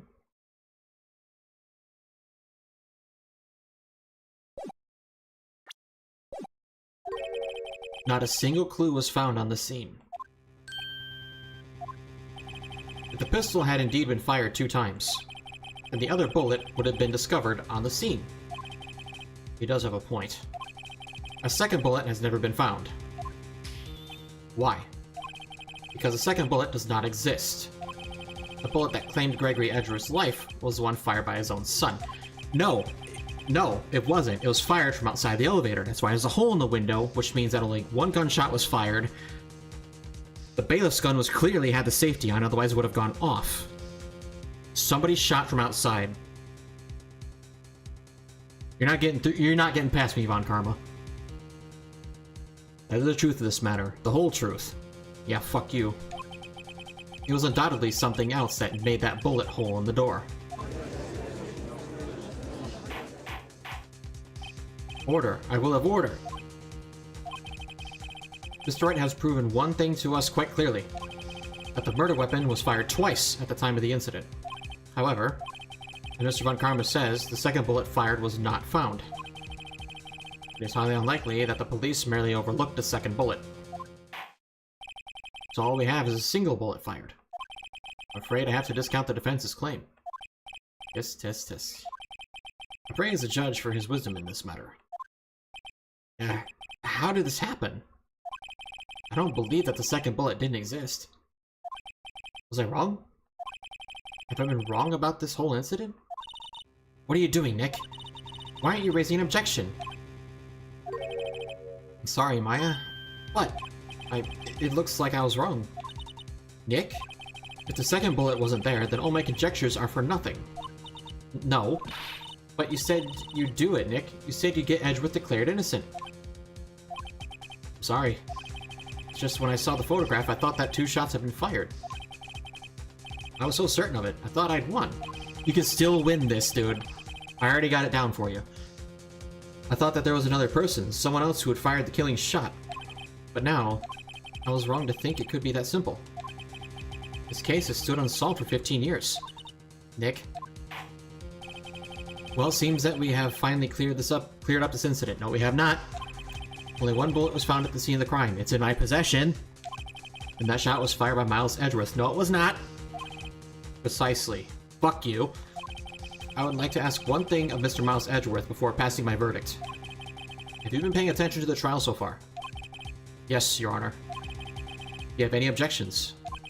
No. No, I do not. So you killed your father, though? That was not your intention? Yes, I did. Oh, no. He's accepted the guilt. Very well. Statute of limitations on the murder of Gregory Edgeworth runs out today. Therefore, I must pronounce a verdict on the defendant today, right here. Right now. Indeed. Does anyone have any objections? I've been here before. Just like my first day in court. There's so many things I know I should be saying. But my mind's gone blank. I can't find the words. Mr. Wright? Dude! Yes! Your Honor? I object. Tisk, tisk, tisk. Mr. Wright, on what grounds do you object, hmm? Ugh. Nick, I don't know. This case is perfect. Oh no. It must exist. Second bullet. What? What did you just say? Nothing! Second bullet must exist? Where? Someone took it. It seems waiting is not going to produce us any answers from Mr. Wright. Wait, Your Honor. The second bullet. It existed. What? But we've just heard proof that it did not exist. I realize that, Your Honor. I'm really grasping here. It's just someone took it from the scene of the crime. That's what happened. But who? The murderer. The murderer? Then tell us, just who is this murderer? I'm still thinking about that one. So the criminal took the second bullet, but why? Huh? First of all, how would they have found it? It's not easy to find a stray bullet, Mr. Wright. Was there some pressing need for the murderer to search for that bullet?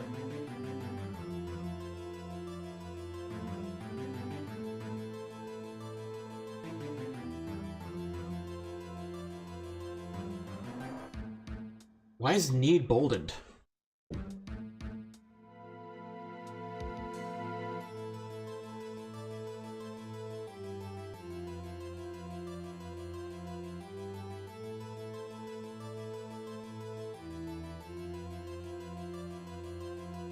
He had to find it, I guess. Of course there was a need. That's why they took it. What possible reason could they have had? Well, the reason the murderer took the bullet away from the scene with them is...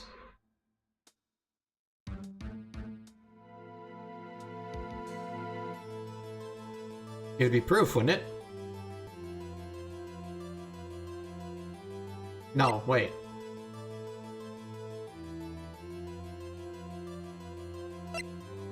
Wouldn't it?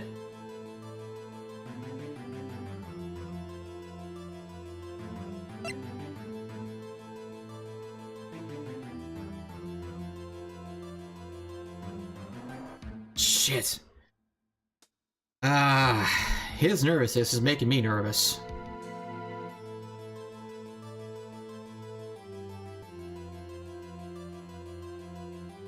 The murderer was cautious.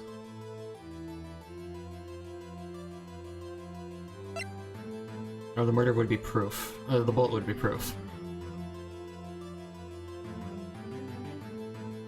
I have the bullet. One of them. Maybe they thought that the bullet would be used as proof? Proof? It was a special bullet, so they took it with them. If that was the case, then they should have taken the bullet from inside Gregory as well. Huh? Why would they only take one of the 2 shots fired? Oh, right. Ah, alright, so it was the, cautious one. I had a feeling it was. I don't know why I didn't pick it.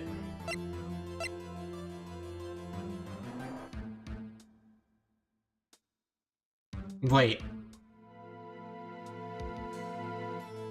Why did it bring me back here?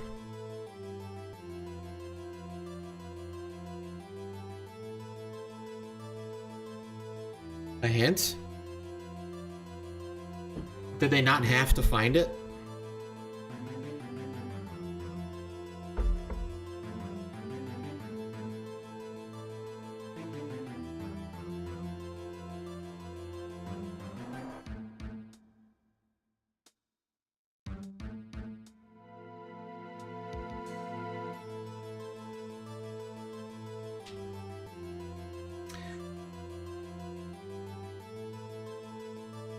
What if the murderer always had the bullet?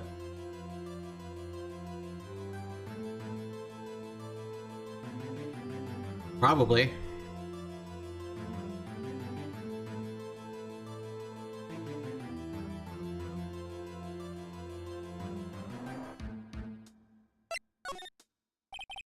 Why would the murderer have spent the time looking for that stray bullet? I haven't got a clue. What's wrong, Mr. Wright? The murderer had no reason to take that bullet. You don't want to admit it, but it's true. Had to take it. Had to take it? The murderer? What does that mean? Thinking too normal. Think crazy. Don't think why the bullet was taken. Think why the bullet had to be taken. Mr. Wright? Yes, Your Honor. I have no idea what I'm doing. Well, the murderer had no intention of taking the bullet from the scene. But, the murderer had to take that bullet. Had to, Mr. Wright? What do you mean? Well, for instance... For instance, what? Maybe the bullet, hit the murderer? The bullet hit the murderer? Oh. Oh! Wait. So that gun wasn't on... The safety wasn't on the gun.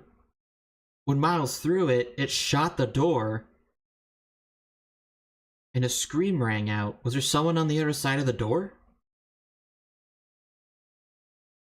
And who fired the second shot?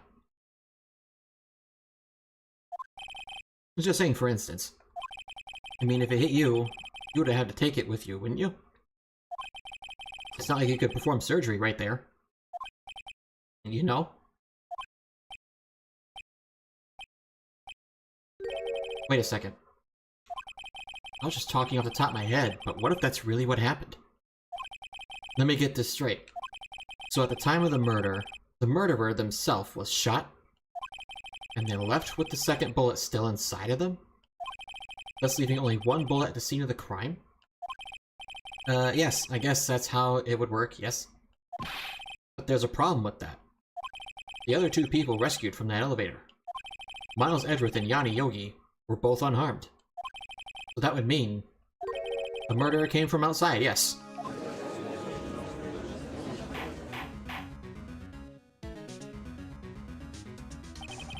The 2 men fight inside the elevator.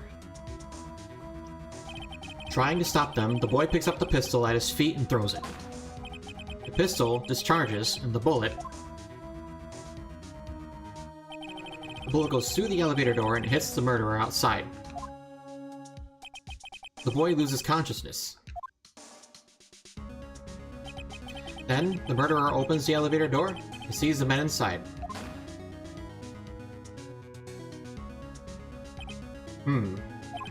Mr. Wright, you are truly the most unpredictable defense attorney I've ever known. I can tell you're grasping, yet I cannot deny the possibility of what you say. What are you saying? Deny it! Deny it! No one involved with the incident was wounded. There was no murderer. No one was wounded at the time of the incident. He's right. I can't think of anyone. Hey, Nick? Huh? I just thought of something really crazy. Crazy? Remember what Mr. Grossberg said yesterday? Gregory Edgeworth dealt a blow to his perfect trial record.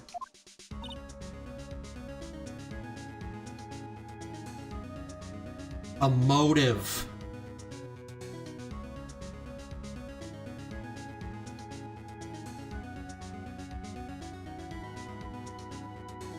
Did he actually do it? No, Von Karma shot him? It must have been quite a shock for Von Karma. He took a vacation for several months after that, you see. Yes, an unusual event for the man. That was the first and last vacation he's taken in many years of prosecuting. What if Von Karma didn't take that vacation because of shock, but took it because he was injured? Which would mean... it'd only mean one thing. He was the murderer in the DL6 incident. He was the man who shot Gregory Edgeworth. It was Von Karma. Oh man.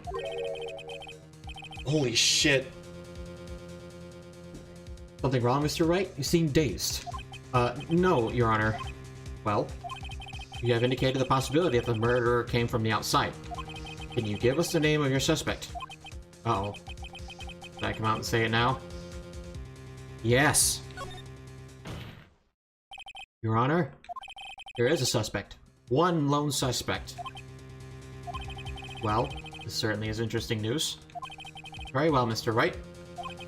Who is your suspect? My hands are shaking. V what? Von Karma. Von Karma?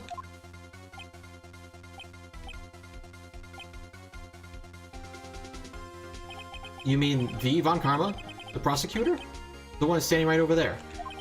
Bah. You don't object? I see no need. Why honor this ridiculous outburst with my objection?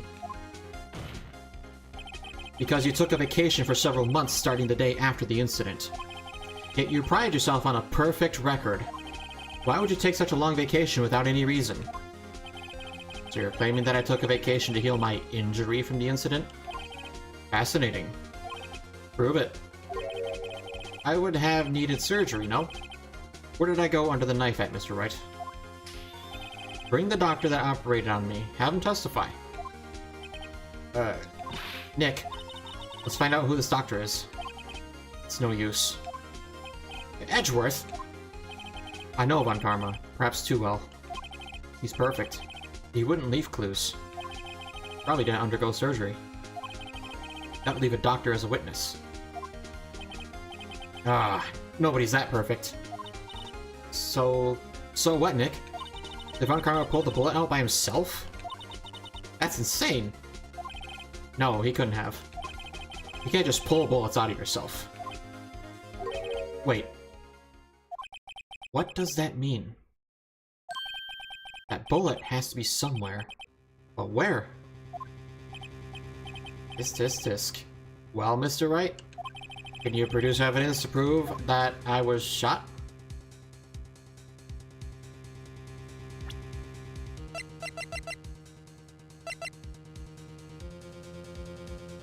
I might.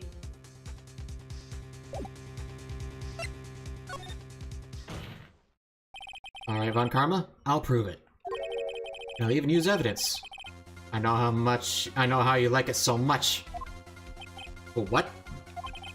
The evidence that proves Von Karma was shot is... Von Karma was perfect. Wouldn't risk surgery, leaving an evidence trail. So then, I ask, where's that bullet now? I think it unlikely that Von Karma performed surgery on himself. You don't mean... I do. There is a possibility that the bullet is still inside Von Karma. Is that even possible? For all these years? Well, there's one way to find out. We could use this metal detector. Well, Von Karma, I'm going to run this over you and see what we find. Oh! I think I got him. I refuse. You refuse? But refusing, this means... You acknowledge that the bullet is still inside you? I got you, bitch! Order, order, order!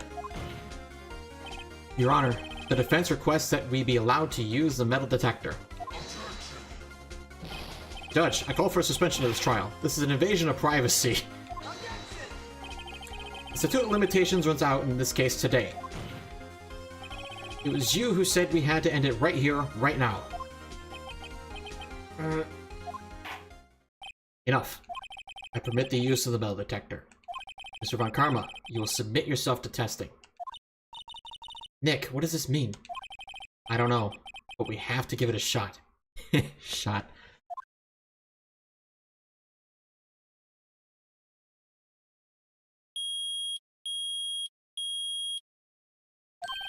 It reacted. Something's inside his right shoulder. A bullet. Mr. Von Karma? You. It was you. I was afraid this would happen. So I remained silent. Indeed, there's a bullet in my shoulder. However, it has nothing to do with this incident. Oh, here we go again. What? I was shot in the shoulder long before the DL6 incident. I claim that the bullet in my shoulder has no relation to DL6. But, Mr. Von Karma, can you prove that? Prove? I have no obligation to prove anything. It is Mr. Wright who must prove something here. Not I. Mr. Wright? Well, can you prove it? Can you prove that the bullet on Von Karma's shoulder was from DL6? Of course you can't. You don't have any of the DL6 evidence. That's because you took it out of the record room yesterday. With no proof, you cannot convict me of any crime. So sorry, Mr. Wright. No. I'm the one who's sorry, Mr. Von Karma. What? You were close. One day away from freedom. But you see, I have proof. What? Who would have thought you would dig your own grave trying to convict Edgeworth? I can link that bullet in your shoulder to the DL6 incident. And here's my final proof.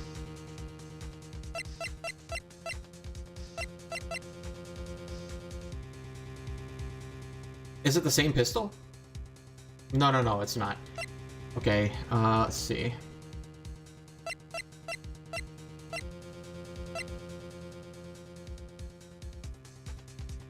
It's gotta be this. It would have his fingerprints on it, right?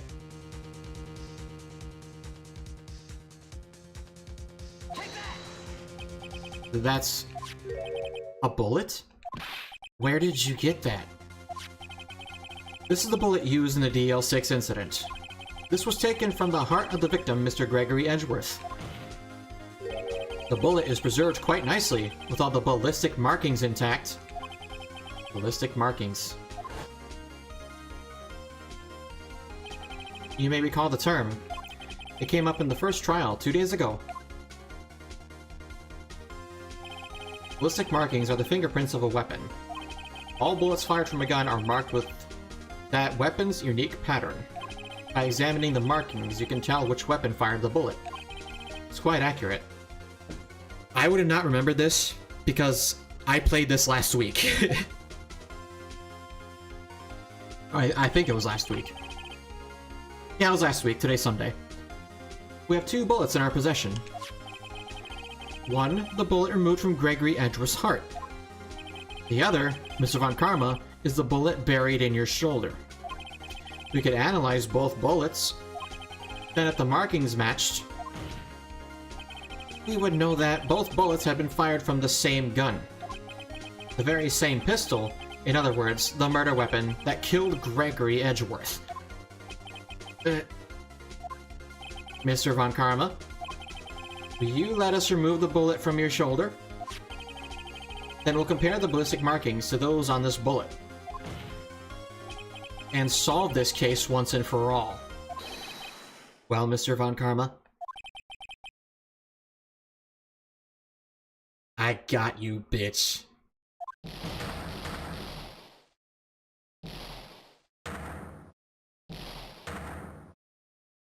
I fucking got you. That scream. I've heard that scream before. Wait, I know.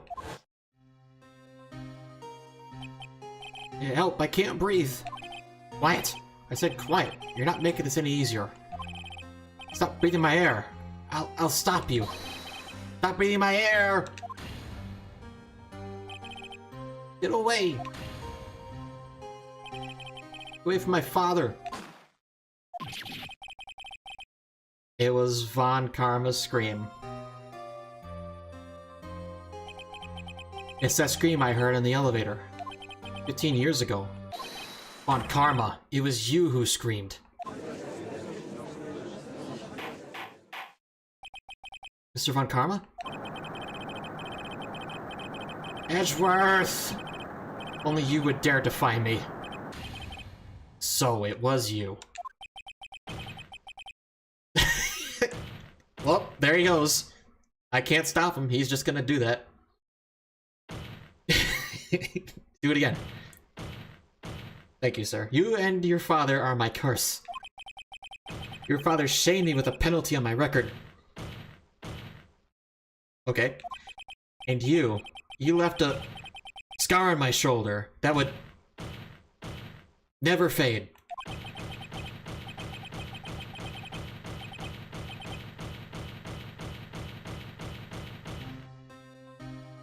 Okay.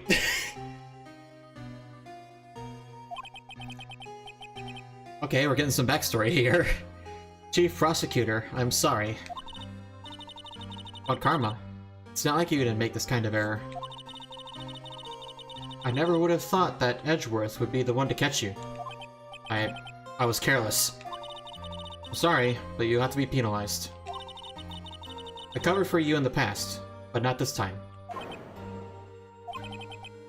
Edgeworth! It was a shock like none I'd ever known. Me? Penalized? It took hours for me to regain my composure. Suddenly I found myself in the darkness. I was in the court records room. I must have wandered in there without thinking where I was going. The room was pitch black. The lights must have gone out. I went out into the hall and felt my way to the elevator. Pressed the button, but nothing happened. Then, there was a noise. I was in pain. A horrible, burning pain in my shoulder. Just then, the lights came back on. The elevator door opened before my eyes.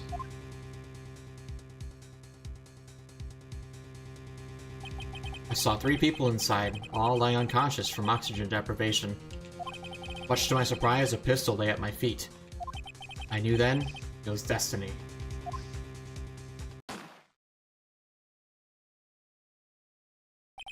In his last moments, Gregory Edgeworth was still unconscious. He died, never knowing who had shot him. Later, he spoke through a medium, blaming Mr. Yogi. He was fooled. It was a perfect crime. Oh, so he was unconscious when he died. Tisk, tisk, tisk.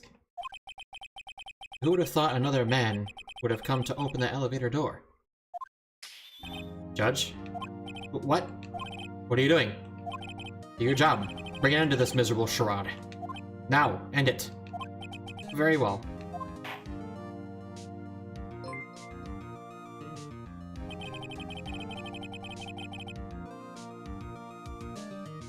Oh, well, howdy. It appears that we have come to blah, fumbling English. It appears that we have come a very long way to end of this maze. 15 years later. Mr. Miles Edgeworth? Yes, Your Honor. You were innocent. You are innocent. As you said, it was all a nightmare. Yes, Your Honor. This court finds the defendant, Mr. Miles Edgeworth, not guilty. Ah, it feels so good. That is all. This court is adjourned.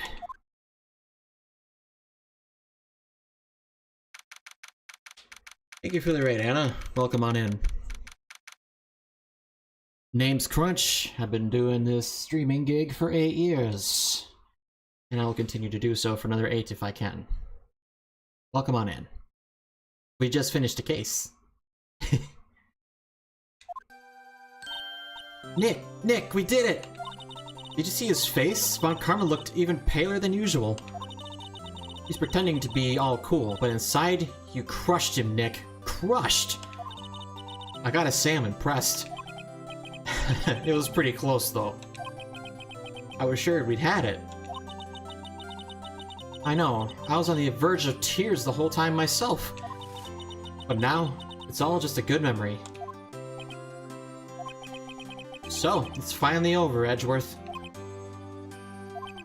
Right. Yeah? I'm not sure how to say this. I know. Try thank you. I see. Thank you, right. You're welcome. I think you could have done better than that. Sorry. I'm not good at this sort of thing. You got a lot to learn, Edgeworth. She's got you there. Whoa! Amazing, pal! You pulled through just like I thought you would. I'll never forget this. I owe you one, pal. And tonight, let's party. Dinner's on me. Yeah, my salary went down a bit this month. But who cares? See, Mr. Edgeworth? You should take a lesson from Detective Gumshoe. That's how you say thank you. I see. No. That's not working for you, Edgeworth. I feel foolish. Don't worry, take it a little at a time. You'll get used to it. It's been 15 years since I've seen Edgeworth this unguarded. Hey, y'all. Lada! Y'all were great in there. Thank you. Yo, Edgeworth, congrats. Thank y'all very much. He's trying. I knew you were innocent from the start, of course. No, you didn't. Just look at you. You want to stick your hand in the cookie jar even if no one was there. You were the witness on the first day of the trial, weren't you? Yeah, well, let bygones be bygones, eh? Speaking of which, what are you doing now, Lada? Who, me? Oh, I went back to college.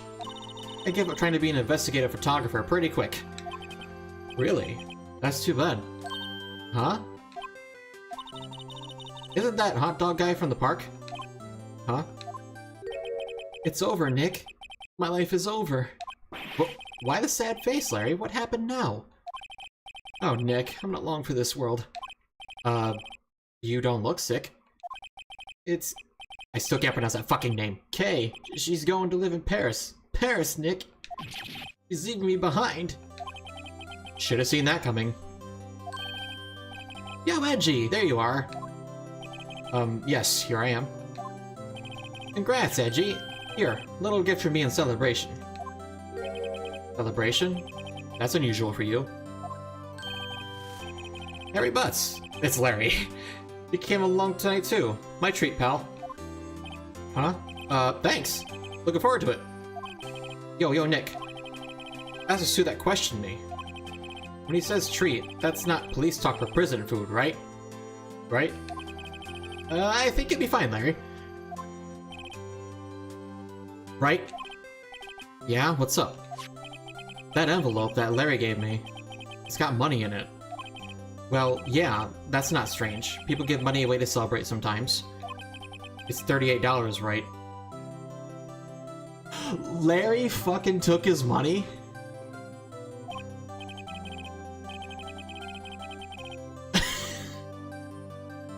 Oh my god, are you serious? Huh? What a weird amount. I mean, it's not a little, but it's not a lot either.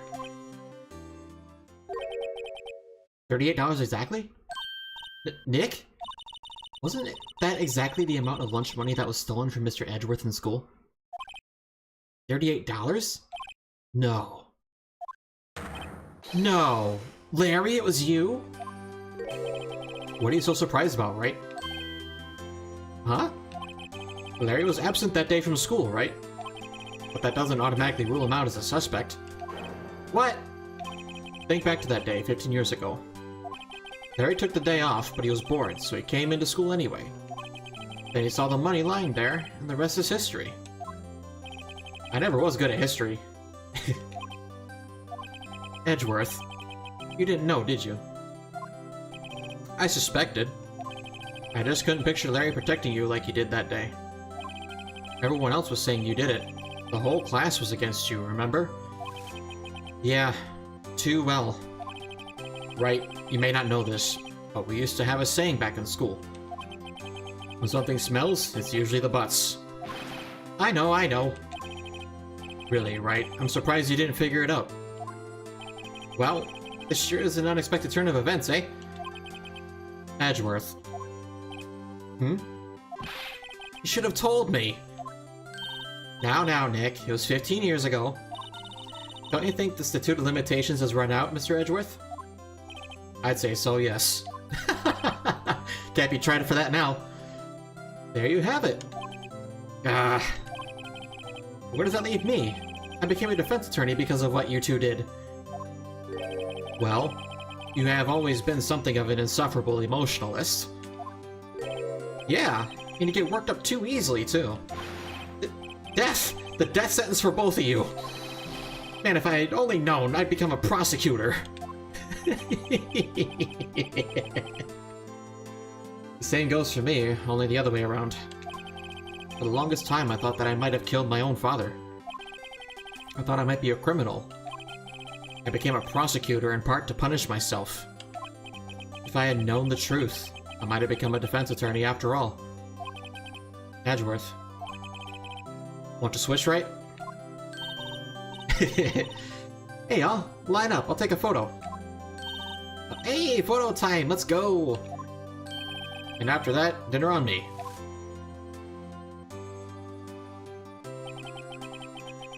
Detective Gumshoe took us out on the town that night. We celebrated Edgeworth's newfound freedom, even though Edgeworth himself was still in detention. Surely you waited for him, right? Surprised he had the restraint to not spend it all these years. Yeah, no shit. Larry Butts has the patience of a saint. He took that money, but didn't do anything with it. He just gave it back. I mean, it's been 15 years. He can't be tried for it now. That's how the law goes.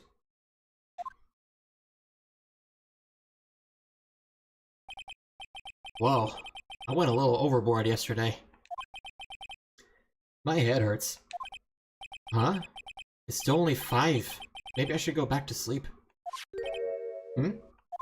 What's this? A letter? Good morning, Nick. You were really impressive yesterday. Seeing you, it made me think about what I'm doing here. I'm a spirit medium, in training of course. I wanted to help Mr. Edgeworth too. I wanted to help you. But I couldn't. I was useless. Yeah, you were. So I decided to go back to my training. Atta girl. I'll become a full-fledged spirit medium for starters. I couldn't say it to your face, so I left this letter. Goodbye, Nick. Goodbye? What time is it? Ah! The first trains for the mountains have already left! To the station! Oh shit! Ah shit!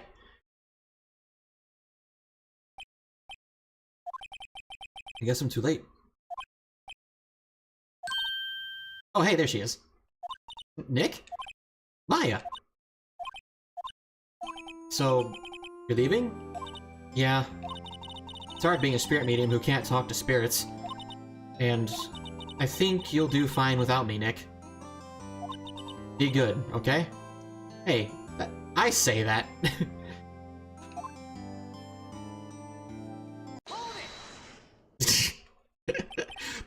What, Nick? Wait. What? I never could have saved Edgeworth without your help. Huh? On the last day of the trial, I heard her. I heard Mia's voice. You heard my sister? Yes, only her voice, but still. It was at the very end when I thought we'd lost everything. Well, that's my sister for you. Detective Gumshoe helped, and Mr. Grossberg, and even Larry. I'm the only one who couldn't help. I was useless, Nick. But you were the one who stopped Von Karma, Maya. Huh? I didn't do anything. All I did was wander around in a daze. Sorry, but I have evidence that you helped. Evidence? Show Maya some evidence to cheer her up.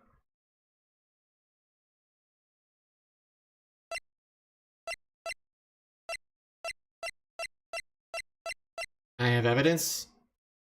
And what would that be? The metal detector?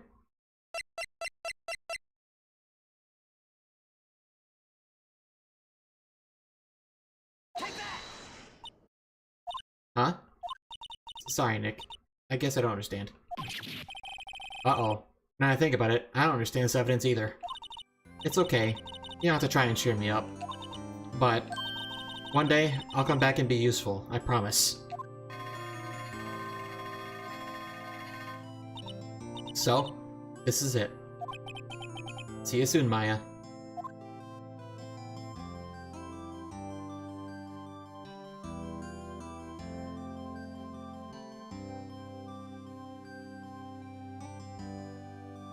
That is so nice. Show belly? Boom! And so, my story ends. Time to turn a new page. And say goodbye to the novice defense attorney that I once was. Now a new story begins. With the same old crazy cast of characters. Ah! Don't think you graduated yet, amateur. Mr. Wright, perhaps you'd like to rethink that claim? Yes, Your Honor. Uh-oh, I got a bad feeling about this.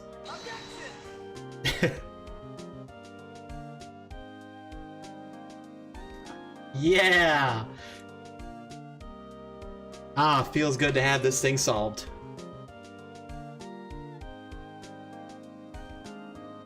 Hey! Talk about a pleasant surprise. Detective Gumshoe! Then he hung his head low and went right back outside. Kinda like he was embarrassed or something. Strange, huh? He's trying his best.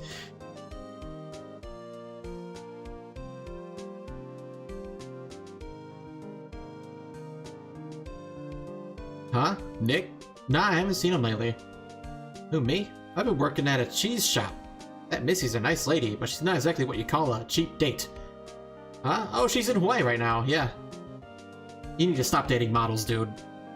They're fake as fuck.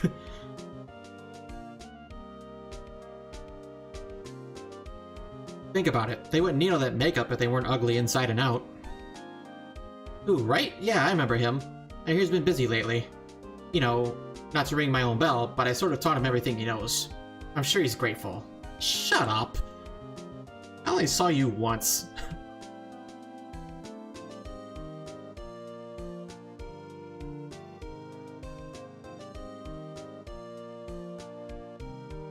Phoenix, Wright? Ah, the defense attorney for whom I wrote that affidavit for, yes. Oh, you should know. I've taken over management of the Gatewater Hotel. Should you be in the area, please stop by. Hey, he became a manager. Nice.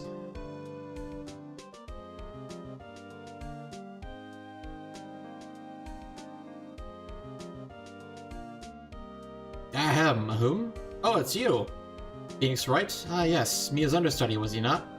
I wonder how he's doing. I haven't seen him of late. Ah, the days of my youth. Like the scent of fresh lemon, you see. Why do you always say that? What does that mean?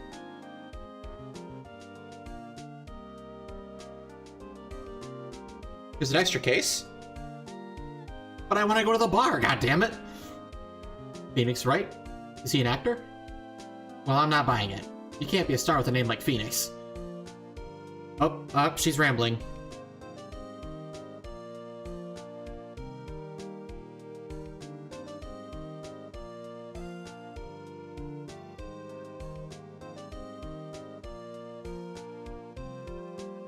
I'm pleased to announce the Pink Princess is a hit.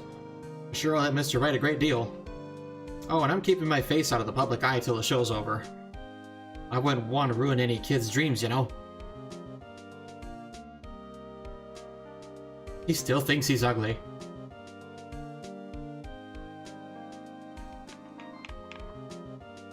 Probably more intimidating than ugly. Oh, I got a letter from Maya the other day. Sounds like she caught a cold standing under a waterfall. I wanted to visit, but I didn't have time, so I sent her some Pink Princess trading cards. She says she can't buy them where she is. What kind of place is she living at anyway? The mountains.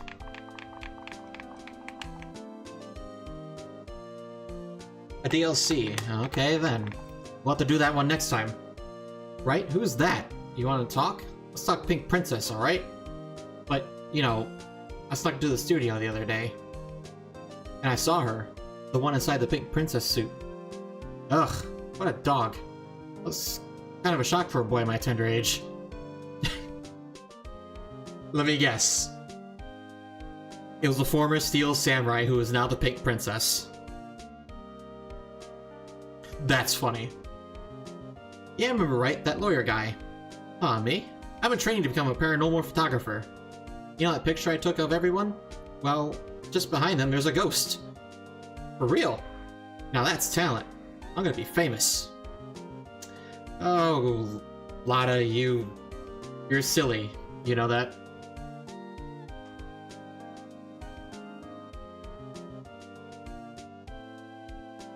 Oh, hey!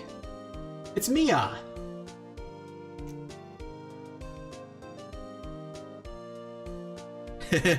Smiling for the picture.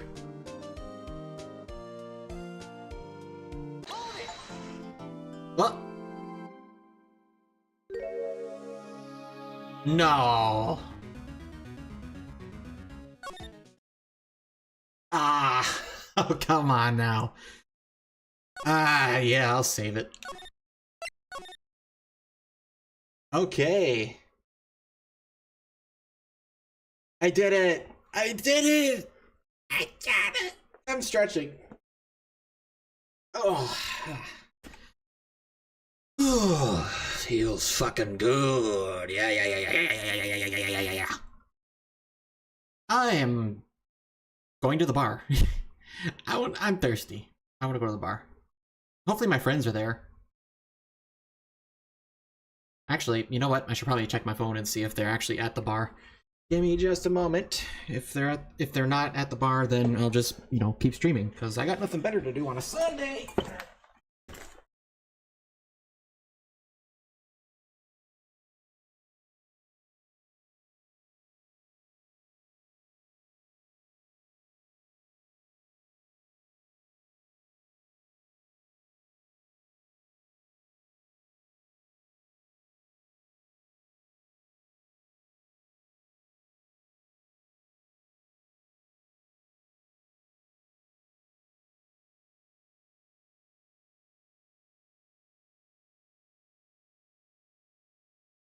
Oh, okay. Looks like we're heading out to the bar, maybe.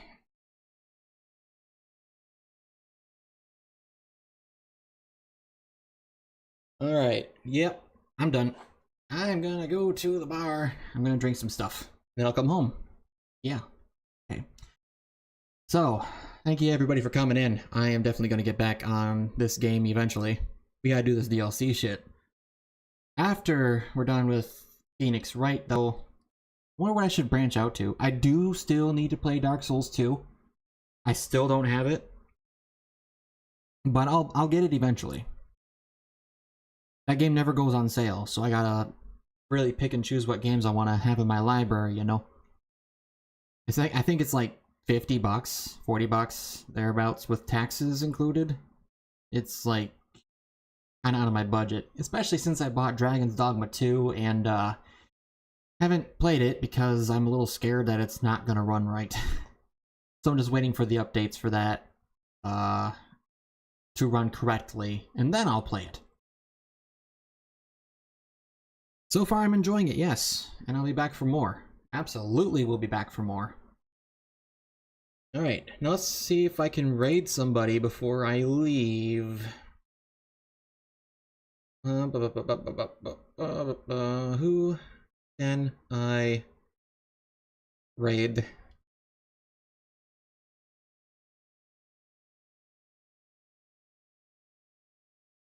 I think... Let me try...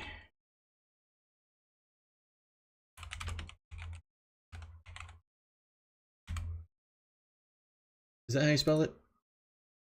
It's a long name. Oh, okay, that's how you spell it. Okay.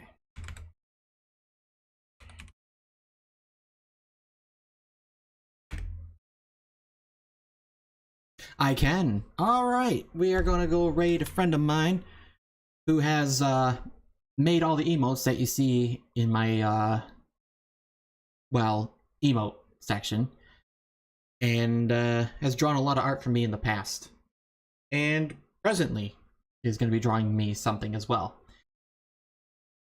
Thank y'all for coming in. Let's go have some fun. Al, wait a minute. Hold on. I'll give you a message to send to him when we get in the chat. Everybody's just let me think of a message.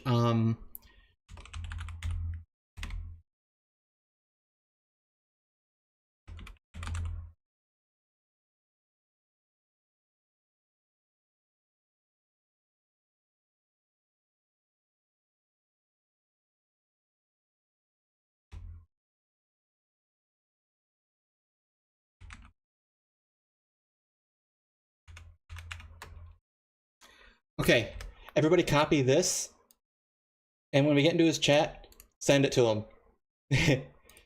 Alright, everybody ready? Got that message down? We're gonna raid him. Alright, let's go!